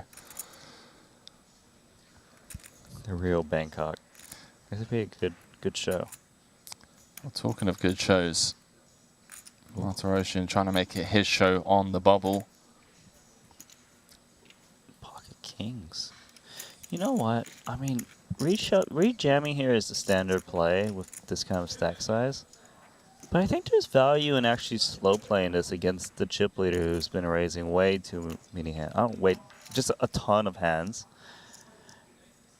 And trying to pick up extra chips that way. And it's definitely crossing Laszlo's mind. But he's just going to keep it simple, most likely because of how close we are to the money. Maybe it's a little bit too risky. Yeah. But maybe if we were like reasonably far, that might be a pretty nice alternative way to play kings. Yeah, we've already seen the slow play get punished already today. Yeah, it kind of like says, do you really want to do that? Remember the aces, right, against King 8 suited of Jason Kuhn? Yeah, that was nasty. Tried setting the trap. The trapper became the trappee on the turn. Jason had flopped the king high flush. Yeah, he trapped that one so hard. He bit like 8% pot on a flop. Checks the turn on the safest card possible. Jason's got traps.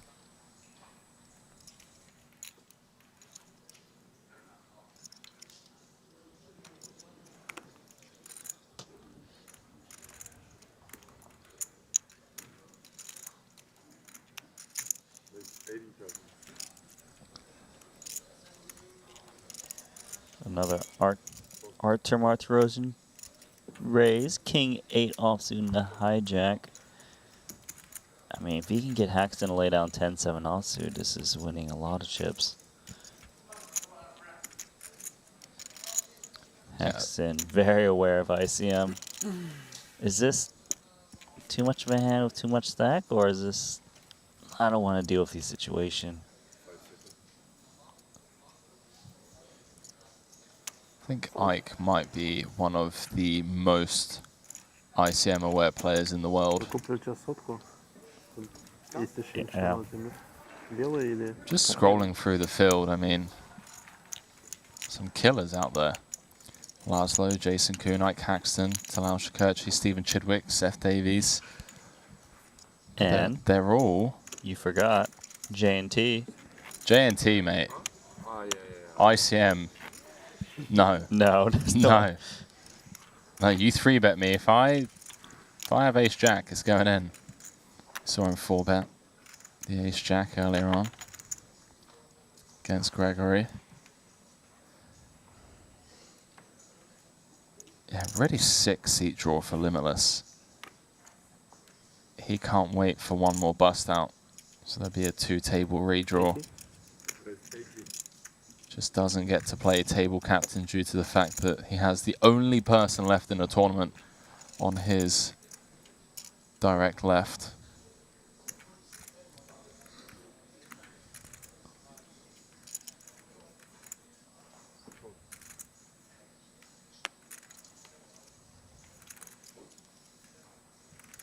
Two big stacks going at it here.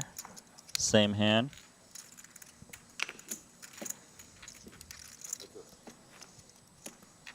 Ace, Jack, Deuce, Rainbow. Whoa. Ace, King, Jack, Rainbow. It's pretty close.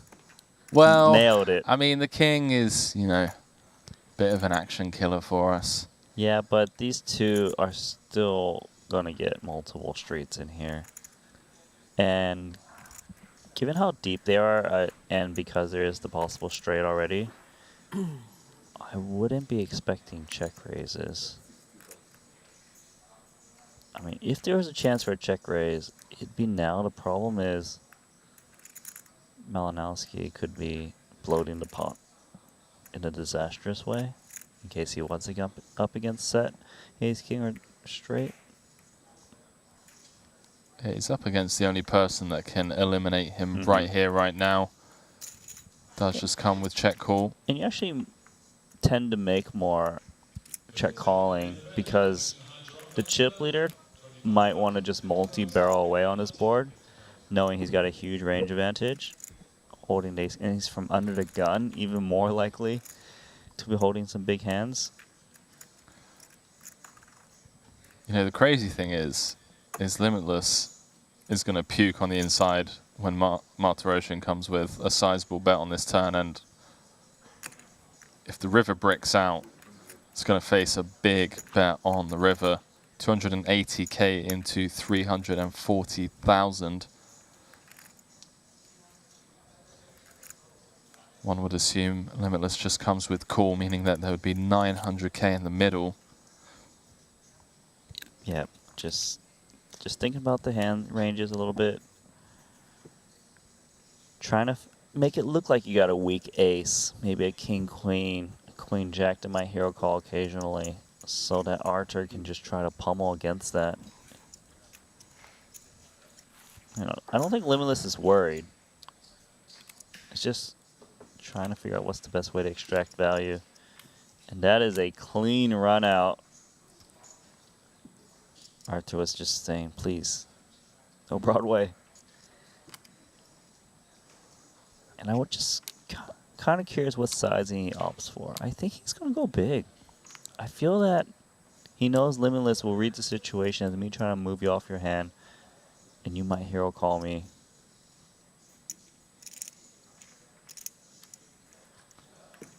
I think the range of hands that he'd want to be targeting is one pair. Yeah, a slow played ace queen, ace 10. We obviously cooler ace 5 suited, which there's only one combo of. It depends on what he thinks Malinowski would read the situation. So yes, if you're targeting one pair, you might want to lean towards closer to half pot or slightly above. But if you're up against Limitless, very thinking player, he might convince himself of a big bet that you're just blasting away. 120. 720. So he's going, what, about 75%? So 720,000. Little does Limitless know. He's calling for a chop. He flicks in the one chip. He's going to get shown ace jack and somewhat anticlimactic, but still a fun hand to see Artur put the pressure on Limitless. Sigh of relief. I think Artur was like, oh, he called? I for sure won his hand. Didn't expect to see the same hand.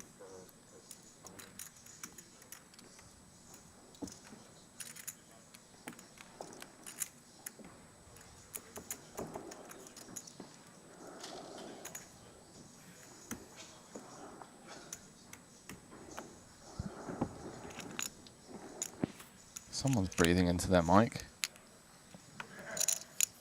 Not me. I am breathing though. Every time I'm going to needle you, you like stop me from being able to needle you, you know, you just like save it straight away. Too quick.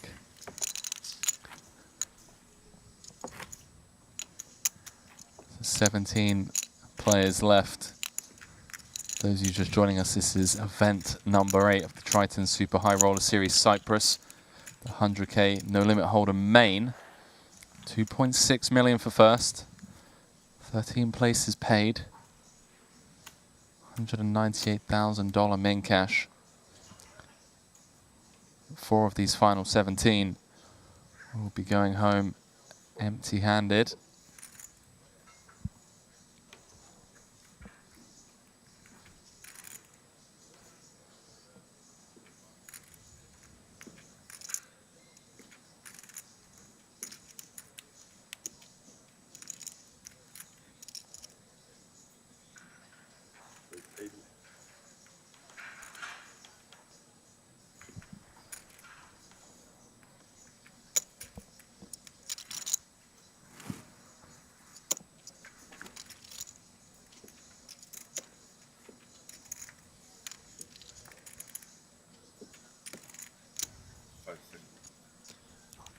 I feel like Haxton's one of the few players who just got so many different nicknames. Hollywood Haxton, Ike, Prince of Darkness, Isaac Haxton.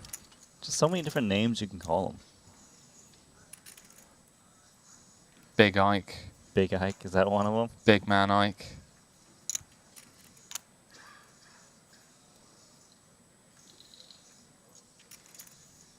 Just thinking about it, or is this 180? Wow. Okay. That's aggressive. But it is very convincing as a strong hand, a 3-bet small. If you had aces, you would size this way, wouldn't you?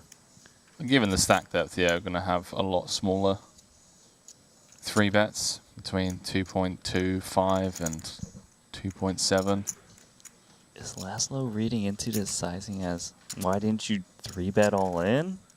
Can I make a play back at you with King Jack offsuit? That would be absolutely sick, given he's only started the hand with like, what, 16, 17 blinds? Yeah, Ike's certainly going to have some 3-bet folds off of this stack depth, and as you already alluded to, you know. Something doesn't seem right to Laszlo. He's going to lay it down. What a steal there, without having to risk your whole stack for Haxton. I already gave you my time back, yeah.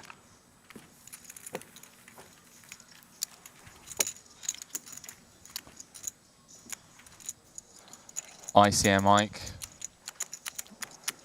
Stack off threshold Ike.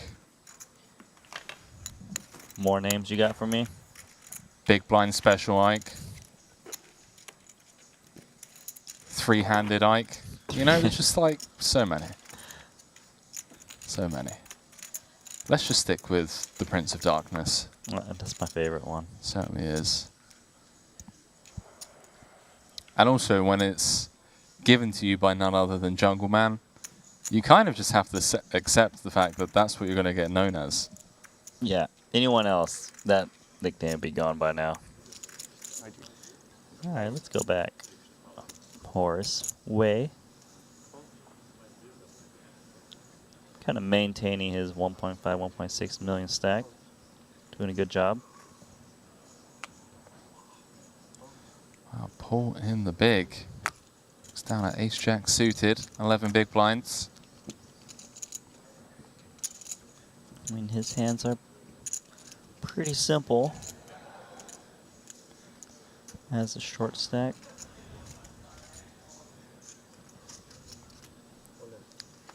Hey, it just says run it. 12 blinds. Seems like too much. Unless you really want to get rid of someone. But I think this would be... Wow! Whoa. He made the call of ace 4 offsuit, just trying to get out... Hang take on out a minute. Boss Man. Even Paul's reaction looks a little bit perplexed. It's a little bit of disrespect call there. A little, wow. Maybe just felt like any ace has to call off at this stack depth. I don't know. Yeah. Well, Paul getting it in good. Queen 9-5. You know, you get in as a favorite, but you see the ace 4 and like, hang on a minute. What's going on here? Don't do me dirty. So far, so good for boss man Paul. And well, gets the full double. A double that you could argue maybe wouldn't have got off anyone else. Moves up to the middle of the pack. Well, yeah, remember Horace is from the business side of things, so maybe he hasn't run his calculations on what is the proper calling ranges against 10, 11, 12 big blinds. Like, oh, I feel committed. Maybe he plays cash games more. Just like, oh, this is kind of a short stack. A little bit of a misstep, though, due to maybe a little bit of inexperience with these stack depths. Yeah, for sure. He's one of the first people to admit, you know, it's his first time at a Triton series. Here he is, still 26 bigs, plenty to work with. As we close in on the 198,000 min cash, it is Frenchman Gregory Azou with the chip lead. 59 big blinds. He is 4th overall. The final 17 players.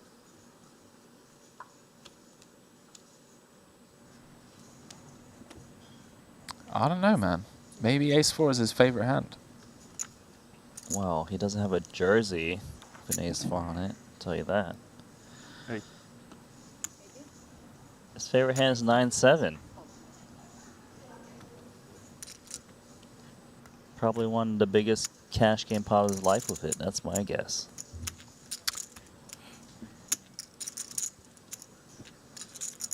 Apparently, he played a crazy hand earlier this week with 9-7. Yeah, made a big bluff, I believe. And we're like, why? My favorite hand. I remember a time where my biggest, hang on a minute, was, yo, JNT, hold on a minute. I told you, JNT, like ICM, he's in there. 24 bigs, I have 2 7s. If you have that beat, good luck to you. I'm out in 17th. JNT just saying run it. Horace Way with the under the gun open. Gregory with the 3-bet in the cutoff. And, well, we are flipping for 2.1 million. Average stack, by the way, in the entire tournament is 1.5. So this is a 1.5x average stack flip. Should Gregory get there with the ace-king, going to be tough to do when the ace 7-4 running, drawing to running hearts, running boat. Oh, right, hang on a minute. Oh, full house. Full house. Full house. Full house. I didn't see the full house either. Let's go, JNT. JNT with the pump, this pump. He lost. I see. You saw the flush. Didn't realize he had boated up on the turn. I don't see. Me and JNT were on the same page, like, oh, unfortunate. Well, the thing that I was confused about the most is like Gregory went to kind of prepare. I was like, well, hang on. Yeah. The 4 on the turn gives you 2 outs. Yeah, any ace and you have a bigger boat. True. Yeah, so is it a confusing turn card, to say the least, to the untrained eye. Untrained I was. So there seems to be 900,000 chips in this pot. Marta Rosen playing against Malinowski. Yeah, Artur just trying to push Limitless around, and with that turn card rolling off, he might try one more time. We're going to have a new chip leader. Attacking like an ace-queen, 2-pair, really can't handle the heat. Assuming there was a 3-bet somewhere. Which would make most sense, given the pot size. Wow, 650,000 into 900K. Malinowski with the second nuts and the straight flush redraw. 1.5 million. Average stack in the tournament is 1.5 million. You know, we were saying a couple of levels ago that we would assume Artur and Limitless would kind of avoid each other, if you will. Not looking to play a first v second. But Artur had different plans with the ace-7. Clearly 3-betting pre and then finding a double barrel on the queen, jack, 9 rainbow 10 flush draw board. Yeah, I mean, of course Limitless could be up against ace-king, but he's got the backdoor clubs, which is nice. 2.2 million in the middle, SPR of 1. Average stack in the tournament is 1.5 million. So we're playing a 1.5x average pot with 1 to come. And I think Artur knows that when he gets called on the turn, he's definitely up against the king most of the time. A hand like king queen, king jack, king 10 come to mind.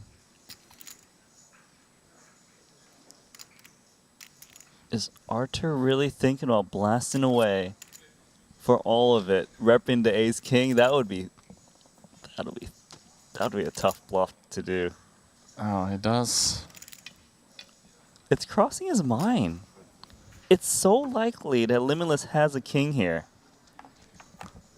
But does he think those I don't think Artur's got here with 2.2 million in the middle to just wave the white flag and let Limitless kind of run away with this with 4.4 million. I don't know, man. I got a funny feeling. No way. Artur is going to... We unblock ace jack of clubs. I don't know. I'm just trying to pull random hands out of thin air. If he's going to bet this, he needs to go for all the chips. I don't think so. If we're targeting if he's targeting the 2-pair, I mean 2-pair might not even call the turn. If he's targeting those broadways of, you know, like ace jack of club type hands, then yes, he doesn't need to bet too big. He just needs to bet like a quarter or a 5th pot or something really small. But if he's going to target the king, he needs to go for all of the chips. Oh, no boy. way. Okay, those are small chips, right? Well, they're worth 100k a pop.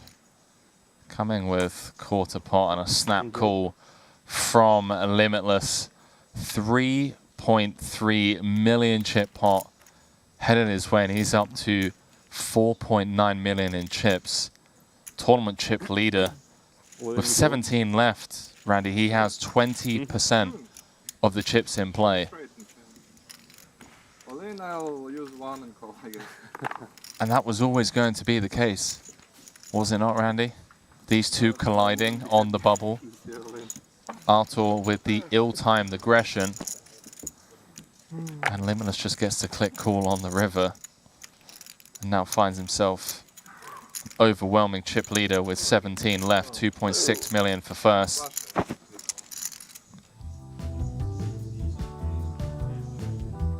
Don't forget, viewers at home, you can follow us on our social media accounts. Instagram, Twitter, YouTube, Facebook, and Twitch for all things Triton, especially if you're looking for exclusive interviews with some of the biggest stars in our game. I've already had the opportunity to sit down with the likes of Ivy, Jungle Man, Jason Kuhn.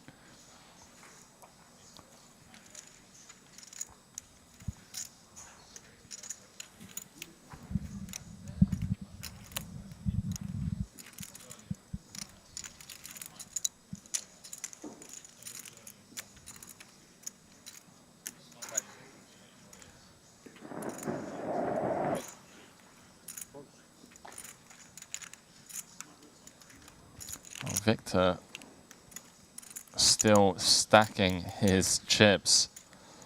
Artur down to 4th in chips after that blow up. It's not slowing down though. Let's see what Veya has prepared for him.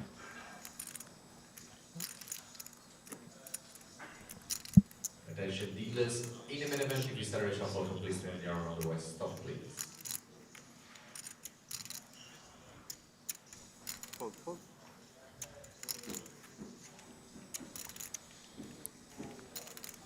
It looks like Artur's gonna pick up the blinds and the big blind ante. Laszlo just running down the clock. Well, actually, no, that's not true. It sounded like I heard Luca in the background say that we have a final 2-table redraw. It's just, it sounds like it was Talal Shakurchi, Sir Raidalot, who has bust in 17th. Welcome back to the broadcast booth, Henry Kilbane, alongside Randy Liu. Randy, we're down to the final 2 tables. We are 3 away from the money, the min cash, $198,000. And, well, Limitless just winning a huge pot prior to this break against Artur Martirosyan. At the time, Artur had him covered. They were 1st and 2nd in chips. And earlier on, Lulu Yang had the chance to speak with Victor. We're going to throw that down to the floor, and Randy and I will be back very shortly for more of this 100K main event.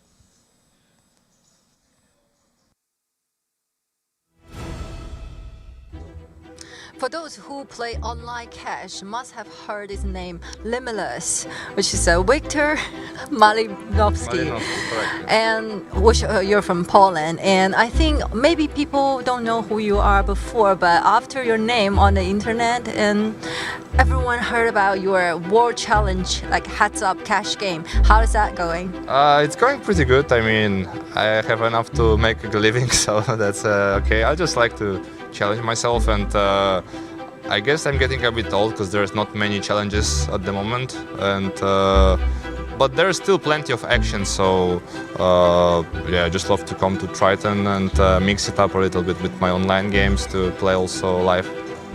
Well, from what I know, that there's one legend, also online one, Fedor. Did you say hello to him this trip?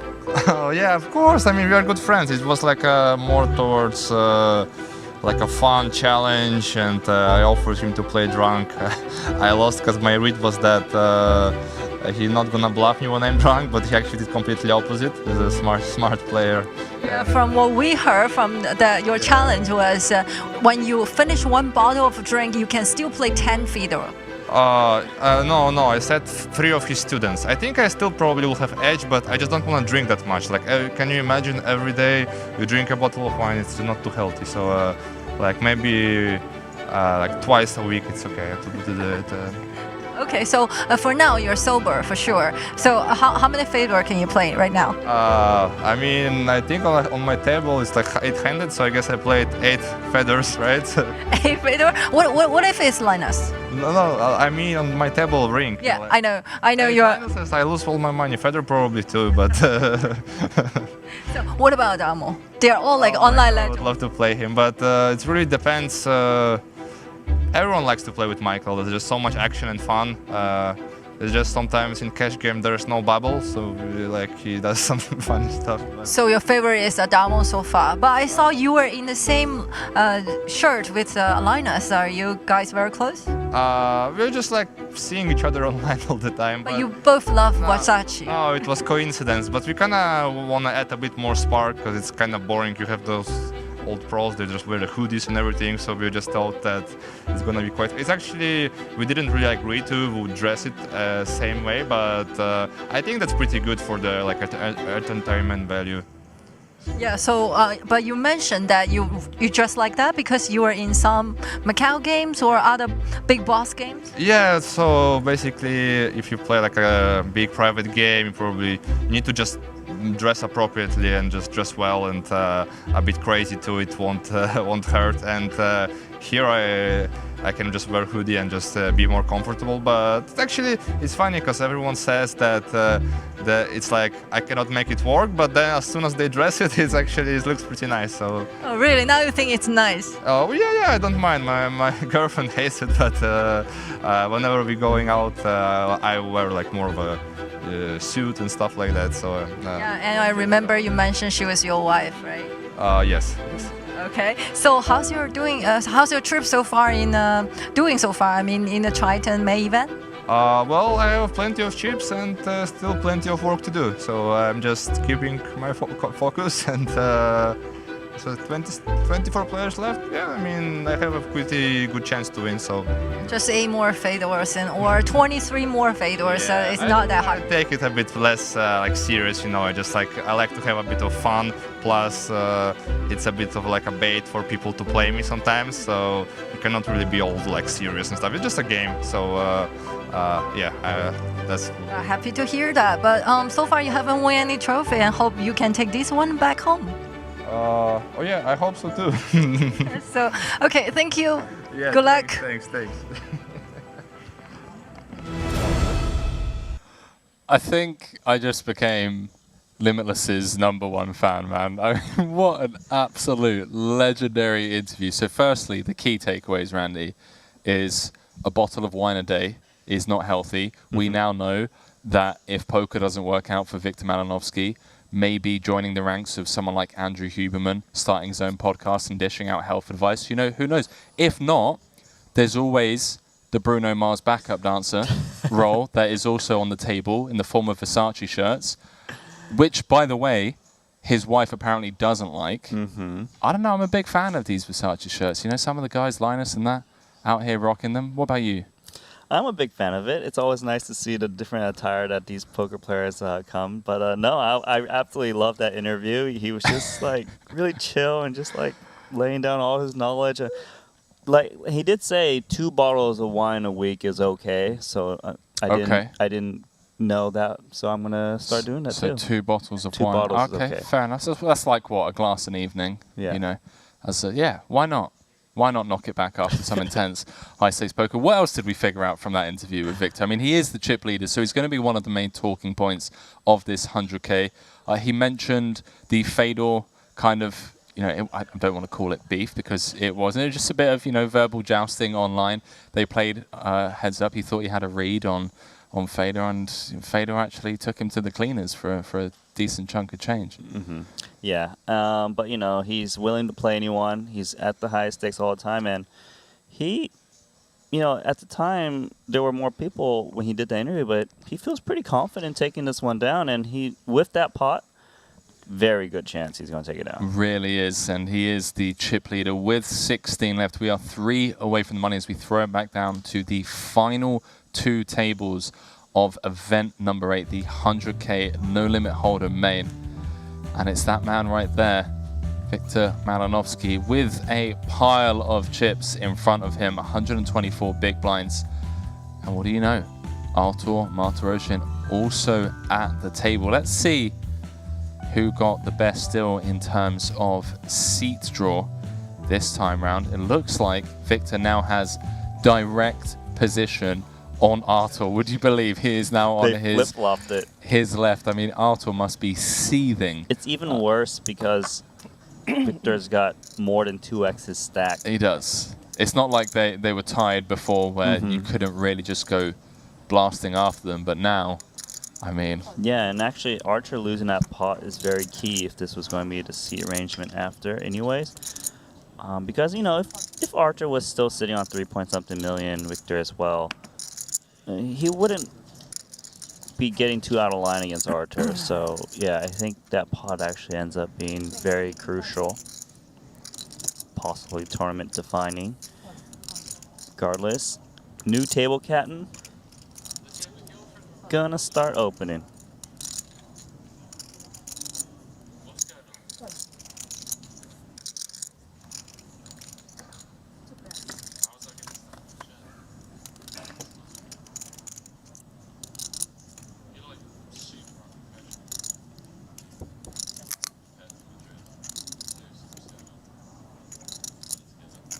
All right. Well,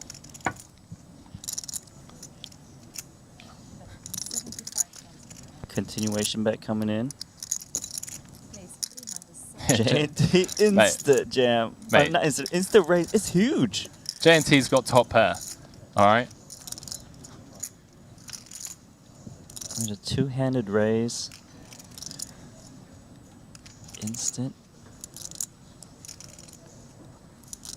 I don't think you know what JNT stands for. I'll tell you after the hand. I don't, but Limitless hasn't folded. No way. He's floating with Queen 10 offsuit high. Yeah, I think he just kind of he's deciding here they're deep enough for him to float in position, and I think he's thinking that a jack is not supposed to check raise here, and a jack is still reaching for chips. Is he not worried that he's out-kicked? JNT with the flop check raise and the huge barrel on the turn.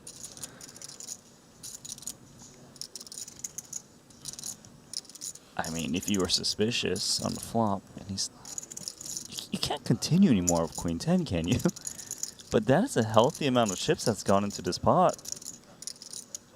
I mean, no wonder he's had the success that he's had. No way. He's jammed all in with Queen 10 high. This is the sickest play I've seen. What? Is Limitless just a purebred sicko? Floats with the Queen high against the flop check raise. Thorell with the half pot double barrel, 3 away from the money. And Limitless finds the jam over the top. JNT cannot call. There's no way he can find a call of this. This looks so strong. He's just got. If he's wrong, he's drawing so slim.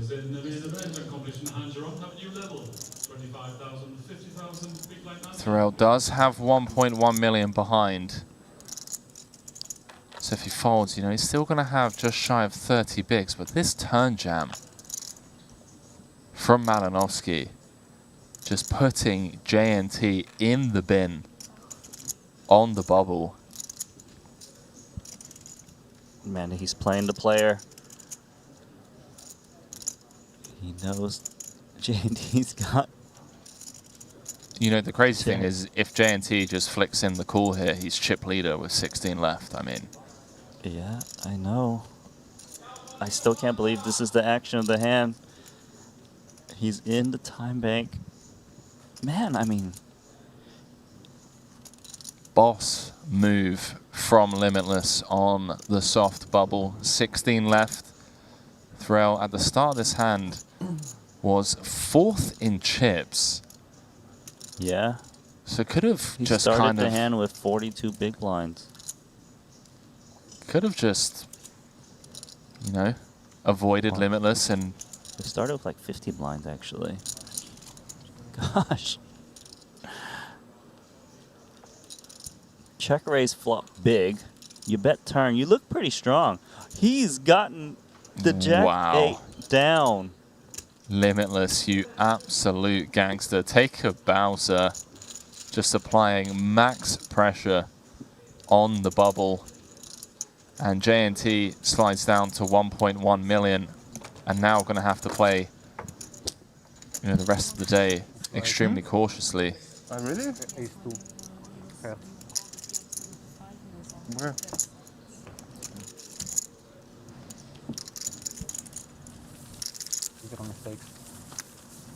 Here on the plate. I'm in shock. It is almost like the perfect hand right after the interview too. Is that a bottle a day type play, or is that a 2 bottles a week type play? I don't know. It's just so sick. It's the So absolute sickest play I've ever seen. We're playing 100K, correct? We are. We're playing and for 2.6 we're close to the bubble. We are indeed. And we're playing for 2.6 million and 200K min cash in a couple hands with the 2 biggest stacks. Oh my gosh. How?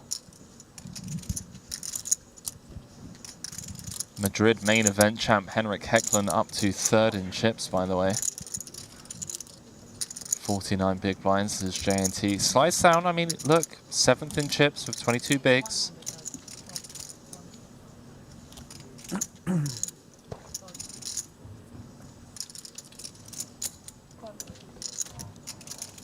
Oh, J&T just flats the small blind with Jack 9 off, so you're trying to get back at Limitless. Yeah, J&T needs to be careful here. Came into the final 2 tables, 4 of 16. Really healthy stack. Doesn't want to be playing hands out of position with hands like Jack 9-0 against someone like Malinovsky, who is more than capable of putting you to the test for all of it. And this may be trouble for J&T, by the way. 300K in the middle. Especially with what just happened, he may feel very committed to this pot. Oh, and he's getting tricky with Queen 10. Might save J&T a little bit, potentially. Although we know these guys are willing to play big pots, and now he's seen 2 checks. I wonder if Limitless goes for a sizable bet, expecting a jack to call. Yeah, I'd like to see him size up after checking flop. Goes for half pot. Snap call. And J&T, potential to go from 4 of 16 to one of the shortest stacks in the tournament. Well, the King of Diamonds may be going to save him, and yeah, Malinovsky does check behind. Maybe going to kick himself a little bit, Randy, seeing that J&T had a decent piece on the flop in the form of middle pair. Victor running away with it, 15 left, 25% of the chips in play, up to over 6 million.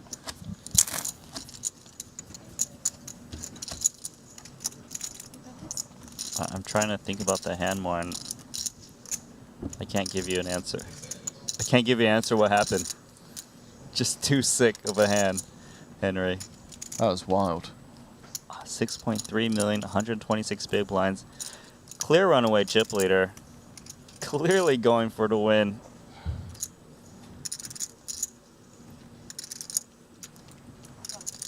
And no one else knows how sick of a play he's done yet at this table.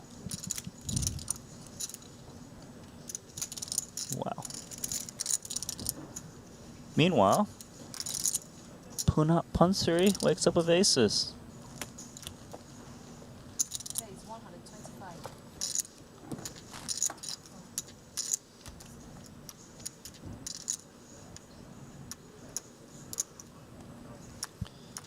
And Chidwick is going to run into aces with 5 big blinds. Wow, brutal. Brutal stuff for Chidwick's been incredibly patient. Been absolutely card dead from the final 4 tables, and he gets snap called. 2 outs for Chidwick. One of his flush draws alive, but still a tough ask, coming in a 4-1 dog as we head to the flop. And well, goes from 2 outs to 6. Not too bad. The king, queen, jack. Needs to find an ace or a 9 to survive. And he does. my. 9 of clubs, corner pocket. Sickness. Stephen Chidwick gets out of jail and cracks the aces of Punsery. Tournament defining pots for these players. At 2 off the money. That is going to slow down things, as he was the clear short stack. If he had busted that hand, we would be down to 14 on a stone cold bubble. Still in the soft. Sure, lots of Chidwick fans are happy to see him stay alive.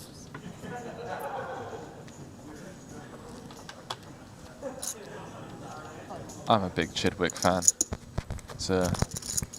I don't know if I'm going to see a sicker hand in No Limit Hold'em for a long time with that Queen 10 offsuit. It's not possible. There was still 1 card to go. Like, what if J&T had, like, just crying called, like, an ace X suited? It's like, okay, sure, let's go for it. Or what happens if J&T just called with, I don't know, trip 6s, Jack X, like, well, so many what ifs. I'm going to assume that Victor has some sort of kind of read from history. Yeah, like that he's never check raising trips in that spot. I don't know. Yeah, or maybe using certain, I don't know, it was just a beautifully played hand, a man with a plan, executed perfectly. You see Vishenkov opening up ace king of hearts rather than limp trapping. Just showing you. Bottom of range. Bottom of range. Likely.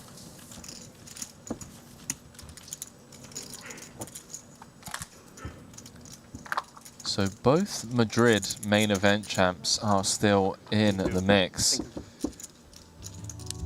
No Limit Hold'em main event champ Henrik Hecklin is currently 3rd in chips. And short deck main event champ Stephen Chidwick, 12th in chips. Both of them receiving a Jacob & Co. watch for their efforts. And, well, Shambhala Jules has been dishing out some fine prizes for our champions up until now here in Cyprus in the form of champion bracelets. Kind of jealous to be in the booth sometimes, not gonna lie. Wouldn't mind getting my hands on one of them. Alas, we'll have to wait until I start playing tournaments, Randy, which, based off my track record, will probably never happen.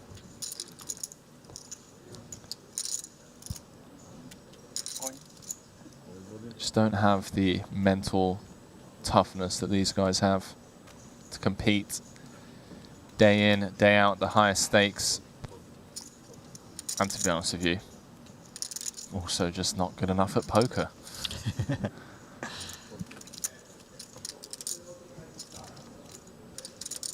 Two away from the money. Stephen Chidwick Good queen after no. managed to crack the aces of Panat Punsery, who's now the shortest stack in the field.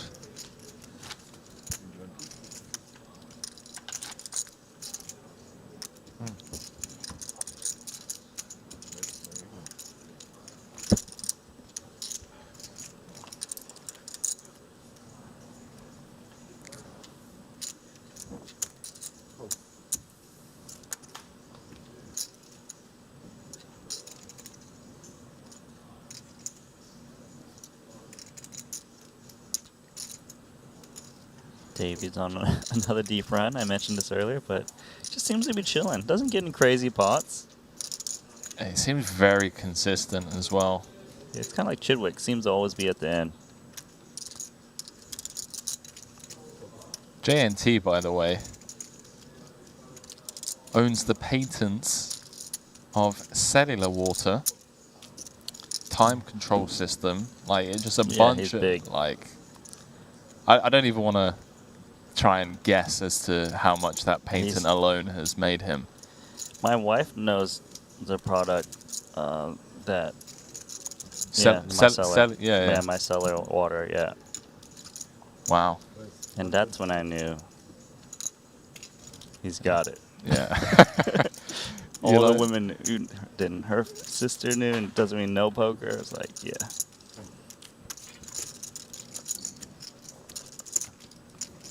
Pocket deuces. Big blind versus dealer button.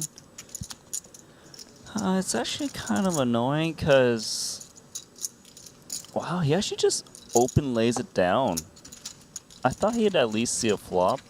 I was going to say it's a decent spot to rejam, but then you're, two from the money.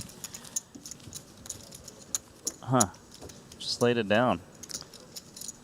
I guess maybe he was thinking, well, I'm not going to continue on any flop unless I hit a set. And if I hit a set and I raise you post flop, you know I've got it. I guess I can get behind it. And it was up against a 2.5x open too. Reducing his implied odds.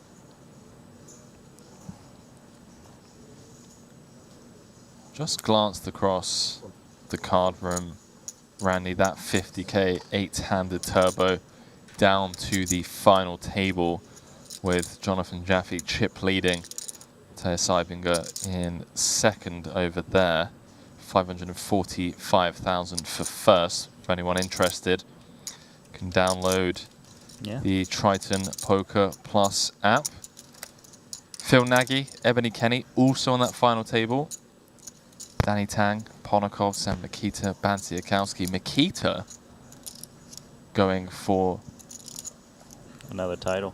Title number 5. Oh, 5. Oh, right, they both got 4 they from Madrid. Indeed. They do indeed.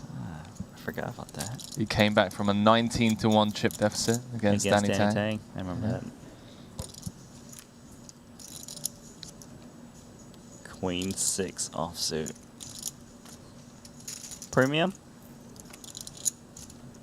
It is when you're 2 away from the money and you have the chip lead. Against 2 guys who've been folding their blinds.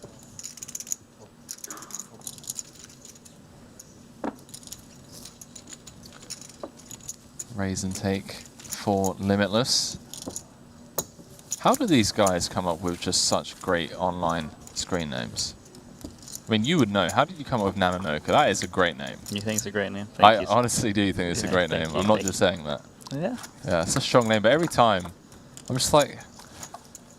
So what is your name like? Henry K? No, my screen name's hidden. Hidden, okay. Because I'm an absolute whale. I don't want anyone to know. Be like, that's that Henry guy. Do you know Limitless's name starts with an I? I've tried looking them up and it never pops up. Right. Because you have to type it with an I. Okay. So capital I. So his name's Imitness. Imitness. What? So it's not really, maybe it's not that cool, is it? Maybe it's not. It's probably because someone took it before him and he really wanted the name, so that was the best he can come up with. Wait, is Nanonoko got like zeros in it?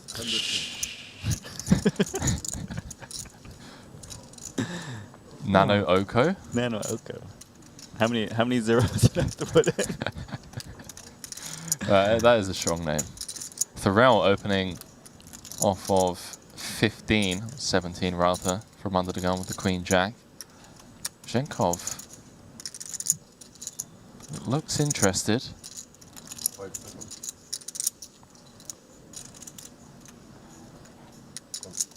Gonna get out of there. Yeah, where did the name Nanonoko come from?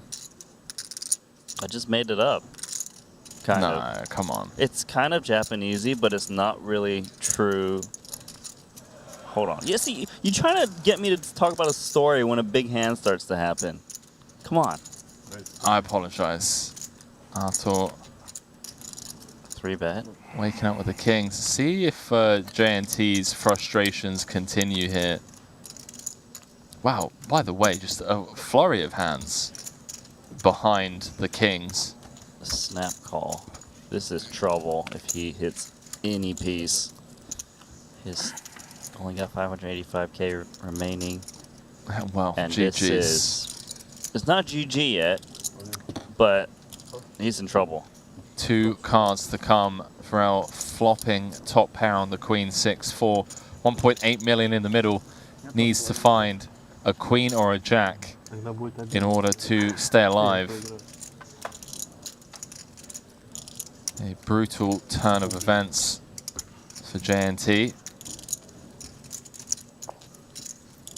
Let's go from 4 of 16 to out in 15th. 1 card to come. Doesn't find it, Randy, and we lose. See you later. Wow. JNT, legend of the game. And we are on the stone cold bubble here in Cyprus. I mean, yeah, I mean the big defining moment for him was that Jack 8 hand, whether he could make that call. I mean, of course, the money doesn't hurt him, but it is a bit disappointing. I feel like there was another tournament where he got very far, then he actually got his aces cracked. That's right. Yeah, I believe that was. You remember that too, don't you? Was that the 50k6 max? It was one of. It was either the 50. I think it was the 50. So, good news is we have the Triton Poker Plus app, which I'm about to jump into, Randy. But look at the stacks real fast. It's Victor Malinovsky here. 126 big blinds, 6.3 million. Artur's got 3 million. He's got double his stack. And then Artur's got triple the stack of Artem Vashenkov, who's kind of just chilling, hoping to slide into the money. We've got a bunch of short stacks right under him. We do indeed. Punsri, the shortest of said short stacks. We are 1 away from the money, min cash of $198,000. Bubble time, ladies and gentlemen. Now, the sick thing for someone like Limitless in this spot is these short stacks kind of act as an aid in a weird way where they're trying to survive. They're going to be playing extremely tight, and because of their presence, he just gets to lean into these middling stacks and chip away at them. So that by the time the bubble does break, could have a case of, you know, a potential runaway chip leader. He already has. And he's already got the runaway chip lead, and he is leaning on every stack right now. He was leaning on JNT there, right, with that Queen 10, with one of the craziest plays I've seen. And I've seen the short stacks, you know, like folding deuces in the big blind. Like, there's definitely some tight play going on, which is fine and understandable. And let's see how Davies wants to play 7-6 suited into an 11 big blind stack. Standard is the jam here, I think. Yeah. He just knows that you want to be the one jamming, especially in a guy of like 10, 11 blinds. He can't really call off very wide. The risk premium goes up. The risk premium. Yeah, it's a term. Yeah, obviously on the bubble you want to be the one that's applying the pressure rather than being the one to cool off. And for pros like Limitless with the chip lead, the bubble is, you know, it's a time for elite pros to take some of their biggest strides, set themselves up to win the tournament. So I'm looking at the overall chip counts via the app, and if we look at the bottom, it is a tight race. It is 9 it's grim.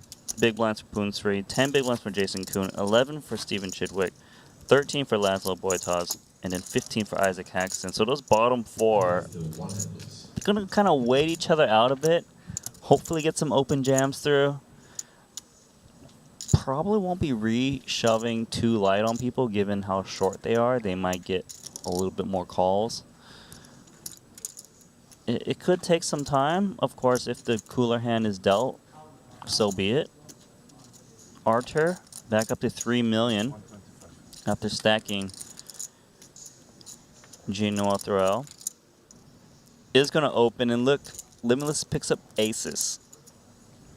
It's going to kind of set the statement. Yes, he's got a premium here of aces, but I think it might deter Marty Rosen in future hands, right? Like, oh man, I open. He's 3-betting me as expected. And Marty Rosen actually sized it a little bit larger pre-flop. So he's actually getting a better price than normal against this 3-bet size. Does he want to play out of position? 60 big blinds. It's quite a lot of stack to play for. So that's why he's going to continue. Like, I feel like, yes, you could get it all in by the river, but oftentimes you wouldn't. So you can kind of safely call one. Well, swing and a miss for Artur. Pananovsky with the overpair on the Queen 8-5.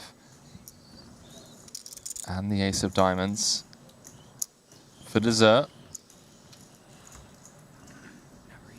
Just loving this dynamic, isn't he? You have 500? Mm-hmm. Alright, now they still have, right, they still have it at 40k now. 450.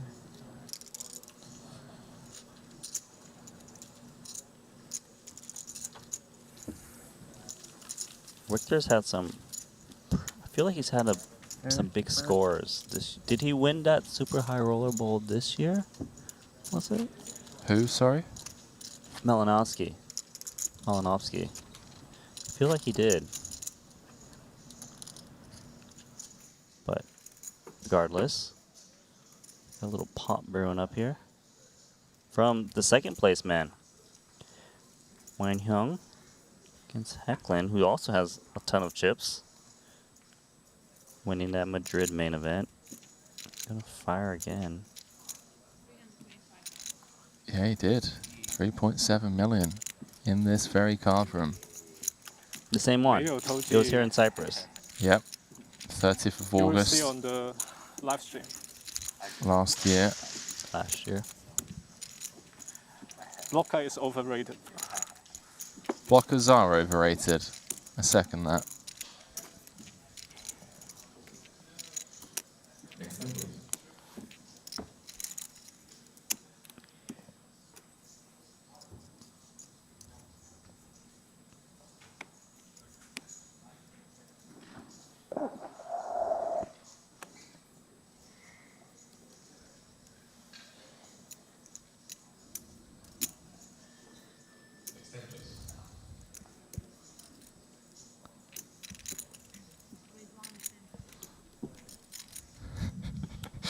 Oh man.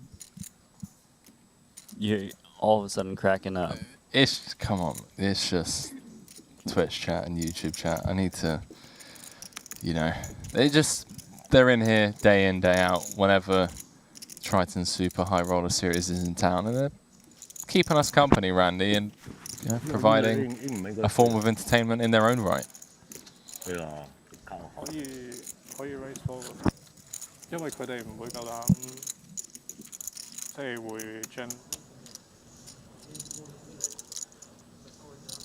We're playing hand for hand, aren't we? We are indeed. Yeah, that's why we get to go back and forth, catch every hand.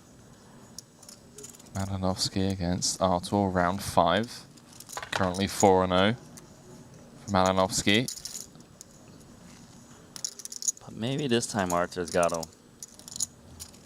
He definitely has the best hand. Whether or not he can stick around with ace-9 against the under-the-gun open.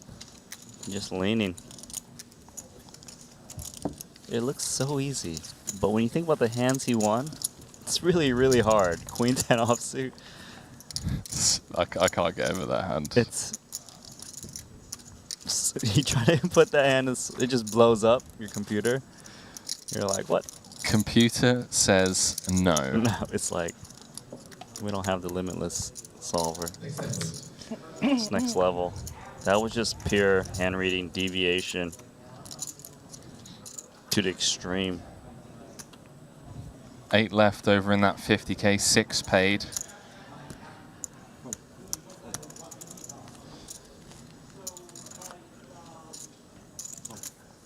bet Kenny just won't back down.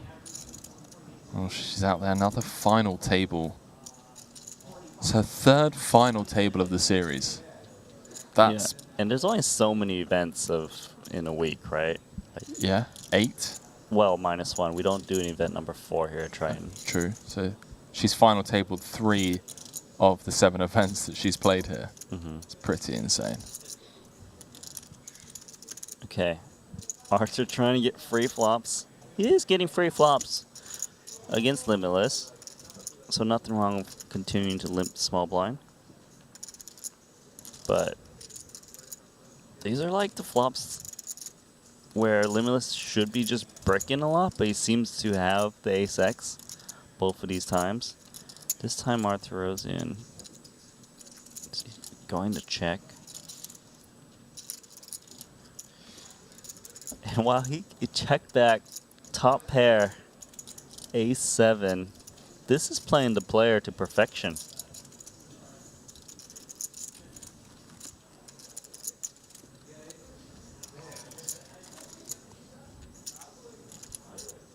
Arthur now takes the bait. And it's a big bet. It's a pot-sized bet. Jack-7. Malinowski's check. Perfect. Gonna try to make it look weak.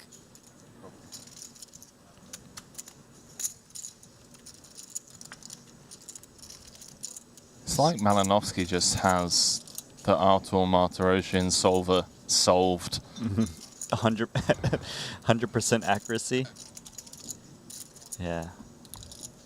Must be pretty frustrating when it just feels like there's one guy at the table that has you figured out. Arthur thinking about stabbing. He's like, okay, well, he checked back the ace pretty quickly. Well, certainly, Limitless doesn't have an ace. Does give up.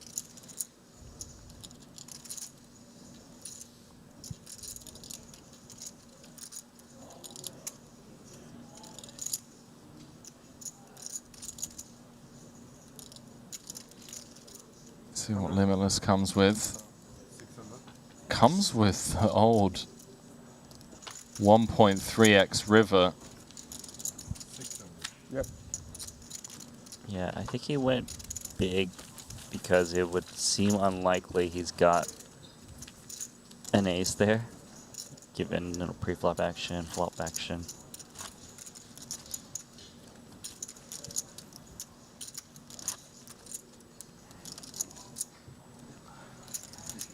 Next step, please. He's got 7.1 million chips now. Second place on 4.4.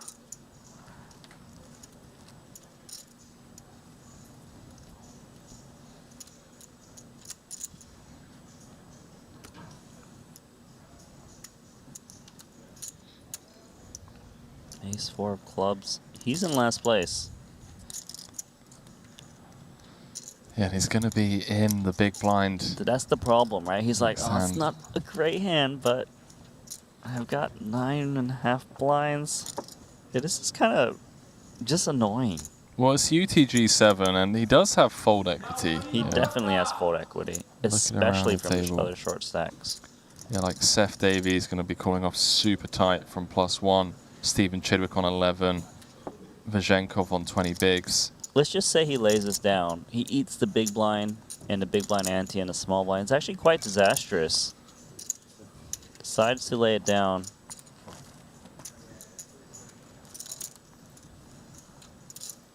Vazenkov in the cutoff. 2-8s. It's scary, right? You're like, oh, I've got to play this hand. It's a bit too good. But those are the two guys you want to see quickly fold.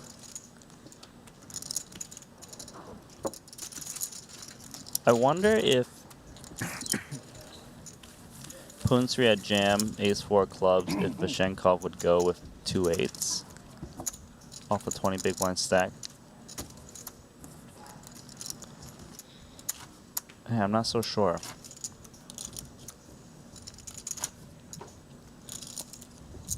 Next step, please.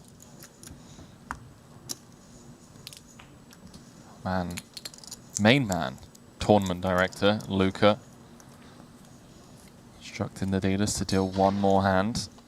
For those of you just joining us at this fine hour, we're on the stone bubble of the Triton No Limit Holder main event. 100k buy-in, 2.6 million for first. The $198,000 min cash. Look at that. Davies just lets go of the ace-jack from UTG. From these multiple deep runs I've watched him play, he really respects the ICM. Which is fine. Clearly a big winner in the game. Some could say that Davies is dialed in, Randy. Yeah? People in the chat, however, not a fan of that phrase, but he's dialed in. He's dialed in. This Malinovsky just open jamming the 4-3 suited.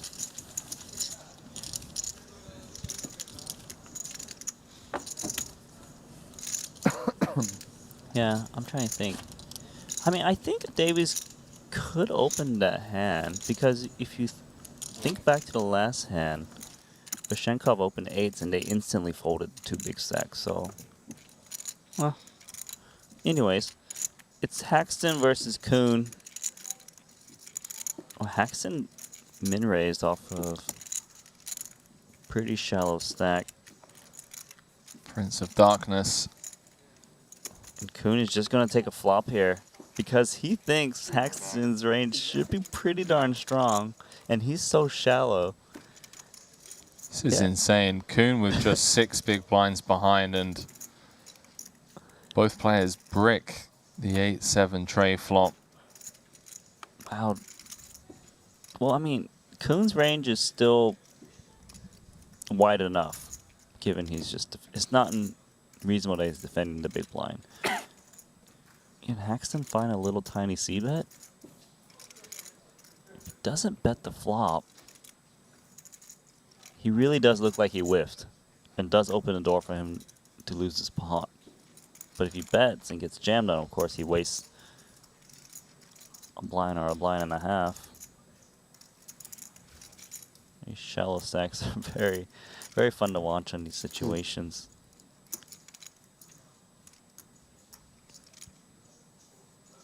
Jason praying for some check back. It doesn't look like he's going to.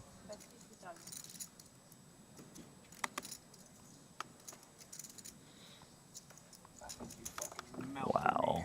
King 10 getting away with that one. Yeah, JK unsure about that. Yeah. Oh my god. Well, we must do this. I had a big fucking hand, Paul. That might have been bad. Wayne Huang, by the way, chip leader at this table, second in chips overall, playing 4.4 million. Next time, please. Cashed an event over in Madrid, came 4th in the 20k for 172k. 172,000 euros, I should say.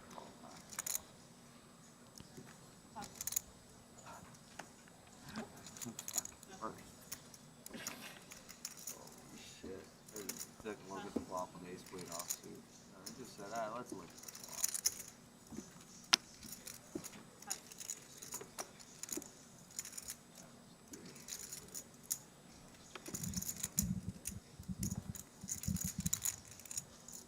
Holding. And talking of that young man from Hong Kong, open jams the button, and Kuhn with ace queen again. Could be getting it in great shape on the bubble. Cards on their back. You got me dominated.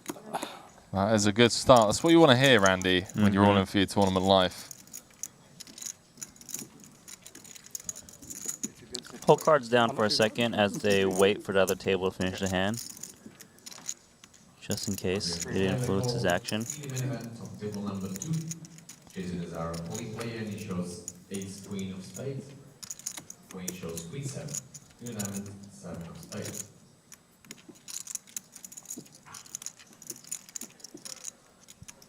there's a song in America by this guy Tom Petty, and he goes, "Don't do me like that, don't do me like that." That's kind of how I'm feeling right now.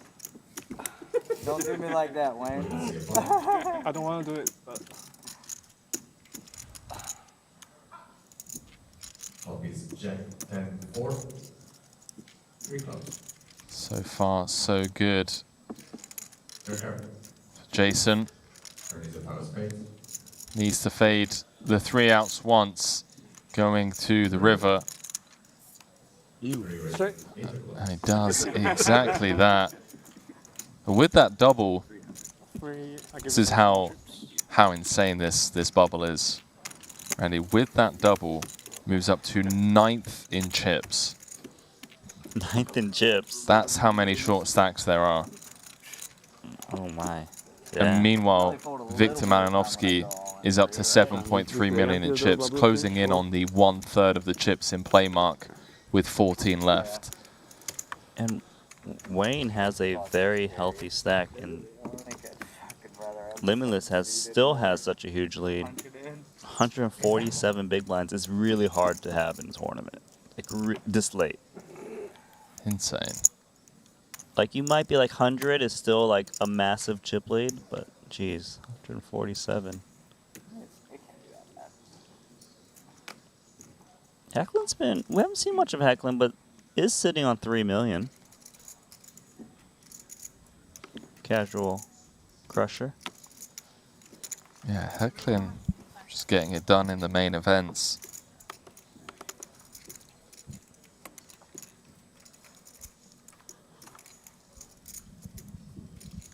I mean, there's quite a few people left in the field that just seem to just get it done quietly, you know? Mm-hmm. Chidwick, someone that comes to mind, just seems to just get it done quietly.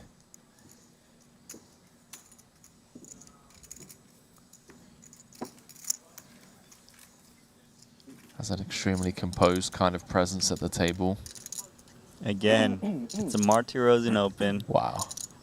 And a Victor Malinovsky 3-bet. What odds will you lay me that Artur bubbles this event? You would get pretty good odds, though. Like, he's sitting on 2.5 million. Oh, he is. Yeah, but, you know. You would get really good odds. But it is very, very possible, because he has not folded to any of these 3-bets yet.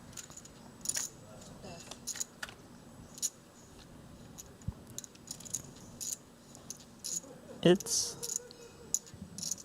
an okay flop, I suppose, of ace-10 if you're expecting your opponent to be 3-betting some garbage, like Broadways.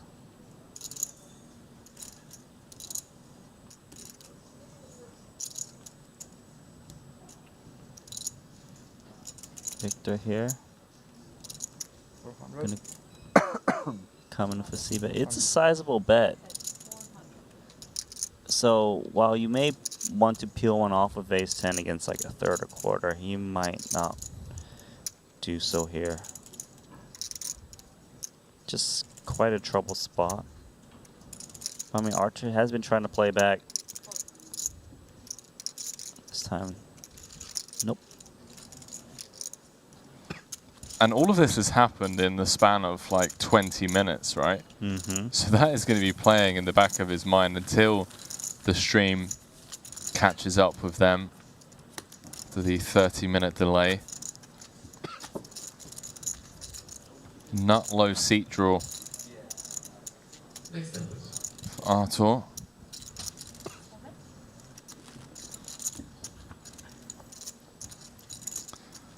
Yeah.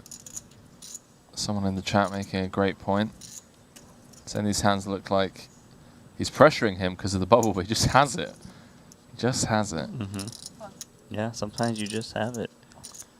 But Archer definitely feels like he's being picked on.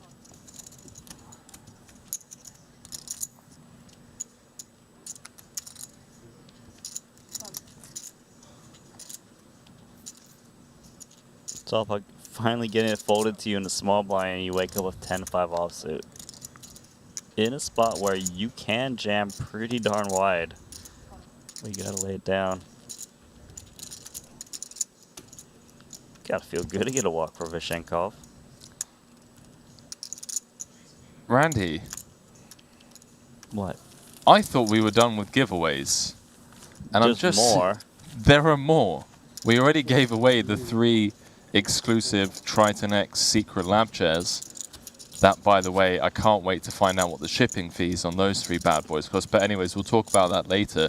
Because I'm seeing in the chat now, we're giving away 5 sets of Triton gear. That includes the Triton cap, hoodie, and autographed box set of playing cards. You can click on the link in the chat to get involved in that. And that is it you that's autographing?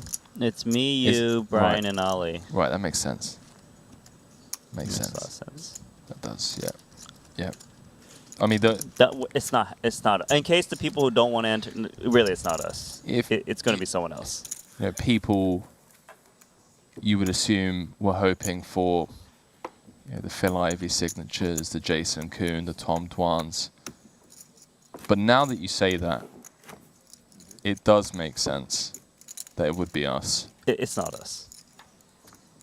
Because I'm saying that because I think there's some people in the chat that won't enter if they think it's us. And I want everyone to enter. All right, fair. Wow. Still on the stone bubble here in Cyprus is event number 8, the 100K No Limit Hold'em main event. The final Hold'em tournament that we'll be covering here in Cyprus. Tomorrow we'll obviously be playing down to a winner. Someone's going to receive 2.6 million for their efforts. Then as of Thursday, yeah, I'm right, as of Thursday, I'm going to be bringing you short deck coverage, which I'm not going to lie, I'm really excited for. Yeah. Yeah. It's been good so far. I mean, like, every tournament's got some sick hands. Lots of faces coming out. Rui Cal's here. Excited to play some short deck.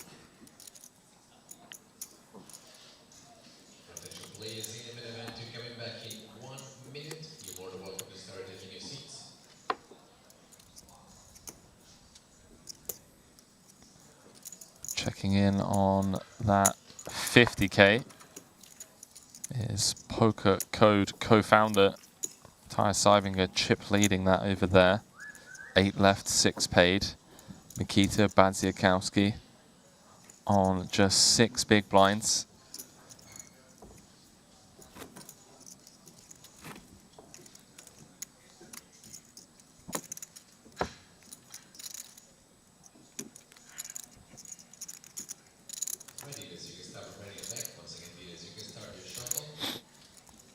We are hand for hand. Would now be a good time to start a lot of things with the chat at this fine hour, Randy. It's 2 a.m. Come on, we were on the stone cold bubble. You want to play some Latin things with the chat? Well, I mean, in between hands, not, you know, Wayne under the gun chip leader, 6 deuce, behave, does fold.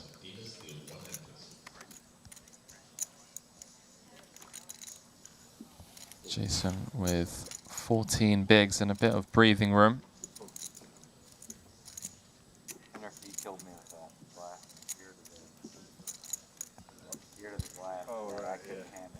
Punsary currently the shortest stack. Chidwick with 8 bigs. Laszlo Wojtas with 11. It wouldn't surprise me if, you know,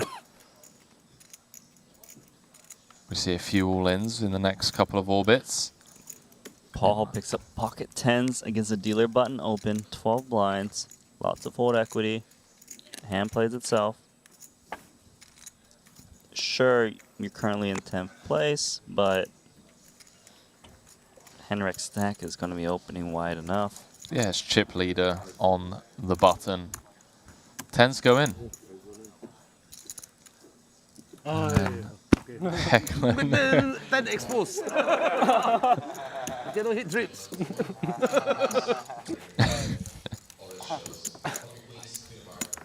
I don't know why I do Esther. 煙實都唔知點打啊！一隻實咗出嚟，煙實抌㗎啦。十就係，我對住佢開可能射。射啊？對住我唔知我都唔知，因為而家個可能抌咯。如果你抌咗你個牌，得唔得啊？如果 expose 嘅10可能抌。抌啦，仲有3個人。因為放得佢阿太仔佢太短。5個人。佢都7個大萬嘅，要好緊。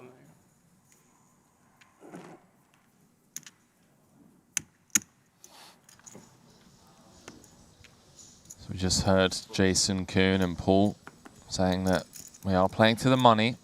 One more elimination. The final 13 will bag and tag for day 3. Get some rest and come back tomorrow and play for 2.6 million. Expose. Expose 10. I see my first last 10. I want to mark already. Really 10. With 2 out. No? I guess maybe it's okay. 10 expose. I don't know what I do. I think probably I fold. The guy shot.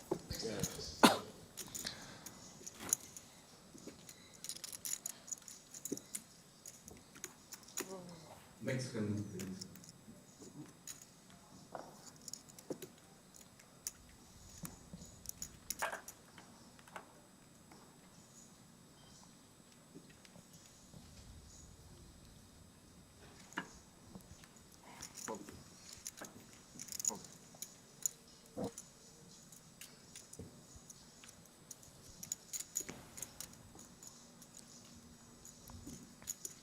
Understand everyone being so patient to bow out now after 2 days of play.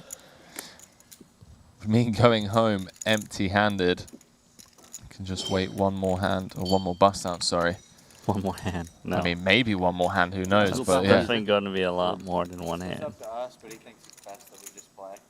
Tell us how we're in the money. I think everybody probably agrees with that. Yeah. So the players just agreeing that it's best to continue play till we are ITM. King Jack. You can see. How much is this? Wow, go on then, Punsri. Yeah, wow. You Also, absolute savage. with 8.5 blinds, this is a bit savage, actually. Yeah, a lot of guys would call. You saw Jason Kuhn with a similar stack, right? He just called with Ace Queen and the check folded, but now he's created an opportunity by jamming here to win the pot pre-flop with no showdown.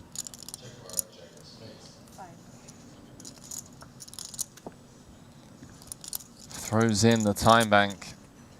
You saw him just look over at the clock and shake his head.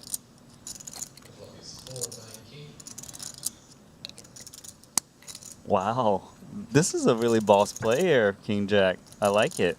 Oh man, it's just just different approach from like a professional like Kuhn with an Ace Queen and a Punsri with King Jack. Yeah, Artur has to just be concerned that he's going to be dominated. Does let it go, and Punsri with a huge pickup up to 12 bigs. That's a big laydown. You gotta be feeling good about taking that down with King Jack.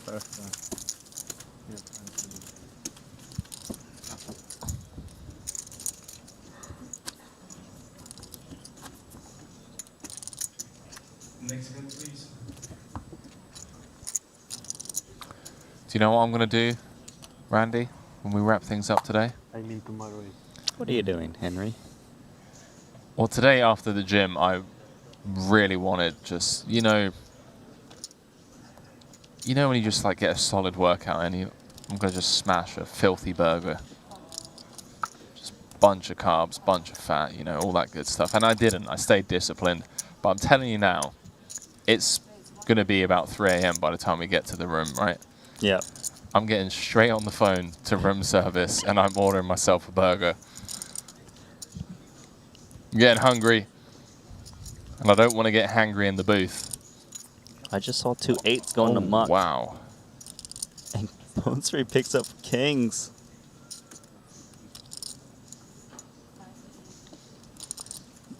Wait, was it Horace that just mucked the 8s? I believe it was. Yeah, he mucked at 8s. He would have been in trouble.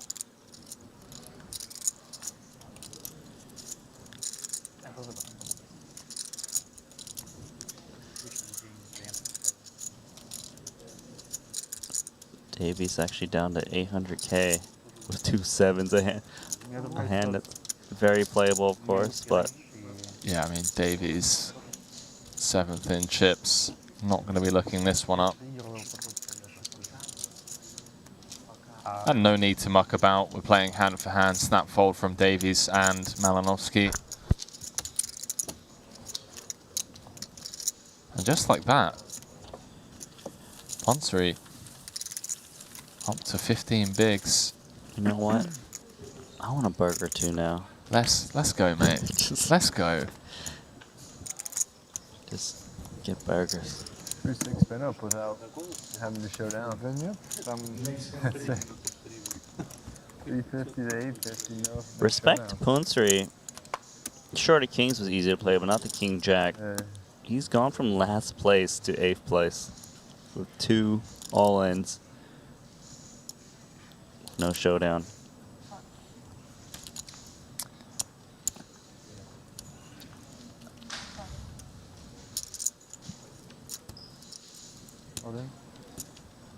Malinowski just open ripping the suited 9 from the hijack. Welcome to $198,000 bubbles, ladies and gentlemen. We have a runaway chip leader who has a third of the chips in play with 14 left.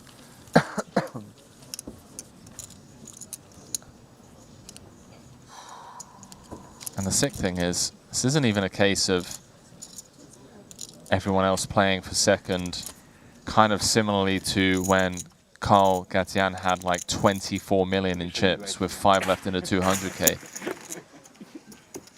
It's a case of everyone trying to make the money first before they could even think about later on. Jacks are in, takes out King Queen. Is that a good fold? King Queen? Jacks.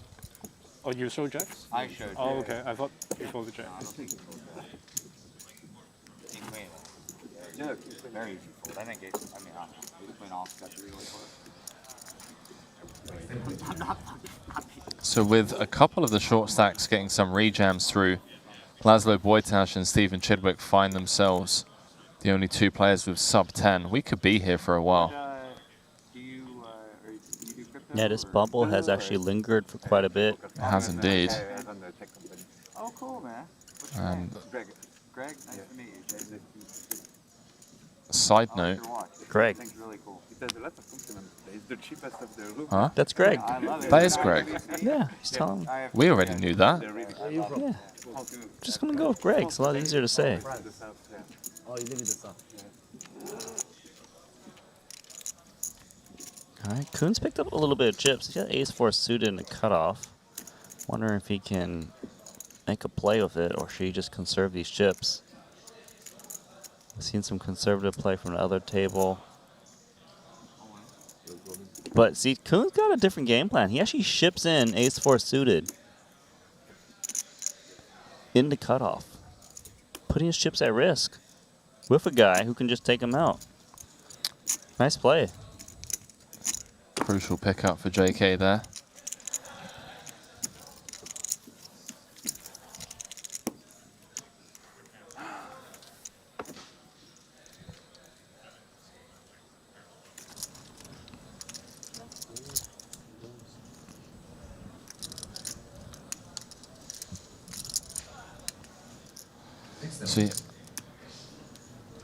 So just to note, event number 9, the 50K 8-handed turbo. They are 2 off the money over there. So a couple of bubbles being played out in the room.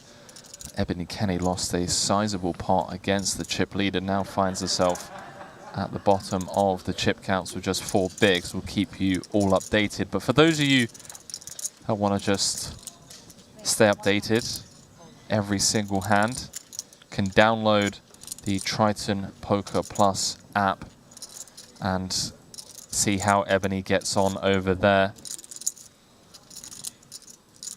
That is a strong performance from her. 3 final tables out of the 7 events that she played. I saw another pocket 8s go into the muck.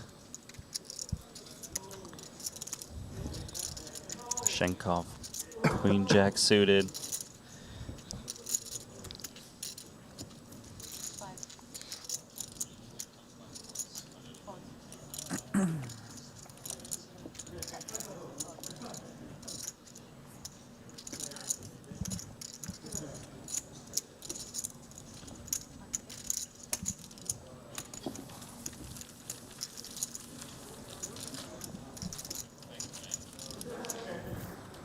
So it is the Victor Malinovsky show at present. 7.9 of the 24 million chips in play. I mean, it's absolute scenes. 2.6 million for first. Did win that 250k that you mentioned in this very room last year for 3.9 million. Seems to hold his own in these high rollers. No surprise, he is limitless. Are we getting back now? First cash at a Triton series came back in London in the 100k main event. Surprise, surprise, here we are. Archer picks up 10, small blind versus big blind.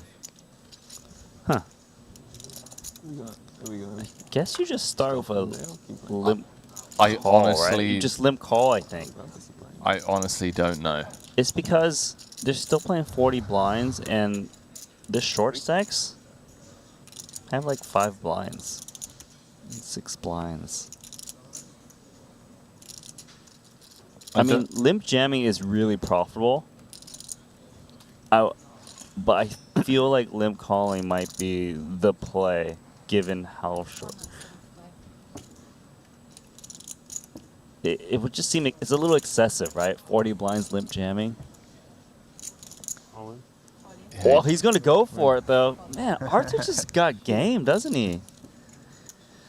Wow. What should we do? Should we go home or should we keep playing? I mean, you guys decide. I mean, I'll prefer to play, but... Yeah. So it sounds like We'll do a break, right? Yeah. No, they were meant to go home at the end of this level. But okay, so Luca and the players all just kind of agreeing that, look, sending someone home now to come back and then bubble tomorrow. All right. Cool. Yeah, nobody wants to do that. So we are going to play down to the money. There's going to be a very short break from us here in Cyprus. It's Victor Malinovsky, the overwhelming chip leader on the bubble in event number 8, the 100k No Limit Hold'em main event. And that bubble worth $198,000. And Randy, I mean, just scanning through some of the stacks, Stephen Chidwick is the shortest with 6 bigs. Laszlo Bojtas on 8 as we welcome you back into the booth.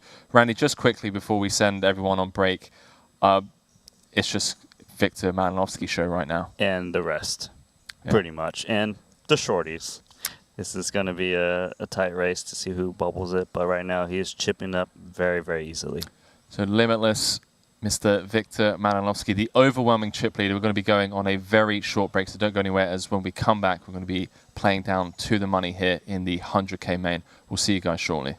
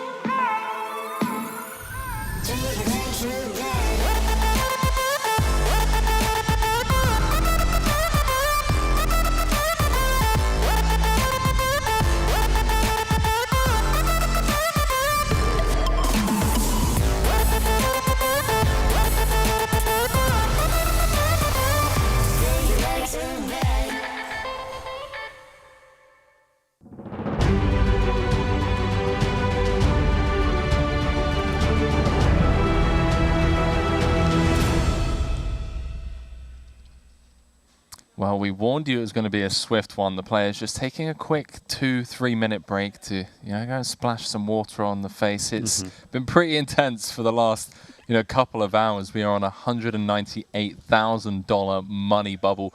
One of these final 14 players is going to be going home empty-handed, but I got a funny feeling it isn't going to be Victor Malinovsky, as he is the overwhelming chip leader on the bubble. We're going to send it back down to the final 2 tables. And there he is, 131 big blinds. Second in chips at the table, Randy. Artur Martirosyan with just 36 bigs, as we welcome you viewers back into the room. Do you manage to get much done, Randy, on break? No, because I'm just waiting to see what happens. Like, it's just very intense. It is. Yeah, I mean, you spoke about, what, almost 200K. And some of these guys are still kind of giving action. 10-4 offsuit. Rips it in. Queens. There it goes. And a snap call from Mr. Horace Way. We are hand for hand. Malinovsky just open jamming from the small. Way waking up with the queens. But 12% of the time, Randy, Way is going home empty-handed with the 2 queens. Yeah, but it's pretty darn hard for 10-4 offsuit to make that happen. Everyone is rooting for the biggest suck out. Oh, for sure. I mean, Chidwick's just sat there on 5 bigs saying, look, hey, I'll take 198K right now. Yeah. Dude. Thank you very much. Dude, if they're dirty, give them. So Horace all in at risk. And well, there's something there. That 4 wrapped around the deuce 3. Horace in high hopes and just has him dead on the turn, so he's going to get the double.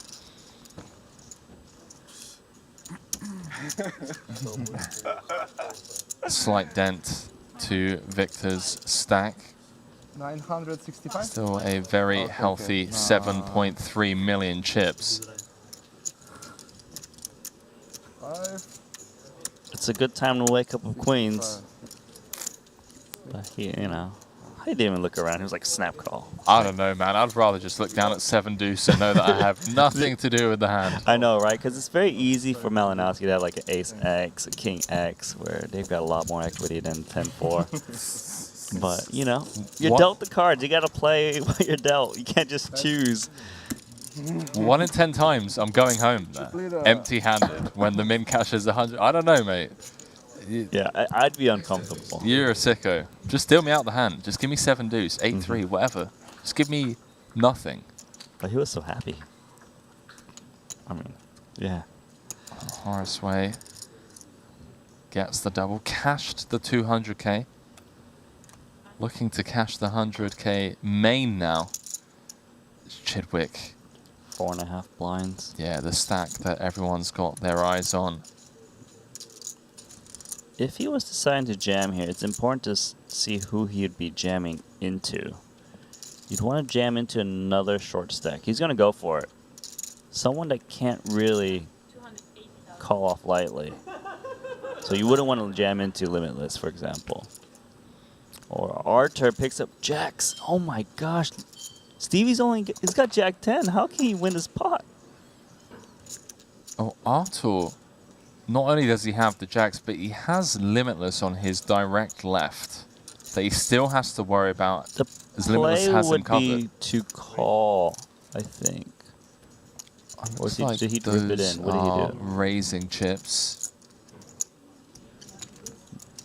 Okay. And it looks like Way has a decision, by the way. He just checked the app to scan the stacks around the room. That isn't posturing, Randy. What has Way woken up with? Should be 500. Okay. Oh, right. Yeah, he's okay, woken up with the queen 5 offsuit. Okay. My bad. That is a bad live read. That was a bad live. I felt like he had a legit decision there for a second. But Chitters, our Madrid short deck main event champion, Forget about the curveball. in rough shape. But Chidwick just aware, you know, he's like, look, I have 5 bigs, I still have fold equity, I can't wait 2 more hands till I'm kind of forced all in the big, and well, not too goes bad. from 12% to 17 on the King 9-4 flop. Has a gut shot. As everyone else from the other table comes over to sweat this river card. The deuce of hearts, and Stephen Chidwick is our bubble boy here in event number 8, the 100K No Limit Hold'em main event. And that means, Randy, that these final 13 players are now guaranteed $198,000 and hopefully a good night's sleep before coming back tomorrow for day 3, where they will be battling it out for $2.6 million. And Say that again. I say battling it out. I'll just redraw. They're going to be battling one man, that's for sure. Victor Malanovsky, aka Limitless, the overwhelming chip leader. It's so stressful, man. I mean, even for me, where I'm like kind of comfortable. Coming into day 3. But Henry, while yes, they're battling one man of all the chips, second place gets 1.8 million, third 1.2, third 946,000. There's still some good money up there in the other spots. There is indeed, Randy. There's plenty of money to play for. You know, there's the Jacob & Co. watch for the eventual champion. There's the trophy. So look, the bubble is over and done with. The players can kind of, you know, now play for the win. And, you know, we're going to see that. We're going to see a lot of these guys, you know, looking through the field. They're all capable of taking the spots as and when they come. And tomorrow, cards are going to be up in the air, and we're going to play for 2.6 million and 3 7-figure paydays, Randy. Just quickly, event number 9, the 50K Turbo. Matthias Eibinger, chip leader over there on the bubble. We'll keep you guys updated on that tomorrow. But anything to say to kind of send us off into the hours or the late hours of the evening? What a grind, right? It's been very intense. Eventually, it was Chidwick that had to bail out and go out on the money bubble. But there's a lot of short stacks here as we look. And then there's the massive chip leader. Second place, Wayne Hung's doing pretty good. And Henrik Hecklin, Artemar Arturos, they've been battling a bit. So I think tomorrow we'll probably reach the final table pretty quickly, given how short those guys were hanging on. Yep, I agree. But for now, it is the Victor Malinowski show, and you know he's willing to make that sick play with Queen 10 against J&T earlier. I still cannot get over that hand. That's Jack wild. 6-6. It's just wild. Calling that check raise and bluff jamming over the turn. It's going to be fun. It's been amazing. I'm excited to watch tomorrow and then move on, transition into that short deck for another week-long coverage. Yeah, I mean, that Queen 10 hand's going to make the highlight reel. Phil for Stephen Chidwick, obviously, for bubbling, but he's got all of those short deck events to look forward to. So it's not like this was the final tournament of the series for him. I'm sure we'll be seeing plenty more deep runs from Chidwick in the short deck streets. But for now, from both Randy and myself, we're going to bid you good night. And tomorrow, we're going to be crowning ourselves a main event champion. See you tomorrow, Randy.